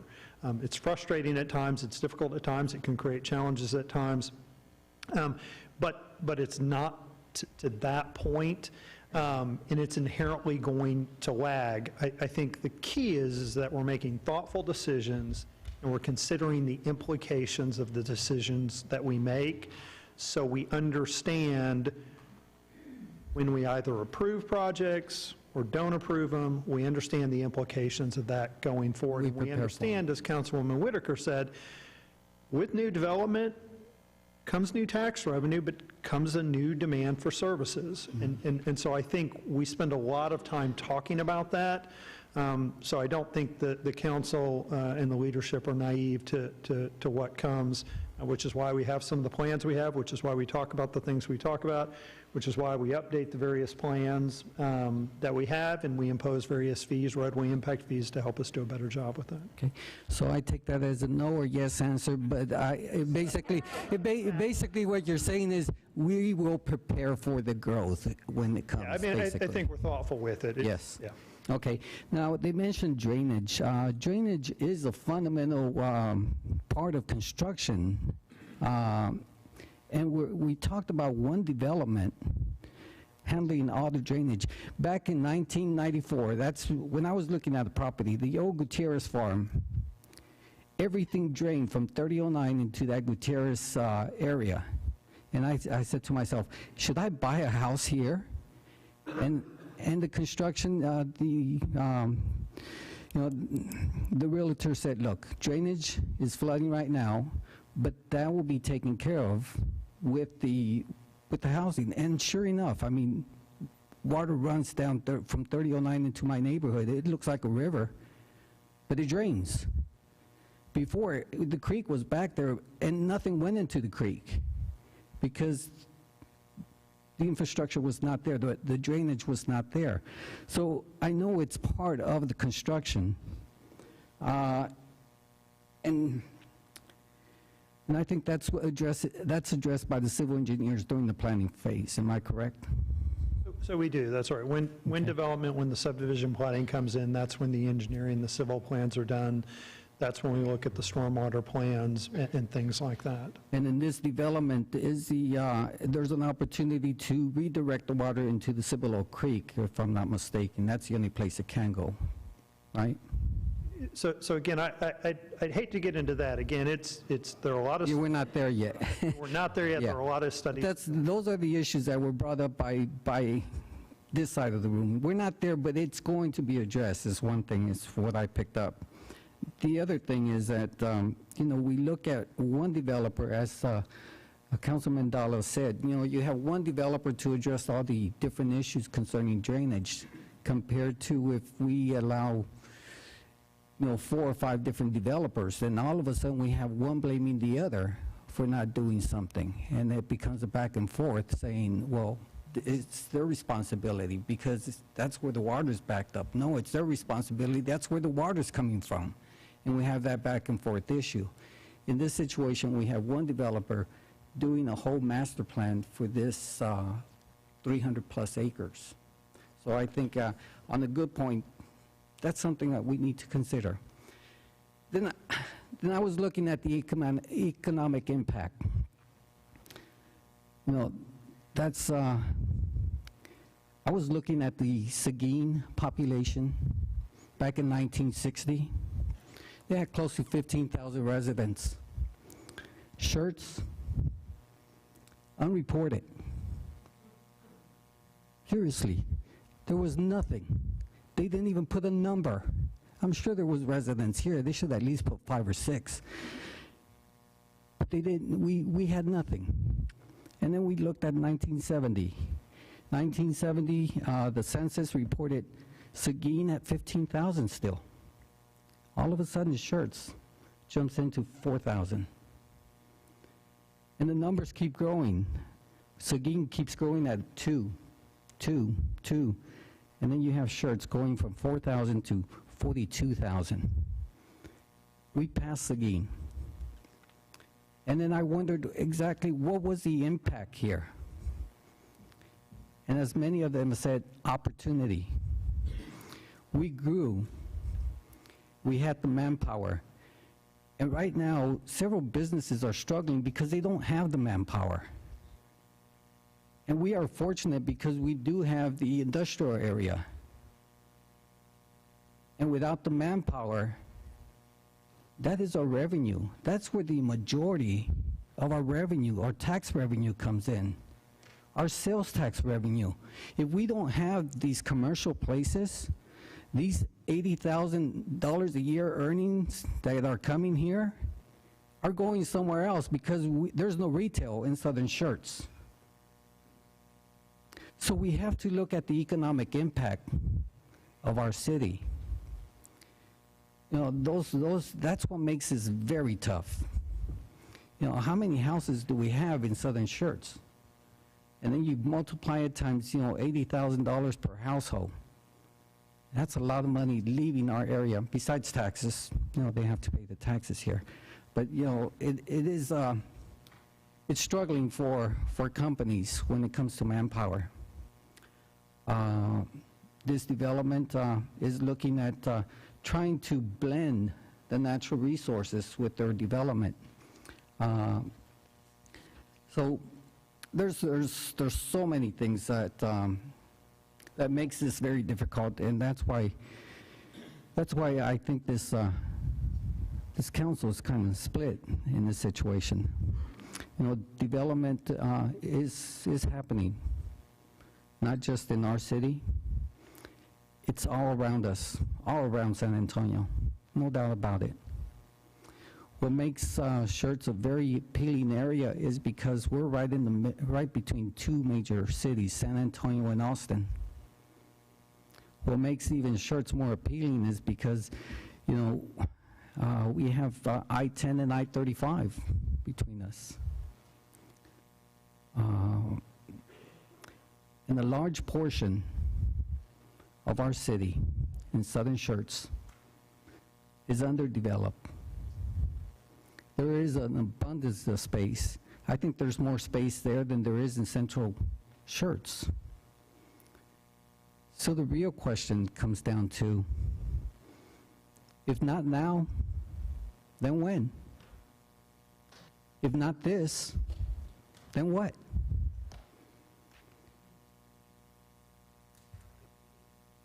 Council, any other comments?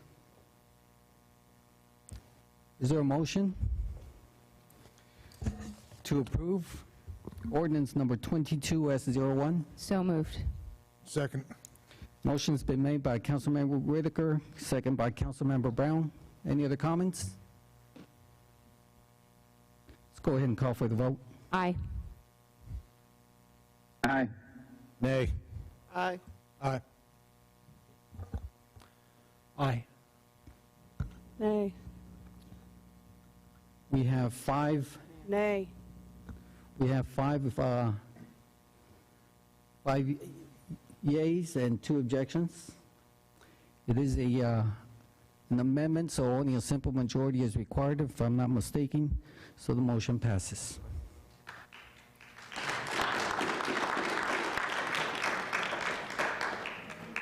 We'll go ahead and take a 5-minute break.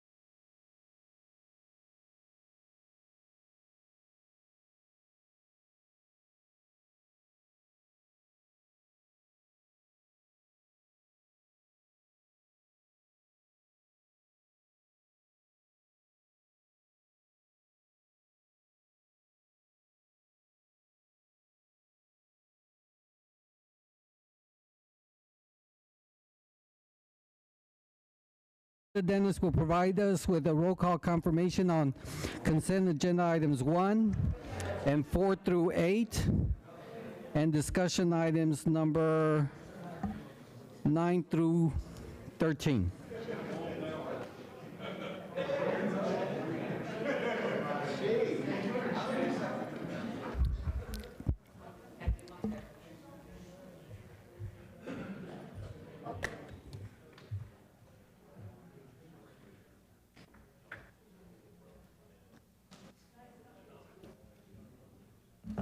Yes, Mayor. For consent agenda items, it was items 1 and 4 through 8. A motion was made by Councilmember Whitaker, seconded by Councilmember Hayward.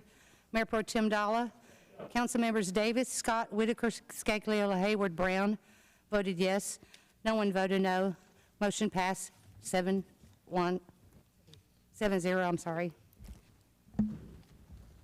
Item number 9.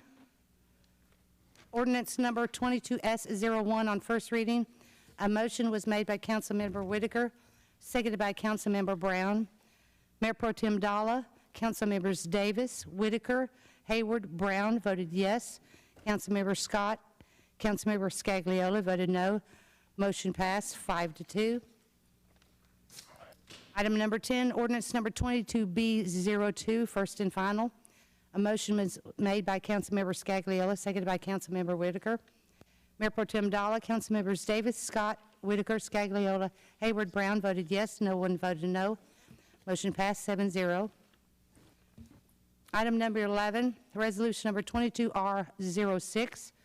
A motion was made by Councilmember Scagliola, seconded by Councilmember Hayward. With option number 2, Mayor Pro Tem Dalla, Scott, and Whitaker voted no. Councilmembers Davis, Scagliola, Hayward, and Brown voted yes. Motion passed 4-3. Item number 12, ordinance number 22T04, first reading, first and final, pardon me. Motion was made by Councilmember Brown, seconded by Councilmember Hayward. Mayor Pro Tem Dalla, Councilmembers Davis, Whitaker, Scagliola, Hayward, Brown voted yes. Councilmember Scott voted no. Motion passed 6-1. Item number 13, resolution number 22R07. Motion was made by Councilmember Scott, seconded by Councilmember Hayward. Mayor Pro Tem Dalla, Councilmembers Davis, Scott, Whitaker, Scagliola, Hayward, Brown voted yes. No one voted no. Motion passed 7-0. Thank you, Ms. Dennis. Okay, we'll continue with a workshop. We have a workshop today, discussion creation of a housing finance corporation or a public finance corporation associated with a proposed multifamily project on approximately 14 acres of land located at 9110 East, FM 1518 North, approximately 2,500 feet south of the intersection of Lower Seguin Road and FM 1518, also known as Bexar County, property identification numbers 309-999 and 309-997, City of Schertz, Bexar County, Texas. Now, before we get started, for full disclosure and transparency, this property is in discussion, belongs to our Mayor Pro Tem Dalla, and he did leave the screen, so he is not participating in this discussion. Mr. James, floor is yours. Thank you, Mayor. As you saw from the very long caption, this is a bit of an unusual item. We don't have these very often. But essentially what we've got is the city was approached by the NRP group about developing an affordable multifamily project in Schertz. And so it has a couple of distinct separate elements to it, but essentially those all have to come together for this project to occur. And so the idea was to walk council through all of those, because there are a few decisions that'll come forward to you, and so the idea was to be able to answer questions and understand to what degree you're willing to entertain a few key of those. And so essentially what you've got is, we wanted to lay out the fact that the property currently in question is not zoned for multifamily. And again, it would need a comp plan amendment for it to occur, as you just dealt with that item. So there's the zoning issue that would have to occur, be approved by council for the project to happen on this particular property. The other part of it is, someone who's been on council a while, is when projects apply through the state for funding for an affordable tax credit process. It's often a point system, and one of the elements of that is whether or not there's support in the community. So some on council remember being asked for those letters of support from council for the project. Doesn't obligate you to approve a zoning, doesn't mean the project will come to fruition, but part of that is to what degree this project is there a need for an affordable housing project in the community, and it's supported by council. And so you've obviously dealt with both those two things in the past. The other thing that the developer has asked us about, which is fairly unique, is they've said, look, one of the things for this to come about that we'd like to propose is really partnering with the city on this project in the actual project, and that would be through the creation of a public facility corporation, PFC, or a housing finance corporation, an HFC. I'll use the acronyms now so I don't misspeak. They're technically different, start under different provisions of state law, but they're essentially tools to do the same thing, to create it. And so I'll talk you through each of those. So again, as was noted, we've got an approximately 14-acre tract of land, a couple parcels, a little bit over 14 acres.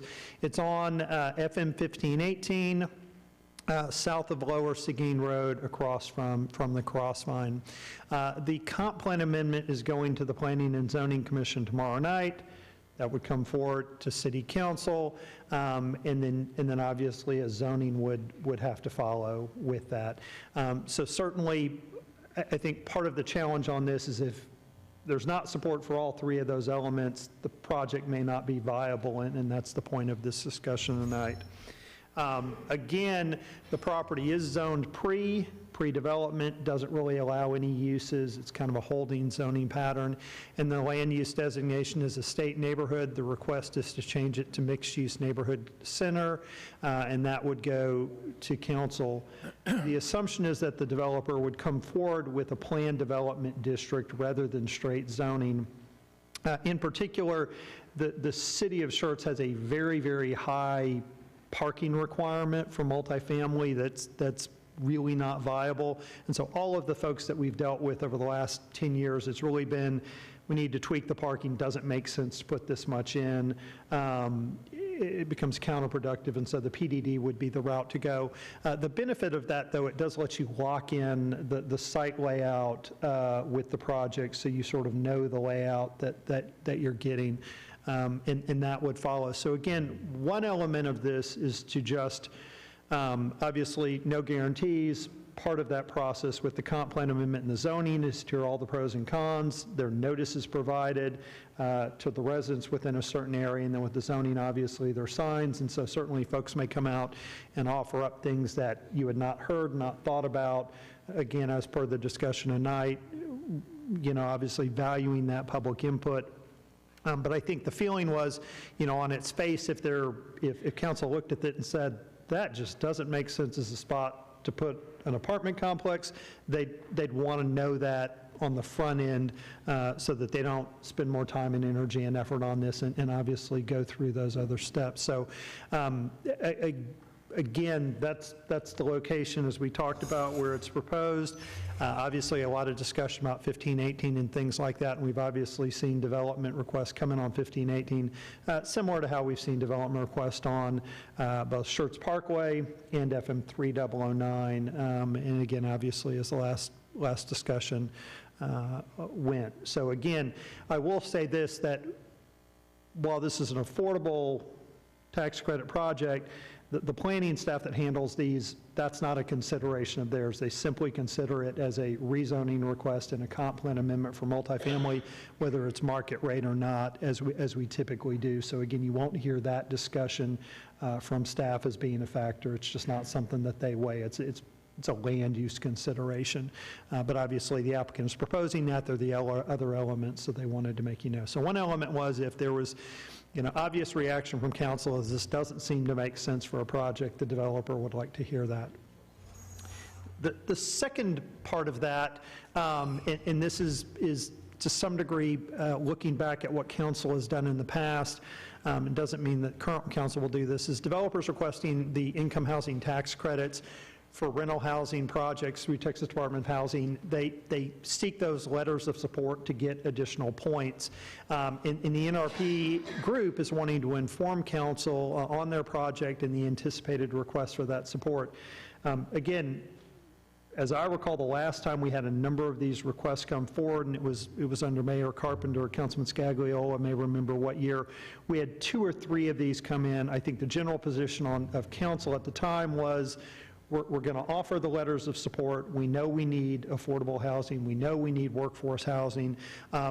The letter of support, though, was not a guarantee of support for a zoning request, and ironically, council did not approve either of those zoning requests going forward. So no guarantee there.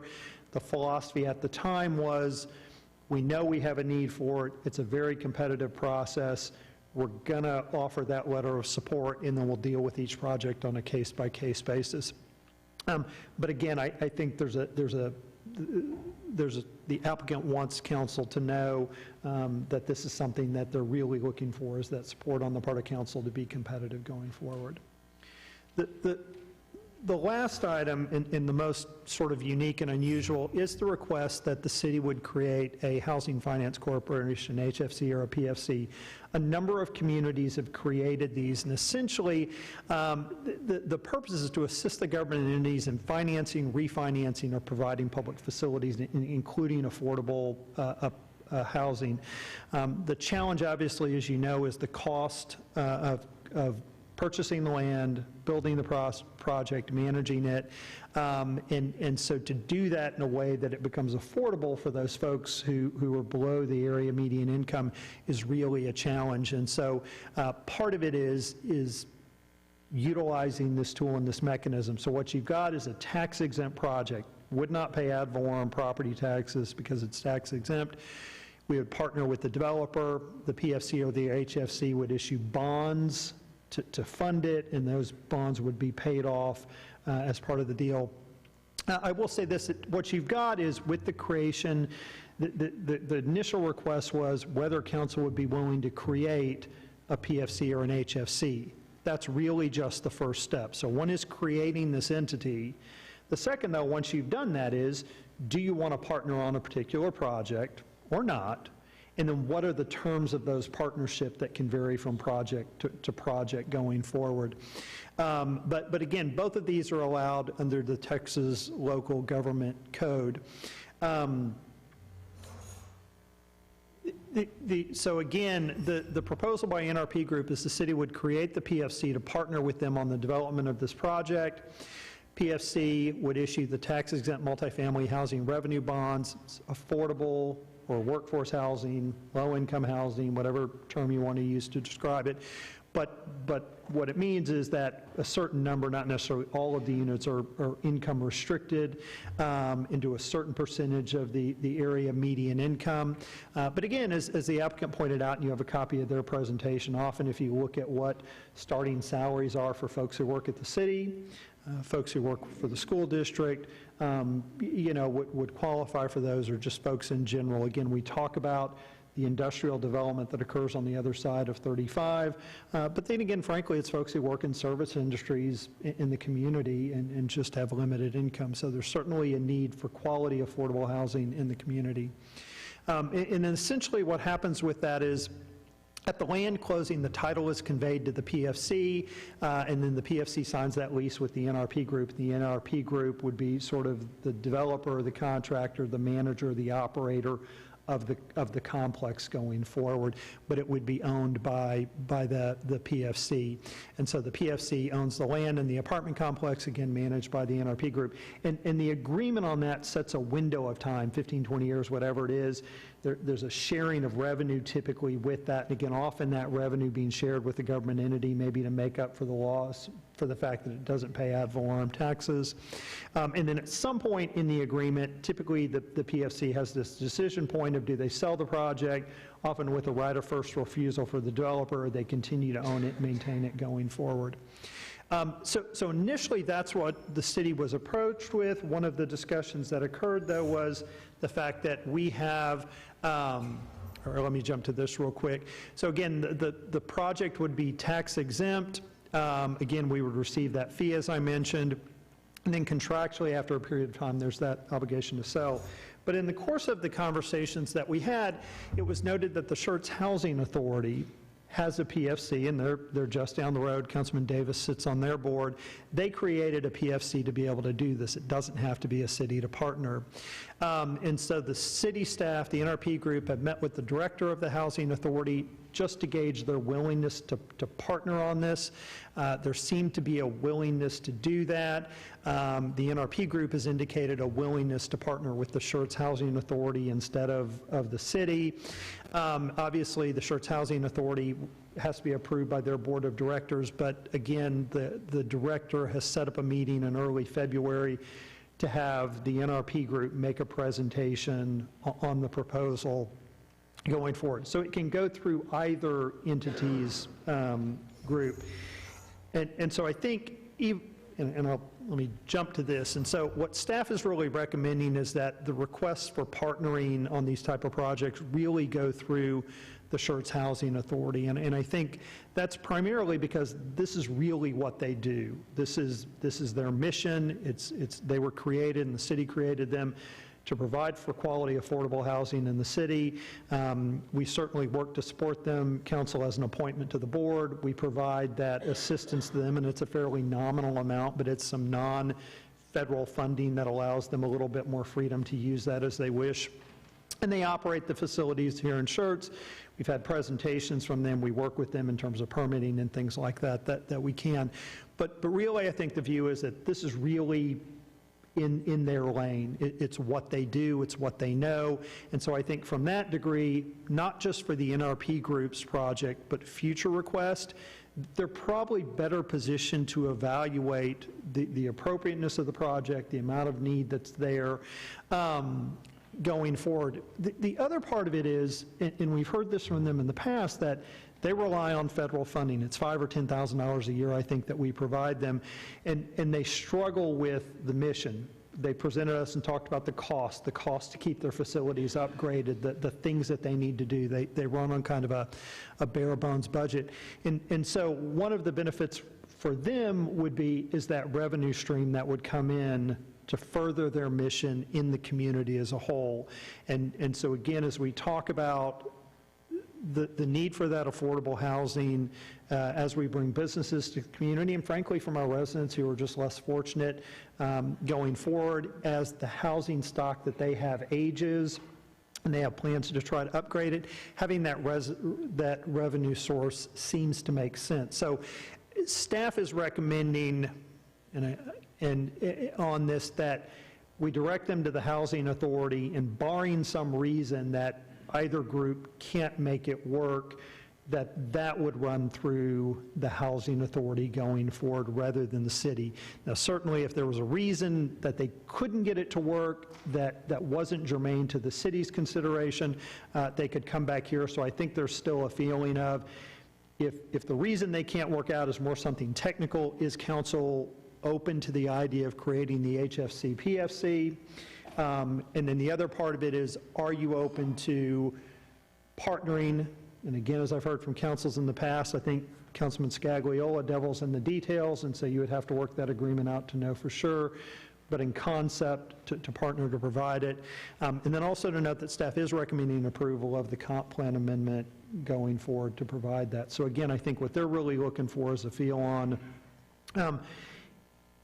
I think first and foremost, are you in agreement with staff's recommendation that have them start that discussion in terms of a partnership with the Housing Authority as opposed to the city? Is there a willingness that if for some technical reason you'd be willing to entertain that, or it's just not the business you want to get into? What's the thought? Again, is there large objection to potentially supporting projects that come in requesting that? And then again, I think they're just trying to get if everybody says, why are we even talking about all that, because there's no way this is the appropriate location of apartments, they get a feel for that. You have their presentation, which kind of lays it out from their perspective on their particular project and what they're sort of proposing, other projects that they've done. They're here tonight to answer any questions that you've got, but to some degree, in the interest of time, it's a few pretty core questions. Okay, thank you, Mr. James. Council. Yes, Councilmember Brown. First of all, we absolutely need affordable housing, workforce housing, things along that line. There's no doubt about that. And I like the idea of letting the Housing Authority do the partnership. I'm very much in support of that. You know, that's something that we don't have the expertise on as an organization. And you know, if that's going to help them out, I think it's great. Now, as far as locations and all, that's a separate subject. But I'm all for letting them pursue that. Okay, Councilmember Whitaker.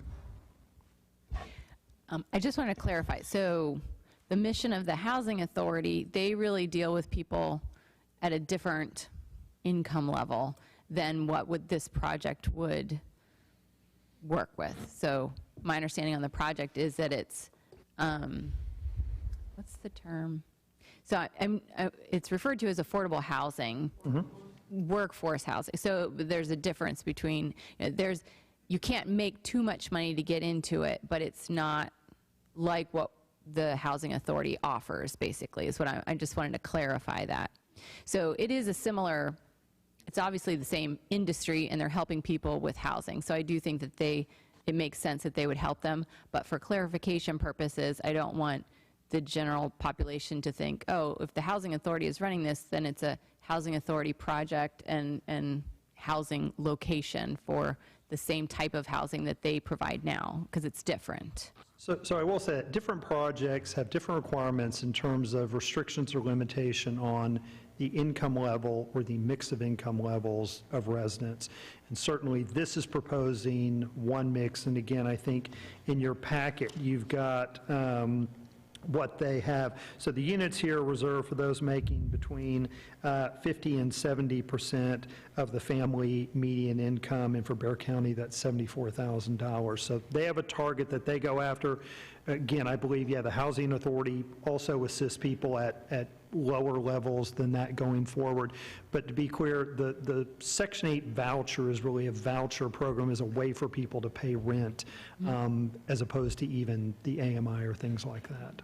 But is this project talking about using Section 8 vouchers? That wasn't mine. So to be clear, what it would be is the issue would be is a housing development accepting Section 8 vouchers. So the entities issues vouchers to help people pay for their rent, and then the unit accepts or doesn't those vouchers as part of the payment. It's my understanding that they're planning to accept the vouchers for the folks in this project. So again, the voucher is something that a different entity would provide to residents, help them pay for housing. They go out and find housing that meets a certain level of quality, you know, that they gauge by, and then it's up to that owner of that property to say, yeah, we'll accept the vouchers. And again, these projects do, and this one is proposing to. Okay. Well, that just on that issue, I certainly think it makes sense to have the Housing Authority handle that. So. But again, I want to be clear, different projects target different incomes, and again, as they've noted, they're planning to target the 50 to 70%, and so not necessarily the most needy of the needy, right, but sort of a band in there. Yep. Councilmember Davis? Yeah, on point by point on this, I absolutely have no desire to see the city create a separate PFC or HFC.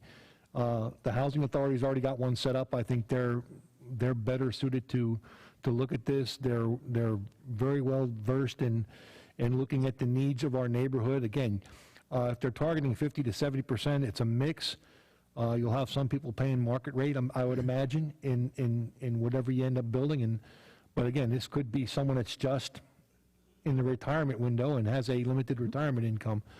So I'm all for keeping it in the Housing Authority's swim lane, since they already created the PFC. As far as the location goes, again, that's a planning and zoning thing. Yep. I'll make the comment I made earlier.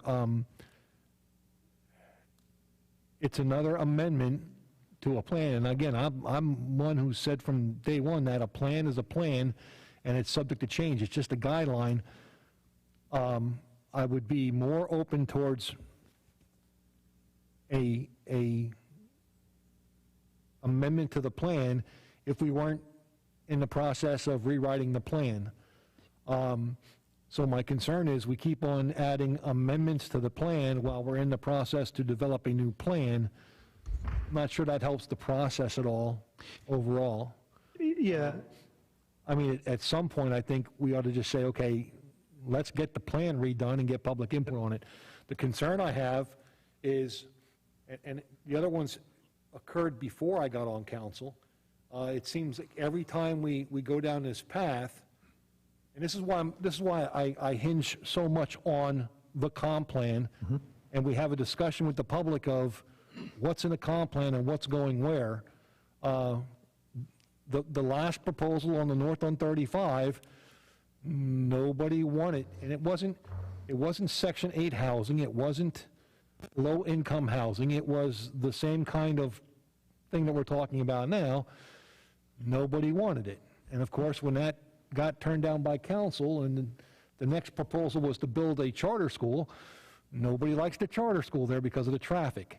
The issue on 3009, we had the same kind of proposal for 3009. And the developer, in my opinion, before I got on council, but I was here at the meetings, the developer bent over backwards to accommodate every concern that you could possibly bring up. The building's too tall, we'll shorten the building. There's too many units, we'll cut back on the number of units. But the residents didn't want it next to their single-family house. Where are we at now? Well, now a church has bought the property, and I've got the email still on my tablet where people have called me or emailed me complaining because now there's a church next to my house, and what about the traffic on Sunday and the noise from the church on Sunday? It's a no-win situation here. So, I mean, absolutely, we need affordable housing in the community. We had the TERS meeting today, and the Crossvine was talking about how their homes right now are in the $450,000 to $700,000 range. And I'm looking at part of the presentation here, and you're saying an Amazon worker starts at 31. A Schertz police officer starts at 46,000. SCCISD, 48,000. We absolutely need affordable housing. I just don't know where we're going to put it. I don't know if that location on 1518 is going to make it through the wickets. I have a feeling we're going to see the churn again. I mean, so to me, if instead of making amendments to the comp plan to try to push something forward, I'd rather just get the comp plan done and figure out where we can start putting some affordable housing. Yeah, no, I can certainly appreciate that. I think staff would agree we obviously need to update the comp plan. I will say this, though, and this maybe goes to the item that just came forward. When we update the comp plan, we're updating the entire document and not just the future land use plan. And so one of the things that you get into is frankly the benefit of dealing with the item, and it's not to say it doesn't have problems too, is that it was a very targeted, focused discussion about change in the land use and the change in the vision of the land use for a particular area, as opposed to we're talking about parks, we're talking about the visual and the aesthetics of the survey, we're talking about landscaping requirements that go into creating our UDC and things like that. The other part of it is we create broad brush land use designation. Our old plan did have a multifamily designation, but frankly, it was more a designation for an existing land use. The sector plan update created broad categories that had multiple uses. So you didn't see a multifamily. What you saw are different categories that may say this is generally the mix of uses, and you make that decision on a case-by-case basis going forward. And so what I would expect is, with the update of the plan, is on these major corridors, so 1518, 3009, the 3009 extension, you'll likely see a designation that allows commercial uses, multifamily uses, as a range of uses, and you're still going to be left to deal with the zoning and whether it's appropriate there or not. But again, I think the real challenge that I see with the comp plan is resetting that vision of what we want our community to be going forward and what mix of uses that is. And so do we want to be a bedroom community, or do we really want to be a full-service community with industrial businesses, office, retail service, mix of housing types, things like that? So I can appreciate the comment.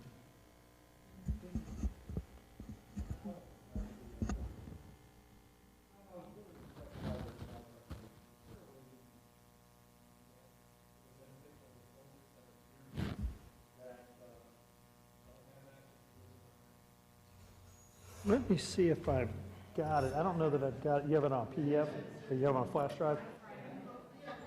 Was it an attachment? Yeah. Yep, let me go there and I'll pull it up that way.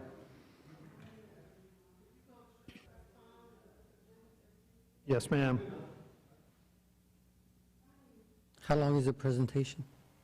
It's not that many slides. I can go through fairly quickly. Okay.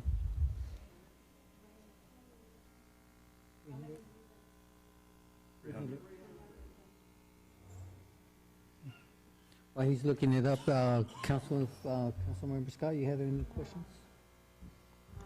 I think that I'm going to echo what Councilmember Davis said. We do have the Housing Authority. We should run through that. I do think that there are benefits to having an affordable workforce housing units. I'm not a fan of apartments, but they can be necessary, and I'm absolutely don't think 1518 would be the ideal location. But with that being said, I don't know what would.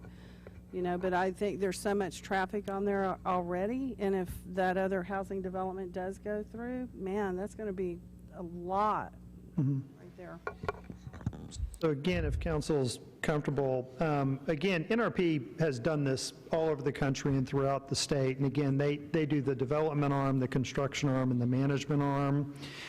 They have a strong presence in Texas. You can see the projects where they've done projects, number of units developed, number of employees, and the value of their projects.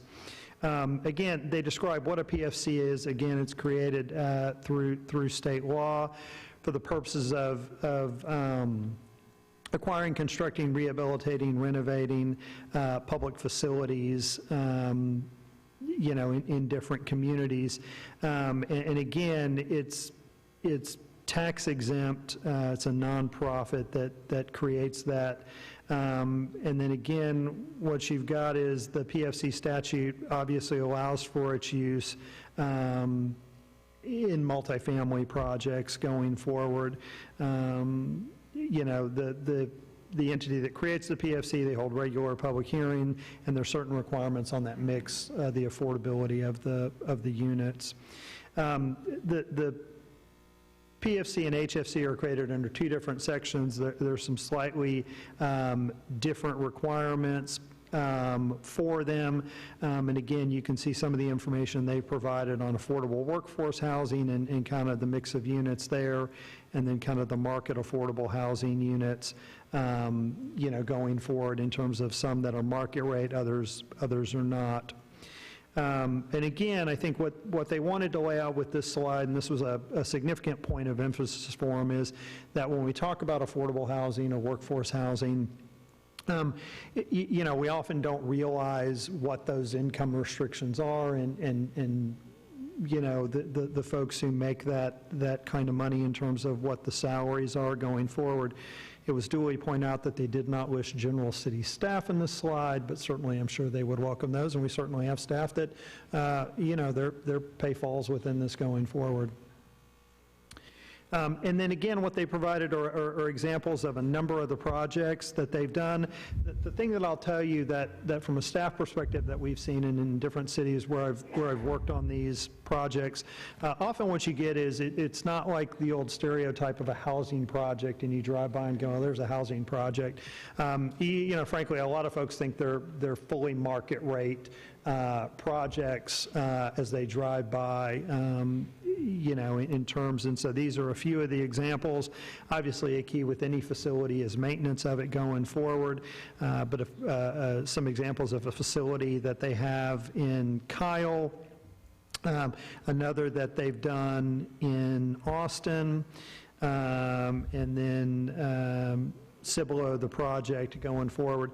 Again, one of the requirements on these is, and they talk about that in their presentation, is some of the services provide as part of that. So after-school programs for kids, with some tutoring and care and providing snacks and things like that going forward. That's an element of what they do, which is certainly, I think, a positive. And again, as they note, the PFC, which is probably the most appropriate route, could be used for either entity. The Housing Authority already has one, and then the board members would either be the SHA members of the City Council. And then again, the structure process, as I kind of laid through, pretty straightforward. The property is under contract with the developer. That entity is created, the PFC would already exist, and they enter into that partnership with the developer, so that contract, that agreement in terms of the nature of that relationship with the deal points.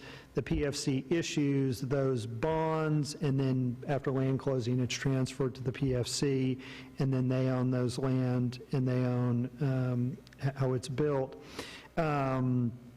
But again, typically with the affordable workforce housing, it's a 15 years, and they can't exit early. At that point, at the end, there's a decision point of whether or not to sell, typically right of first refusal, or to maintain and own it going forward. But again, they're slightly different, but fairly similar depending on the type of project. And then again, the benefits that of this, again, there's certainly a shortage of quality affordable housing, and there are reasons for it. The market just doesn't support it. And the federal government and the state governments have realized that there have to be these mechanisms to assist in doing it.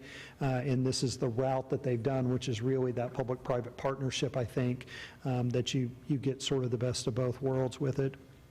And again, as it talks about, the PFC receives that financial return via cash flow, or developer fee, issuer fees, and again, that's not insubstantial.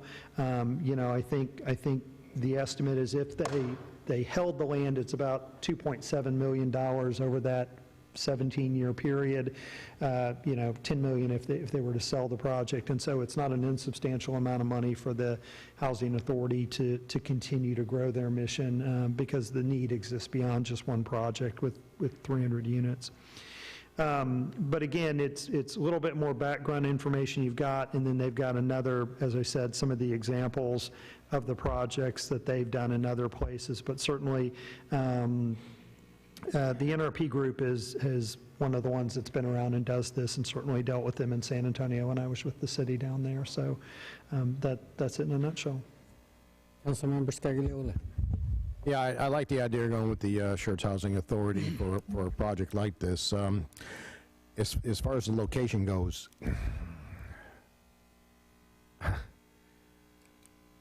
well, you just heard me rant about not changing the amendment, so I hate to be inconsistent. Is it really the right location for it? This is right in front of Corbett, isn't it? Next to no.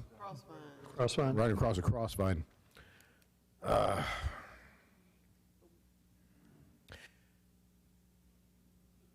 I'm a little reluctant now to say yay or nay to this, but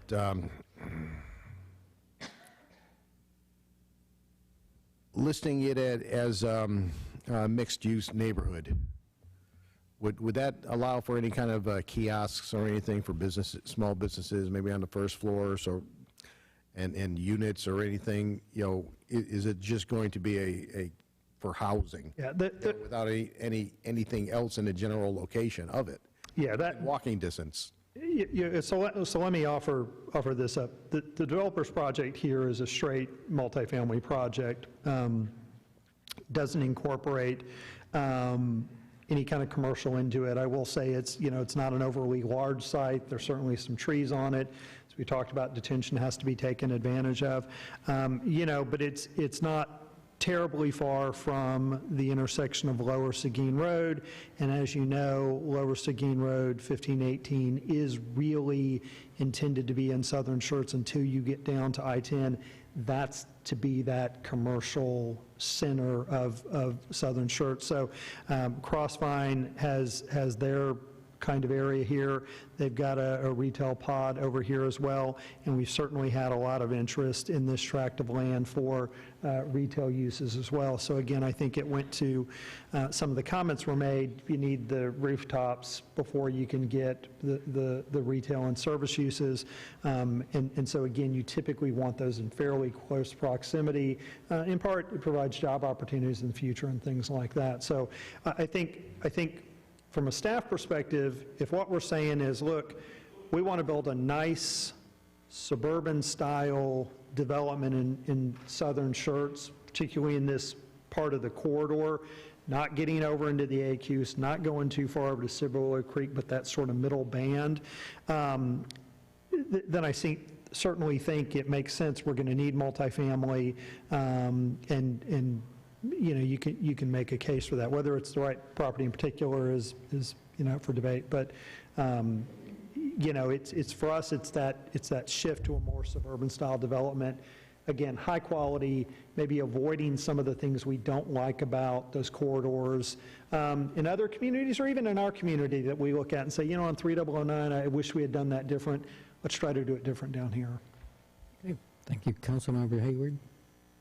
I agree that Schertz Housing should do it. And I know that we're not really discussing a lot of other specifics, but after touring the one in Kyle, they actually have you know, if they do the same thing here, there are a lot of amenities for the kids to use, like you said, with the tutoring.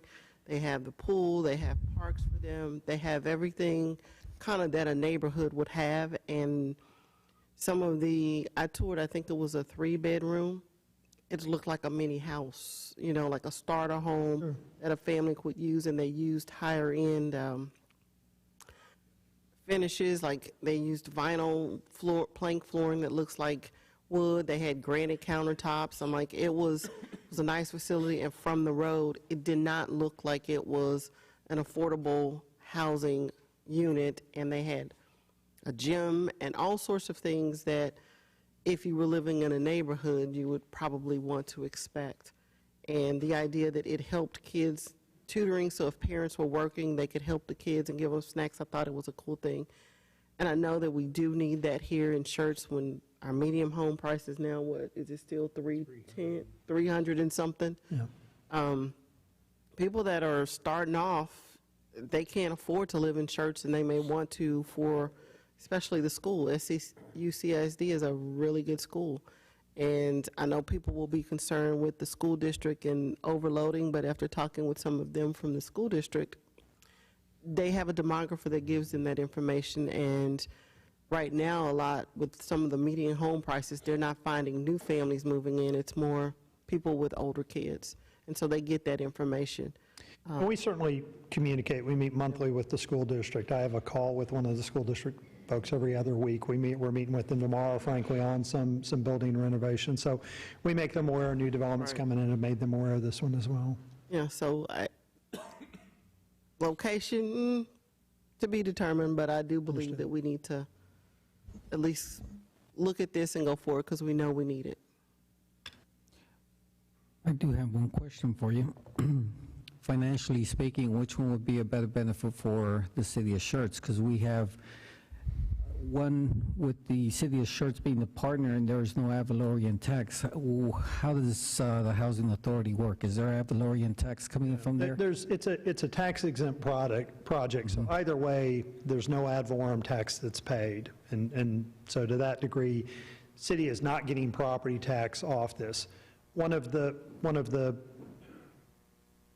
kind of arguments or items that's used to say, hey, here's why the city may want to partner on this, is because it provides that revenue to offset what doesn't come in property taxes.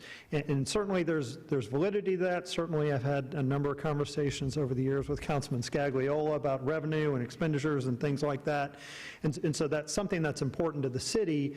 And so we're aware of it. But again, as was noted in the last item, city doesn't make those decisions on every project the degree to which they think. You know, there are a number of types of things that are tax exempt in the community. They're part of what make our community, and they're just sort of factored into the equation. So I don't know that this one project or a few breaks the bank of the city. I think what staff's position is because of how often we've talked about over the years the need for affordable housing in the city, because of the discussions we've had with the Housing Authority about their very, very tight funding, at some point we felt like it makes sense for the city to say, hey, what makes us a real equality community is in part having an entity whose mission is provide that quality, affordable housing that the Housing Authority does. They need funding to be able to do that, and this seems to make sense as a way to direct that funding toward them. So yeah, it's a decision of giving up funding on the part of the city, but as we view it, the Housing Authority is our partner in building a quality community, just like the school districts, just like our business are, just like we are with our residents and our churches and things like that. And at some point, if we don't open up some of those opportunities for funding for the Housing Authority, it's hard to expect them to do So that. basically, the funds that would be normally provided to the city will be going to the Housing Authority, and therefore the need for the city council to continue to provide for the Housing Authority may not necessarily, the need may not be there. That's right. And again, I will say this, and I can't remember, Councilman Davis may remember, it's a nominal amount of money. Yeah. That's $5,000 a year, something like that. Yeah. And so this is a substantially larger amount of money. Really, the reason for that $5,000 is it doesn't come with federal restrictions, and they can spend it on a few things that they kind of need some money to do. But certainly, this would provide a pot of money to deal with some of those things that we all would go, yeah, I wish they had money to deal with that. So either option basically works for the developer in this situation. Developers indicated a willingness to partner with either, so I think our recommendation tonight is let them make that presentation to the Housing Authority, see if the board there is open to it, and see if they can work those terms out. And again, I would say this, it's not just for the NRP group, and it's not just for this project, but I think this becomes when we're approached by folks, staff is able to direct people to the Housing Authority to do that mission. And if they can't work out the differences, then they could come If they can't work it out, then they can come back here. And again, I think what they probably know, if it's for some technical reason they can't, the city's probably open to it. If the Housing Authority were to vet this and say, wait, this doesn't make sense, the city may share some of those concerns. Okay. Council, any other comments?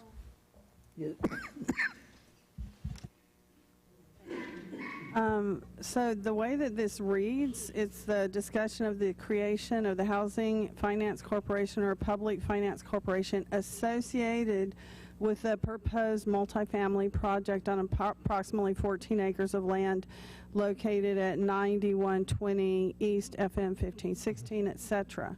So is this tied to that? Because this clearly says it's associated with that. So does one follow the other hand in glove?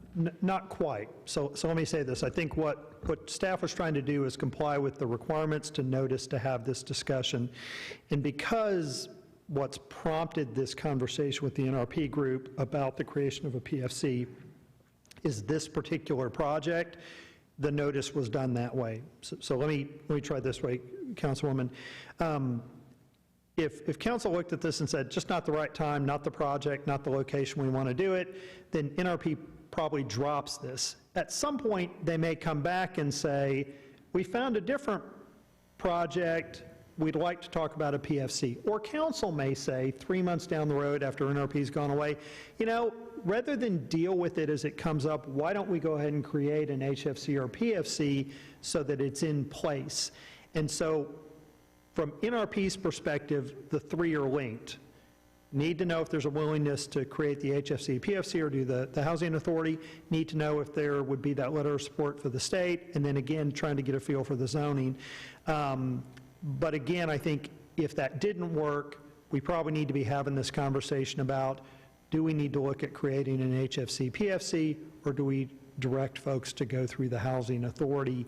We probably need to have a conversation over the course of the next year or two about how do we react to those requests for letters of support as folks go to apply funding from the state. My characterization, and it certainly may not be accurate or on par with what every councilperson thought, is at the time, though, the feeling was, we're going to give letters of support to all of them. Doesn't mean we necessarily support them, but let's give them the shot to go through that state funding process, then we'll take the zoning case by case. And so in this case, NRP is trying to get a feel for all three aspects of it, but we need to deal with each of those three elements separately, I think. Does that make sense? Okay. There's not a motion tonight. Yeah. It really was just to sort of gauge interest. I think there's total agreement that affordable housing is needed. Yes, sir. And I feel that, council's remarks that they're willing to consider the amendment. But there's questions about the location. But I think we can move forward on this and see where it leads us in. Yes, sir. Thank you, Mayor. I think we have what we need. Thank you. We do have one more item, a closed session. Mayor, it's kind of a little late. Would it really hurt anything if we kind of sort of tabled this closed session and picked it up? I'm not feeling very generous tonight, by the way. If that's a motivator at all. That is something I was going to bring up to council, but thank you for bringing this up to my attention. It's not. I will say this. Can I say something? Yes. I don't have a contract. The contract expired 10 days ago. 10 days ago. But, well, you'll still be here in 2 weeks, so. But it's not called the table. We're going to postpone it. There's a difference between table and postponement, then we discuss that. We'll postpone it till next council meeting. You're postponing the, Dr. Brown, okay. Yes, yes. No. It was just a workshop. Okay, so we're going to postpone the item number 15 for our next meeting. With that, let's finish up. Okay, there's no roll call confirmation. Any further remarks from Dr. Brown? I have no further remarks. Council, any updates or information requested from staff? No? Okay, Council, any possible items you want on future agenda item? None? Okay. Announcements from our council members.